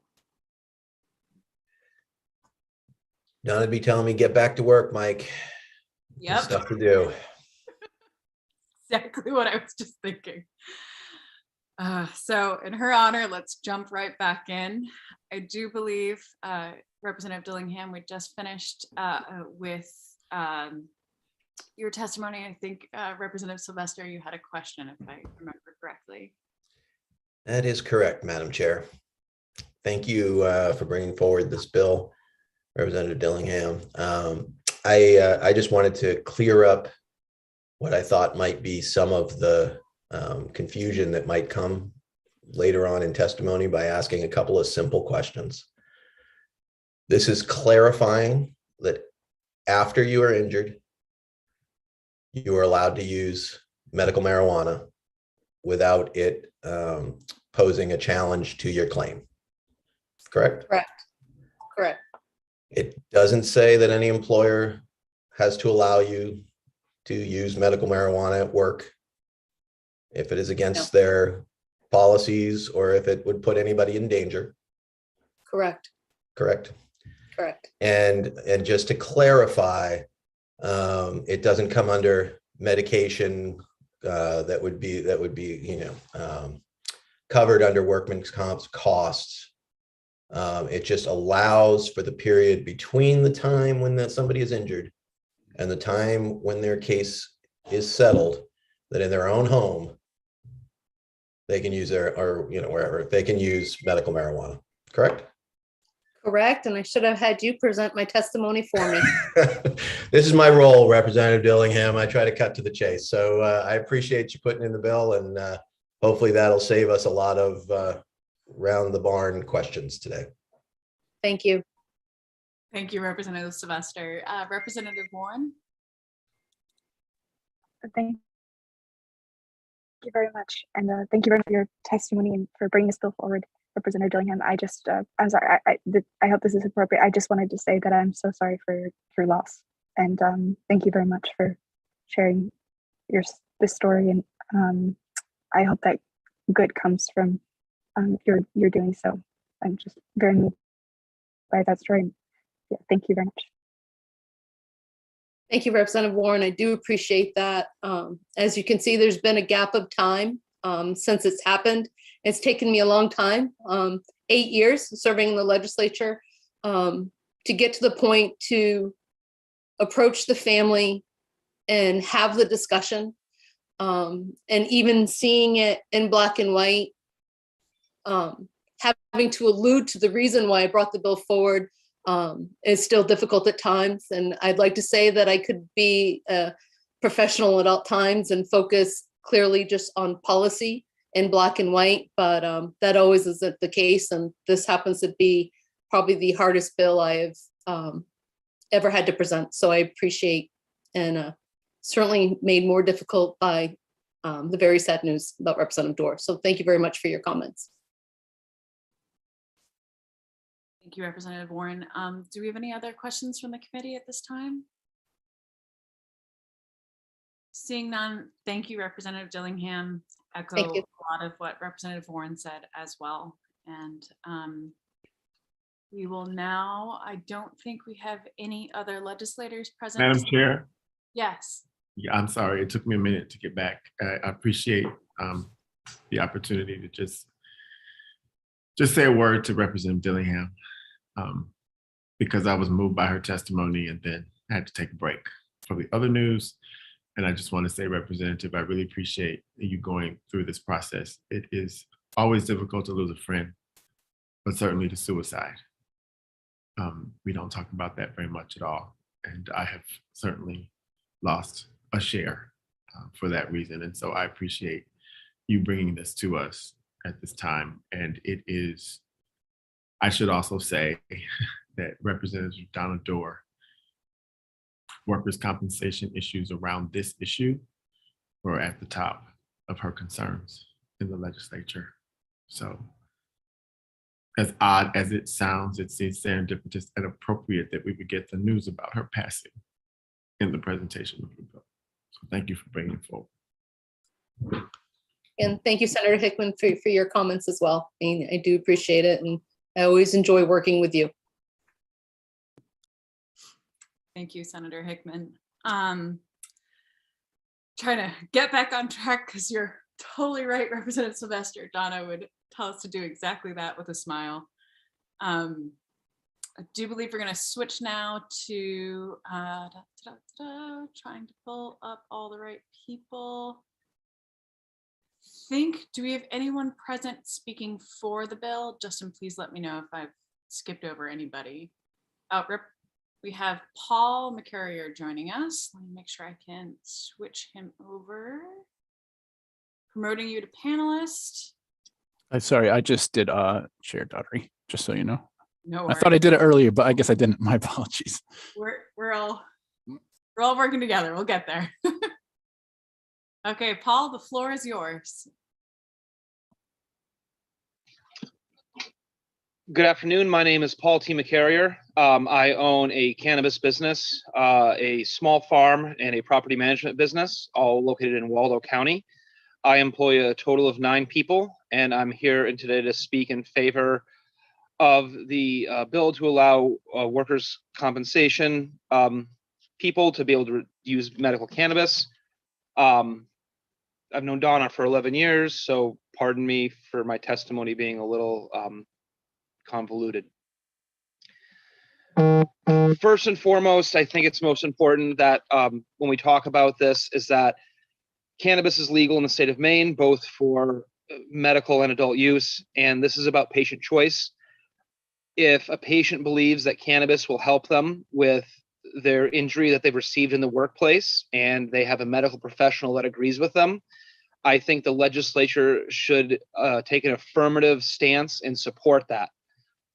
Oftentimes we've seen that advice and prescriptions, specifically narcotics, can have a very detrimental effect on people's lives. And so if people want to choose a healthier alternative, a natural alternative, and more importantly, an alternative that they can grow and produce themselves, I think the legislature should support that. As Representative Dillingham has brought up, this will simply clarify the law. I think that, again, this is an important role of the legislature to clarify that medical cannabis is an appropriate use to use for pain, for stress, anxiety, and for other medical issues. And if someone is especially hurt in the workplace, I think you've heard about, a bill earlier talking about post-traumatic stress disorder from the workplace. If that is the case, then I think that if a medical provider agrees that a person should be able to decide to use that. Very importantly, too, is this could be an important step to prevent potential addiction and overdose when using pharmaceuticals and narcotics. Our state has a big issue with drug addiction, and people more often than not, I think a majority of the time, will get addicted to opioids and the feeling of them through a legal prescription, and then will turn to the black market. So if we can prevent that in the first place by allowing them to use cannabis in a therapeutic way to deal with their workplace injury, we should allow that. I know people who have used cannabis to help with workplace injuries. I think it's really important that workers' compensation covers that. I also think workers' compensation should cover the cost of that. This is a healthier alternative to many pharmaceuticals out there. This is also non-physically addicting and is something that people can produce for themselves. And if you're talking about the idea of being a hardworking person and all of a sudden losing that part of your life because you are hurt on the job, losing that agency can have a very big effect on your mental health. And if people are allowed to use cannabis therapeutically for their workers' comp claims and be able to grow it themselves, that can help deal with that depression, because that will give them a good sense of purpose and give them more agency over their lives. I employ 9 people in Waldo County, and I would have no problem if any of them, God willing they don't, but if any of them ever got hurt on the job, I would have no problem with them using cannabis as a way to treat that injury. I hope the legislature would support me, and I hope that the legislature would support any worker who is employed in this state for having the choice to use cannabis if they and their medical provider thought that was appropriate. Thank you, and I'd be happy to answer any questions. Thank you. I have questions from Representative Bradstreet, followed by Representative Prescott, and followed by Representative Warren. Thank you, Madam Chair. And thank you, Mr. McCary, for being here. I think you just stated that it's not physically addictive. It is not physically addictive. Okay, are there any longitudinal studies to back that up that you know of? I know quite a few people who use it, so I'm just wondering. Yes. So the idea that you will not suffer from physical withdrawal symptoms like you would from caffeine, like you would from almost every pharmaceutical drug, or you would from alcohol. And I think it's really important to bring up that a lot of people who are dealing with pain issues and a lot of people who have had issues with injuries tend to turn to alcohol because it's a legal alternative and it's very accessible. And that is the biggest danger that I've seen, is that people are turning to alcohol to treat their pain issues as opposed to turning to something else. That being said, it does have potentially emotional and mental addictions, but that is something that is much more treatable and is much more able to deal with than any sort of physical addiction.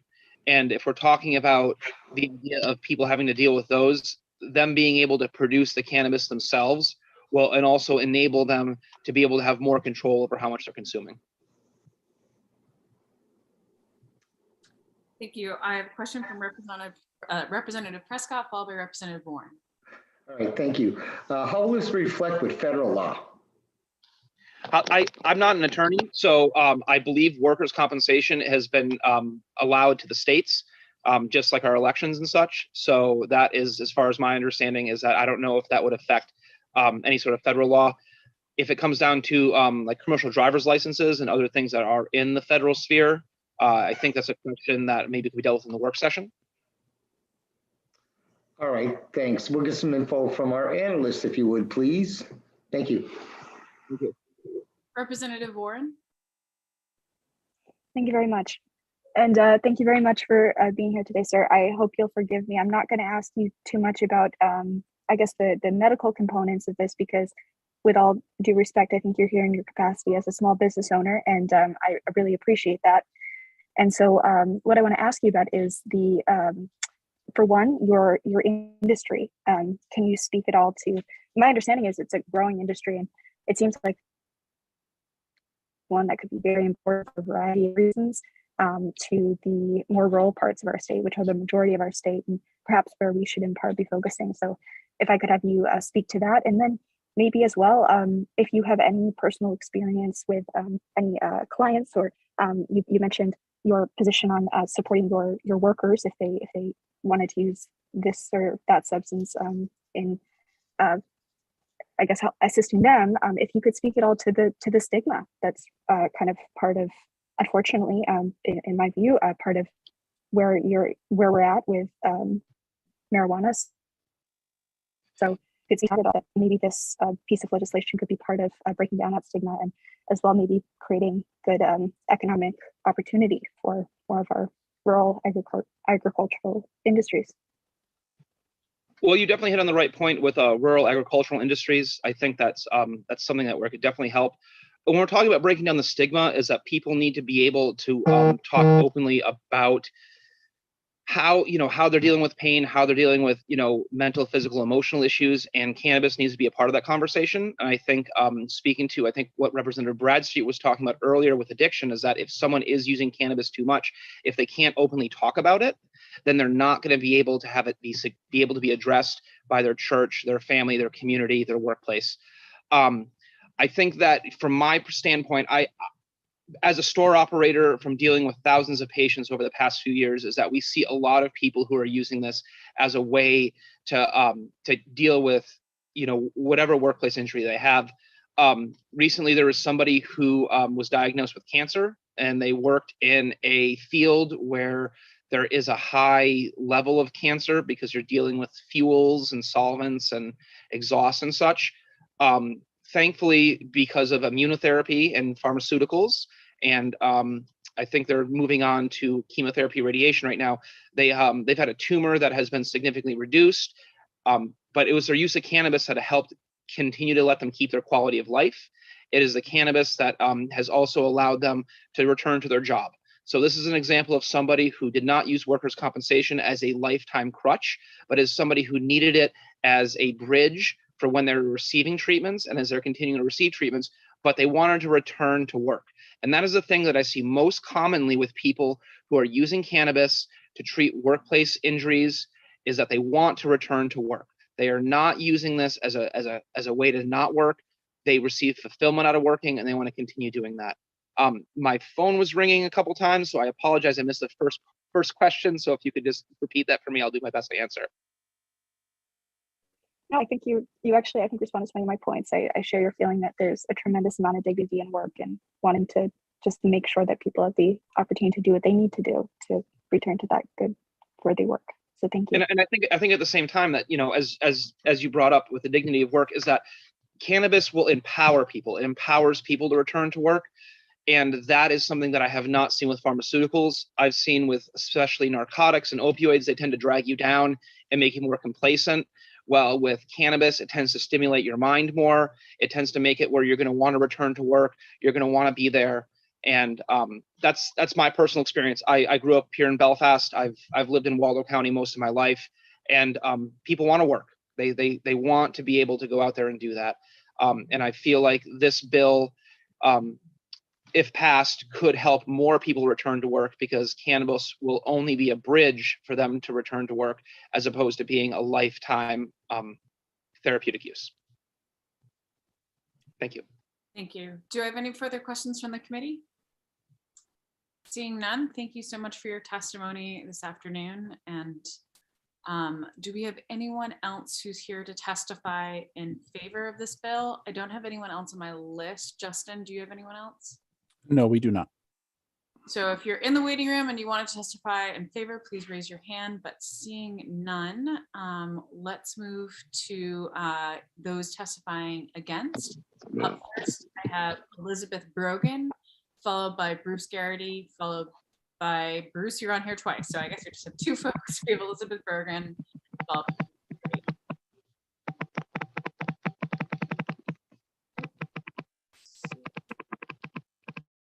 oh, we have one hand up from Tony Payne. Let me just switch Tony over to see if Tony was here to testify in support.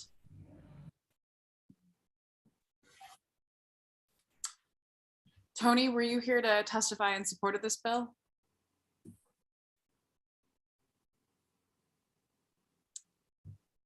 Or was this a accidental hand raise? No, I am. I was trying to get into the testifying in opposition. Opposition. line. Absolutely, no worries. So then we will move on to Elizabeth Brogan. Let me switch Elizabeth over, followed by Bruce Garrity. Elizabeth, we are porting you through the Alice in Wonderland tunnel hole right now. And Elizabeth, the floor is yours.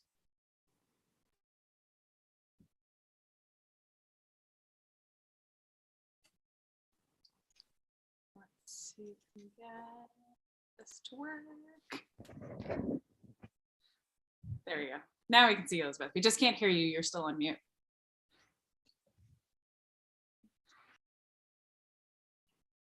Okay, can you hear me now? Perfect. Senator Daughtry, Representative Sylvester, and members of the Joint Committee on Labor and Housing. My name is Elizabeth Brogan.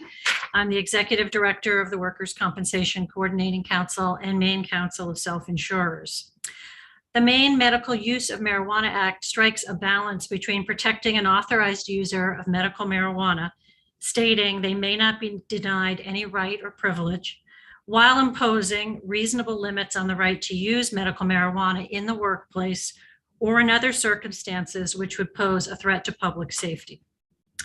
So it is a fact in the law that employers may legally prohibit medical marijuana in the workplace and may prohibit working while under the influence of medical marijuana. To prohibit acknowledgement of this reality in workers' compensation agreements does not serve anyone. There are circumstances in which an agreement under the Workers' Comp Act might be contingent upon an employee being able to return to the workplace without being under the influence of marijuana. If this bill were to become law, an employer might be prohibited from resolving a case with a return to work, something generally desired by all parties, if the employee is using medical marijuana. Even if medical marijuana use could be accommodated, and sometimes it is, this bill would not allow the parameters of that use to be made clear in agreement. If an employer were induced to return an employee to work without asking about the use of medical marijuana, that could jeopardize the safety of the employee and other workers or the public at large, a result the Marijuana Act sought to avoid.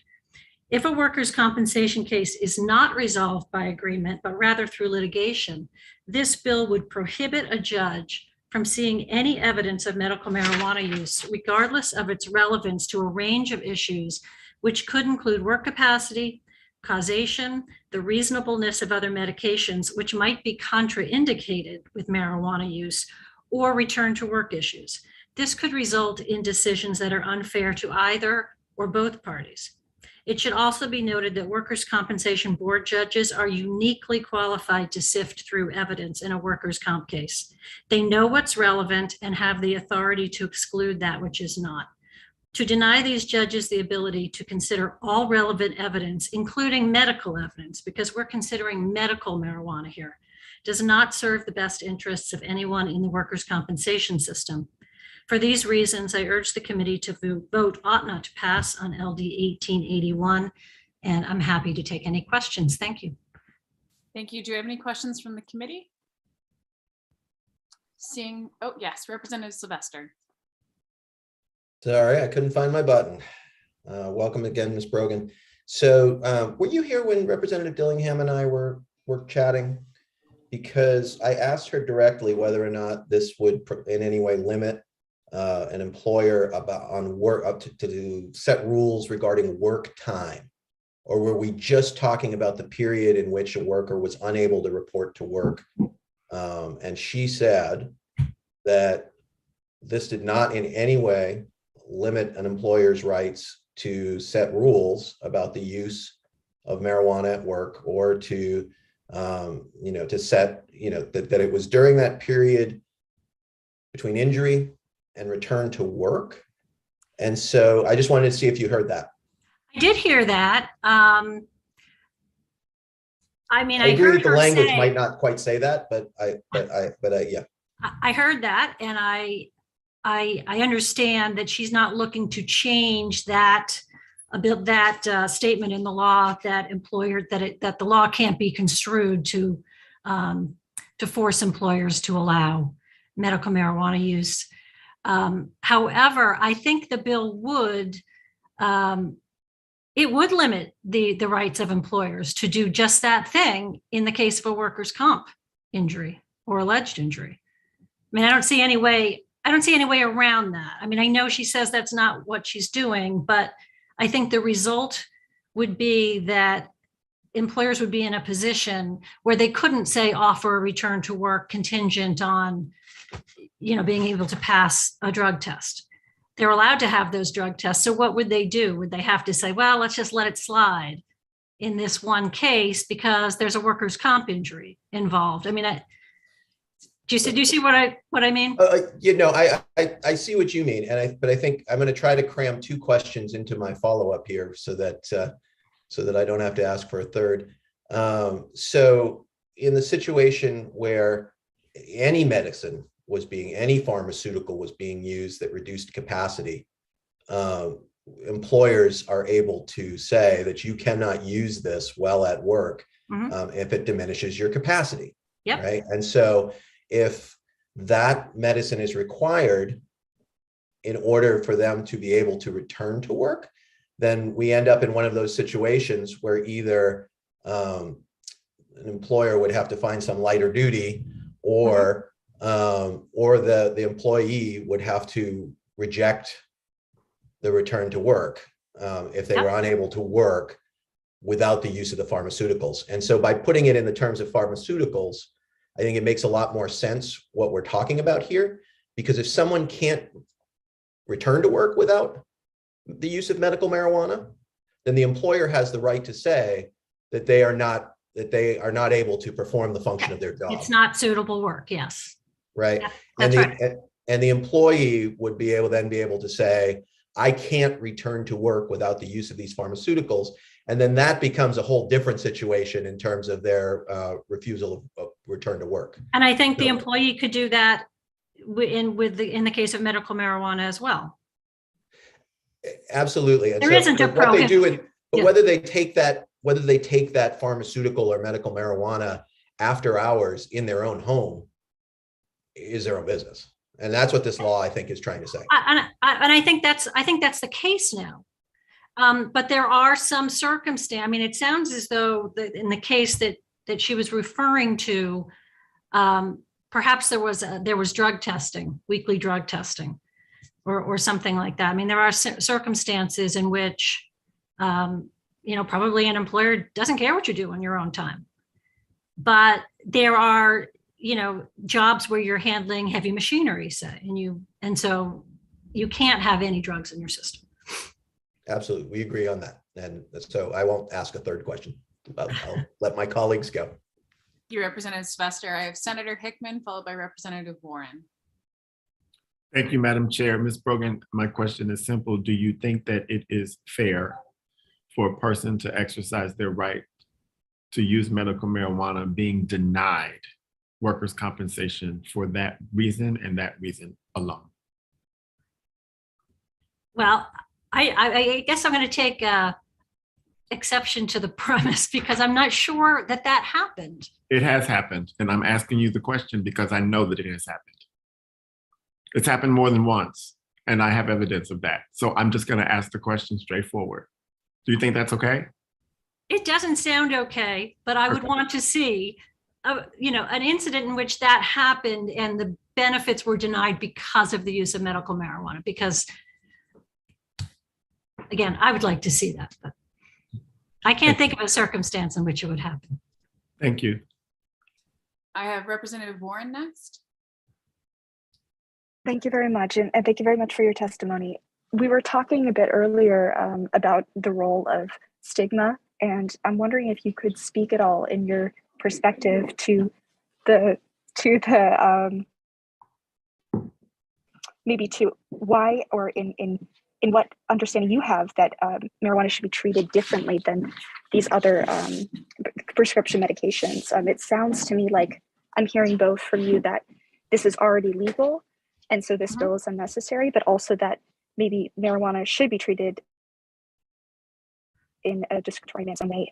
So I'm wondering if you could speak to that, because maybe I'm confused by your testimony. Yeah, I don't think I'm saying it should be treated differently. I mean, it's treated differently in that it does not have to be paid for. And the law court decided that case several years ago. I gave you the cite to that in my written testimony. But because it is illegal federally, the law court determined that insurers cannot be forced to pay for something that's federally illegal. I would say, before that case, there may have been some stigma attached to medical marijuana. I don't really think there is. This really isn't an issue I ever hear about. I think it's less expensive and less addictive. So, there may be a situation where an employer agrees that it's the best thing, but they're not having to pay for it because it's illegal under the federal law. Whether we agree with that or not, it is. And employers do have the right, really the obligation, to have a safe workplace. So in that sense, it doesn't matter what the drug is. They can say, we don't want you using it here, and we don't want you under the influence here. If I could ask a follow-up question. Yes. That last statement that you made, that the employer has certain rights about approving or disproving the being able to return to work in a full or limited capacity with a certain drug. It's not my understanding. I'm sorry, you keep that breaking this up. piece of legislation is doing that. It's not my understanding that this legislation is saying, carte blanche, you can use marijuana and there's no employer that has a say. That's not my understanding of this. Well, So that's this where I'm is- confused. Yeah, I mean, it is I think it's a confusing bill. I mean, and I really spent a lot of time trying to parse through, but it does say, what it would add is a decision, lump sum settlement, or agreement under the act may not prohibit an employee from seeking a determination of rights, from engaging in conduct as a qualifying patient. And I went round and round about that because there isn't anything in the Workers' Comp Act that does that. But there are, the word agreement there makes me think that what it could do is say, if parties went into mediation and agreed to, well, let's resolve the case, we'll pay you a short-term period of workers' comp, come back, we can accommodate you in this light duty job. But let's say the employee knows that he's using medical marijuana, but that will not be tolerated at that workplace. Let's say there's heavy machinery around and he knows there's drug testing. In that situation, it seems to me that the way the bill is written, there couldn't be an agreement that spells out the parameters of that say, you can't use, you can return to work, but you can't use the medical marijuana. So, I mean, given that that's the law, that you can have a marijuana-free drugs work site, how are employers and employees going to go in and reach these agreements dealing with that issue? It seems to me it's just sort of masking the issue and saying, well, you can't talk about it and the judge can't look at evidence of it. I just feel I have a very different understanding of what the language of this bill is, and I'm not clear I am following your interpretation of this legislation as proposed. And additionally, I guess I feel concerned about the way that some of the framing in your testimony has seemed to imply that those who rely on the use of medical marijuana would be dishonest or not seek to do their job and work with their employer, just like someone using any other substance. So it sounds like from what you're saying, that would be illegal, and that's not something we're proposing to change, being dishonest about their medical use. It sounds like you're making a set of assumptions that Representative Warren, I'm not sure part of this. Representative Warren, I'm very sorry to cut you off, but I want to be clear in the conduct of a public hearing. We don't want to impugn someone's motivations or questions. This is a chance for us to ask questions of those coming before us for more information, for things that we might need clarity on, and not about each other's potential feelings on an issue, which we'll save for work session. So I just want to remind the committee to try to keep that in mind. We might not agree with someone who's coming before us, but we need to make sure that we are respectful of them with our conduct and our comments.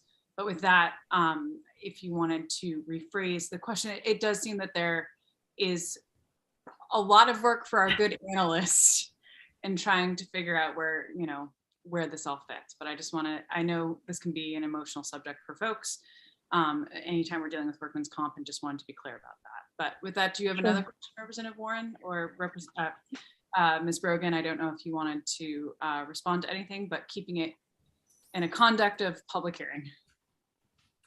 I would just say I'm not. I do apologize. I didn't mean to imply. Or don't mean to disrespect. If I did, I apologize. Thank you very much, Chairwoman, for. If I could phrase, I guess maybe my misunderstanding, or if I could ask you to clarify further on what you believe that those who may need to use marijuana would do that would become legal if this legislation were to pass. If you could just clarify that, do you think that's what the law is we're trying to make law, or you are concerned that people are going to further break the law? What I'm doing is looking at this bill and trying to see how it will affect the law, the workers' compensation law.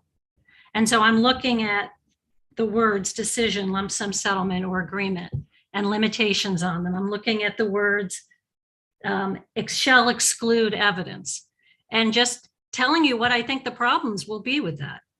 I'm not making any judgment on medical marijuana users or impugning anyone's honesty. I'm just telling you that I think it will cause problems in the system and what I think those are. Representative Prescott? Well, hello. Hello. So when somebody returns from workman's comp, a doctor has to sign off. And along with that, any prescriptions that they're going to use to go to work would have to come through a doctor. That's right. And that doesn't matter whether it's any kind of pills or marijuana. So in that case, if a doctor signs off and says, all right, you can do these, what do they call it, tenure, you guys will have to help me out with all those marijuana terms. It would apply because the doctor knows this person going back to work. Is that right? The way workman's comp works? In any other manner besides marijuana, that's how workman's comp works, right? Signed off by a doctor and prescribed by a doctor. Yeah. And there's a form at the Workers' Compensation Board that for return to work and limitations that a doctor signs. Okay, so if we implemented this, that would go right along with that. If a doctor said, yeah, you can use marijuana, it would still go with the same process. Well, I mean, marijuana actually isn't prescribed, so it's in a little bit of a different situation. It's there's a certification form, I think, and then it's dispensed. So it is a little bit different, but I haven't seen this, but usually a doctor will have a list of all medications, and presumably that would now include medical marijuana, and that would be considered by the doctor. I mean, this is part of my concern, is that if you don't allow people to consider all the drugs that all the medications that people are using, including medical marijuana, the decision-making gets a lot trickier, and that actually harms the employee as well as the employer. Can I follow up? Yes, Somewhere along the line, somebody told me that because they had a medical marijuana card, when they went to a doctor, they can't get issued opioids. Is that true? I don't know if opioids are contraindicated with medical marijuana. I mean, it may be, but I don't know that actually. All right, so if we put into this bill as prescribed by a doctor, even though I know you said it's not really prescribed now, but if we got a doctor to say, fine, would that help your cause? I don't think it really gets to the issues that I have with the language of this bill. Yeah, it's a little squirrely for me as well. All right. And really, let me recollect my thoughts here. Yeah, I mean, I'll get back. I mean, honestly, I could say whether it's prescribed or certified, the problem is that this bill would prevent judges from even knowing that medical marijuana is in use. And that could harm the employee in a number of ways. And again, like you're talking about opioids, and whether, sometimes a judge has to decide whether medical treatment is reasonable. Well, what section of the bill are you reading that on, that it would block a judge from looking into this, so I can reread it? That is the third part. If you look at the bottom, let's say section 5, 39A MRSA, section 309-sub 2, and then sub 2 is evidence. And it's added the language, the board or its designee shall exclude evidence of an employee engaging in conduct as a qualifying patient. So this could, there are situations in which an employee might want to say, they offered me a job, but I can't do it because it involves driving a vehicle and I'm using medical marijuana. That employee would not be able to do that. And therefore a judge might have to conclude, well, they offered you a job, you don't get any benefits. So, I mean, that's just one example. in which it could hurt the employee to not be able to say, I'm using medical marijuana. Thank you. Do you have any other questions from the committee? Representative Sylvester? Just a reminder, I know there's a lot of different nuances. We'll make sure we get as much information. And remember, committee members, if you have questions at the end that we didn't get, or if there's someone else we'd like to hear from at the work session, we'll make sure we get all of that for everyone. Representative Sylvester? Thank you, Madam Chair. That is actually what I was about to point out, was to remind folks that we also have a series of work sessions this afternoon that we need to get through. And that if there are pieces of information that people want clarity from, they can also get that from the analyst. Absolutely. I was going to say, if you're one of those people like myself that you'll be either cooking dinner or walking the dog at time very later and think of a question, we're here to go through our analyst and make sure we get those all answered. Any other questions from the committee? Seeing none, thank you so much for your time, Ms. Bergen. Up next, I do believe we have Bruce Garrity, followed by Tony Payne. Can you hear me now? Oh, okay. I'm sitting so that the sun's in my back. I really have a hard time seeing your thumb, Senator. You're all good. Senator Daughtry, Representative Sylvester, members of the committee, before I make my comments, which I'll try to keep brief, I just wanted to reflect for just one moment on the passing of Representative Dorr, whom I knew for almost 40 years from her days with the Secretary of State's office. And she was a very nice person. She was a good representative. She was an ardent advocate, and she's going to be missed. And I also have to say, I was just as saddened with the passing of John Tuttle recently, who was a member of this committee going back to the 1980s. And he and I had the opportunity to work on legislation going back that far. So I think the state has lost a couple of very valued people. I'm testifying on behalf of the Maine Auto Dealers Association in relation to LD 1881. I'm sorry about the confusion that had another client listed there. The Maine Auto Dealers Association is the association of all new car and truck dealers in the state of Maine, over 100 of such. And they represent, or they have as employees, some 6,000 employees. As I said, I'll be very brief, given all of the comments and questions that Ms. Brogan received. I wouldn't have anything to add beyond that, other than to say that an auto dealership is, in many ways, a dangerous place to work. People have to get in and out of cars, drive cars in and out, deal with hot engines and hot parts of cars while they're repairing them. And I do think that being able to, not being able to consider medical marijuana just as you consider anything else, I think is going to have unintended consequences. I think it could inhibit the ability to come to agreements, especially as it relates to work capacity and this ambiguous phrase, engaging in conduct. And I also would suggest that we have very capable hearing officers, and they are able to parse through testimony quite effectively.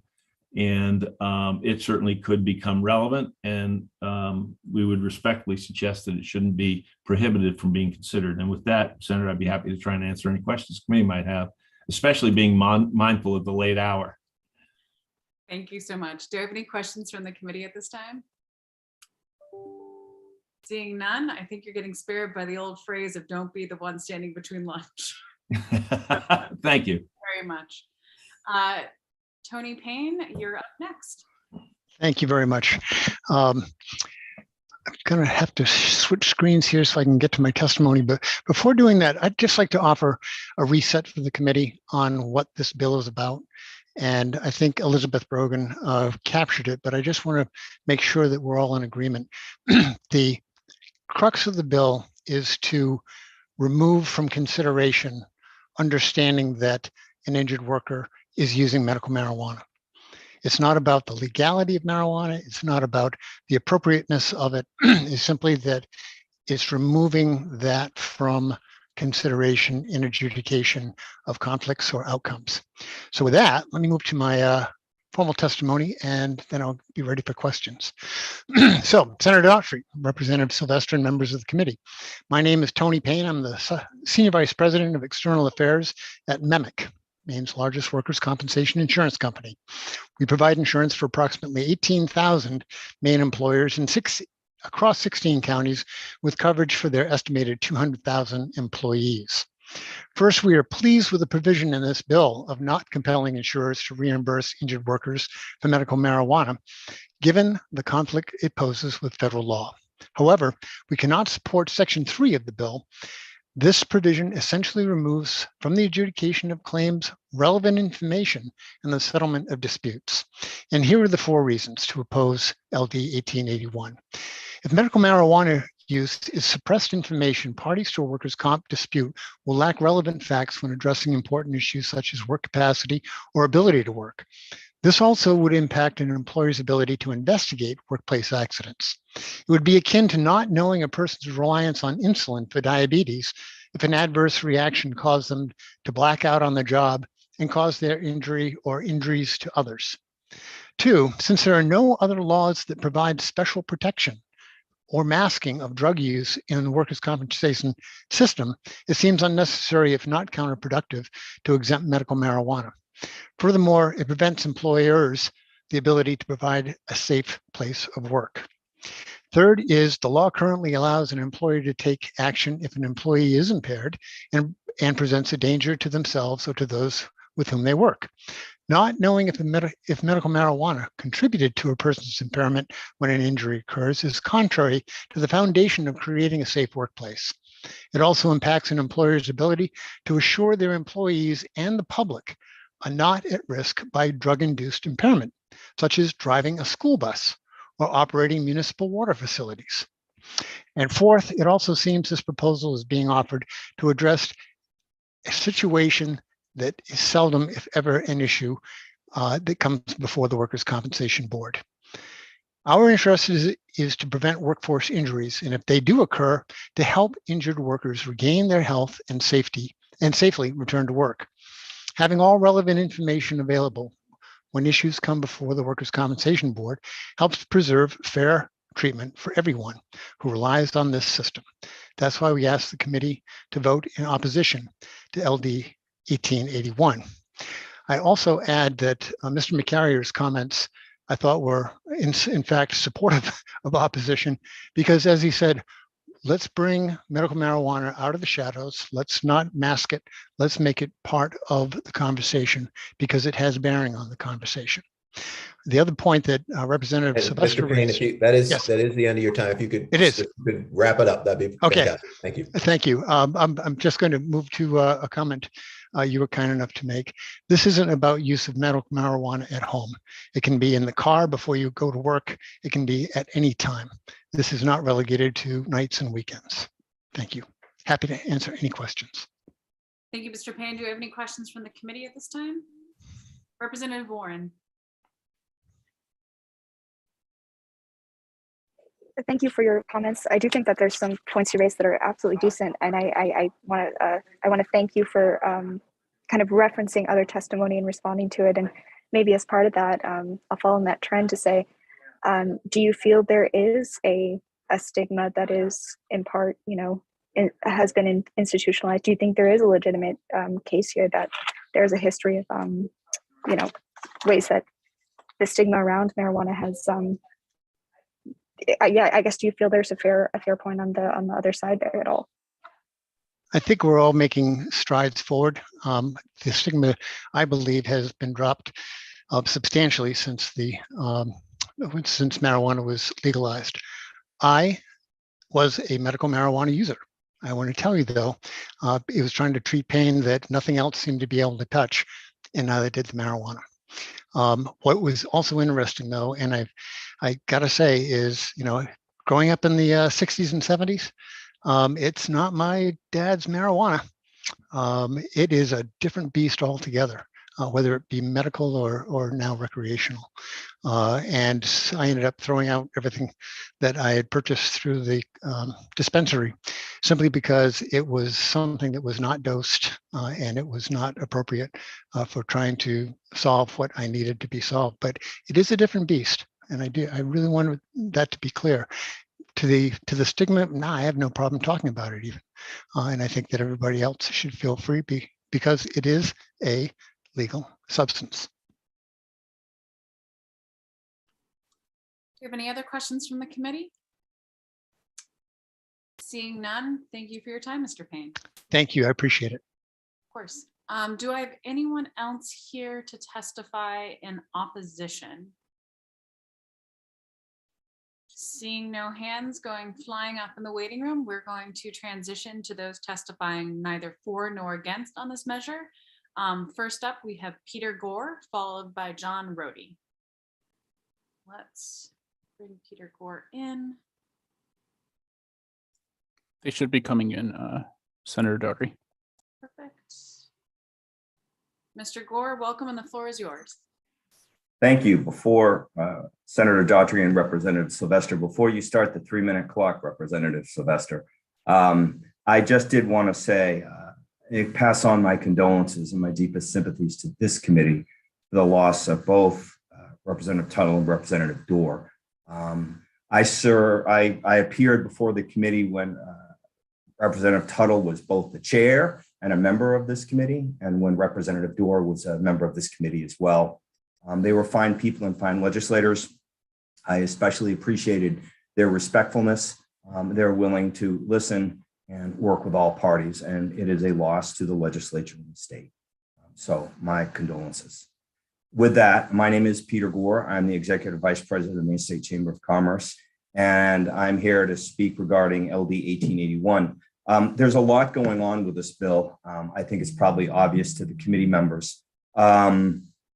And we did meet with the sponsor, Elizabeth and I did, to chat about what it was she was seeking to try and rectify. And I think part of the issue for this committee to take into account is that marijuana as a public policy issue, whether it's recreational or it's medicinal, is an evolving public policy.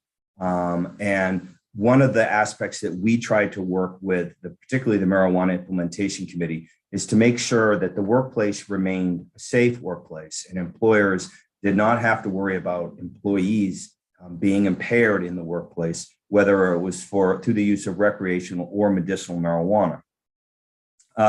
We are certainly opening to addressing the concerns that Representative Dillingham brought forth, but I'm not sure this bill does it. And what it does do, however, is open the door for people, as has been indicated, through the use of medical marijuana in the workplace, and thus creating an unsafe work environment for not only the individual employee, but their fellow employees as well. And I really don't think that was the intent of the bill, but that's where we find ourselves. I would point out that, like a lot of things with regards to both recreational and medicinal marijuana, there are a lot of conversations taking place now amongst employers and insurers, particularly in the workers' comp world, when it comes to pain control. And while insurers, can't be compelled to pay for medical marijuana, I know there are many that would prefer to do it because it helps alleviate questions around the use of opioids, mitigate the impact of an addiction, and can be as successful, if not more successful, when it comes to controlling pain. There are obviously barriers to that. The most significant is it remains a Schedule I drug, according to the United States government. And that was the basis of the Burgoyne decision, which has been referenced here this afternoon. As we go forward, we're certainly willing to work with the committee to try and address the concerns here. But what our greatest concern remains to not even through an accidental way open the door for an unsafe workplace. And with that, I'll wrap up my testimony and try and answer any questions that you have. Thank you, Mr. Gore. Do I have any questions from the committee at this time? Looks like we're going to let you off the hook there. Thank you for your time. All right. Thank you. And Up next, we have John Rohde. Welcome back. All right. Thank you, Senator Daughtry, and Senator Daughtry, Representative Sylvester, and members of the Joint Committee on Labor and Housing. I am John Rohde, the Executive Director of the Workers' Compensation Board. I am here this afternoon to testify on behalf of the board, neither for nor against LD 1881, but I'm happy to try to answer any questions you may have or provide any information you might need. Thank you. That wins for shortest testimony of the day. Do you have any questions for further information from Mr. Rohde? Seeing none, thank you for your time this afternoon. Thank you. Last chance. I see our numbers in the attendee list are dwindling greatly, but is there anyone here who had intended to testify neither for nor against? Not seeing any. Do I have any questions from the committee for analysts before we close this out? And not seeing any either, I will officially close the public hearing on LD 1881. Thank you, Representative Dillingham, for presenting it. We do have a large list of work sessions. I don't know about the rest of you, but I do think my brain and everything could use a reset. So if it's all right, let's take a 15-minute break. Everyone stretch, grab some water, and come back refreshed and ready to start all over again. Oh, Representative Bradstreet. Yes, Madam Chair, a couple of us would like to know if we're going to have a breakout session prior to this. Yes. Representative Sylvester, I don't know if you had a question in response to that. I had a response to that, which was if folks want to go ahead and reminding that for the work sessions, we're using a separate link. If you want to go ahead and sign into that, then you can ask Mr. Purvis to set us up in break rooms. And people who are returning will see an invitation to join a break room that they can then take or not. So we'll say roughly 15 minutes for a break, and then we'll immediately go into, I guess, our corner caucuses and then come back. Is that what I'm hearing, Mr. Bradstreet? I'm still trying to learn the ways of the committee, so just want to make sure I have everything in I think that would be fine. Thank you. Okay. And then Senator Guerin, did I see your hand up, followed by Senator Hickman? I was just going to ask about that being after the 15-minute break, because I would like the break. We all need some lunch and some water and some stretching. And I'm sure most of us have, dogs that need letting out or, checking in with some loved ones. Senator Hickman? Thank you, Madam Chair. I was just going to ask if we could extend that break a little bit. Sure. I'm not in my kitchen or near it today, so it's going to be a little bit longer for me to get food. So I was hoping maybe 25 minutes, a half an hour. I know we have a long day, but that's just what my request would be. I would be amenable to half an hour. For those who have cameras, let's do actually raise your hand if you were diametrically opposed to a half an hour. Not seeing any. All those in favor of taking a little bit of longer lunch and hitting recess. Unofficial straw poll. Okay, everyone. Go get some food. Thank you. Thank you. I'll see you all soon.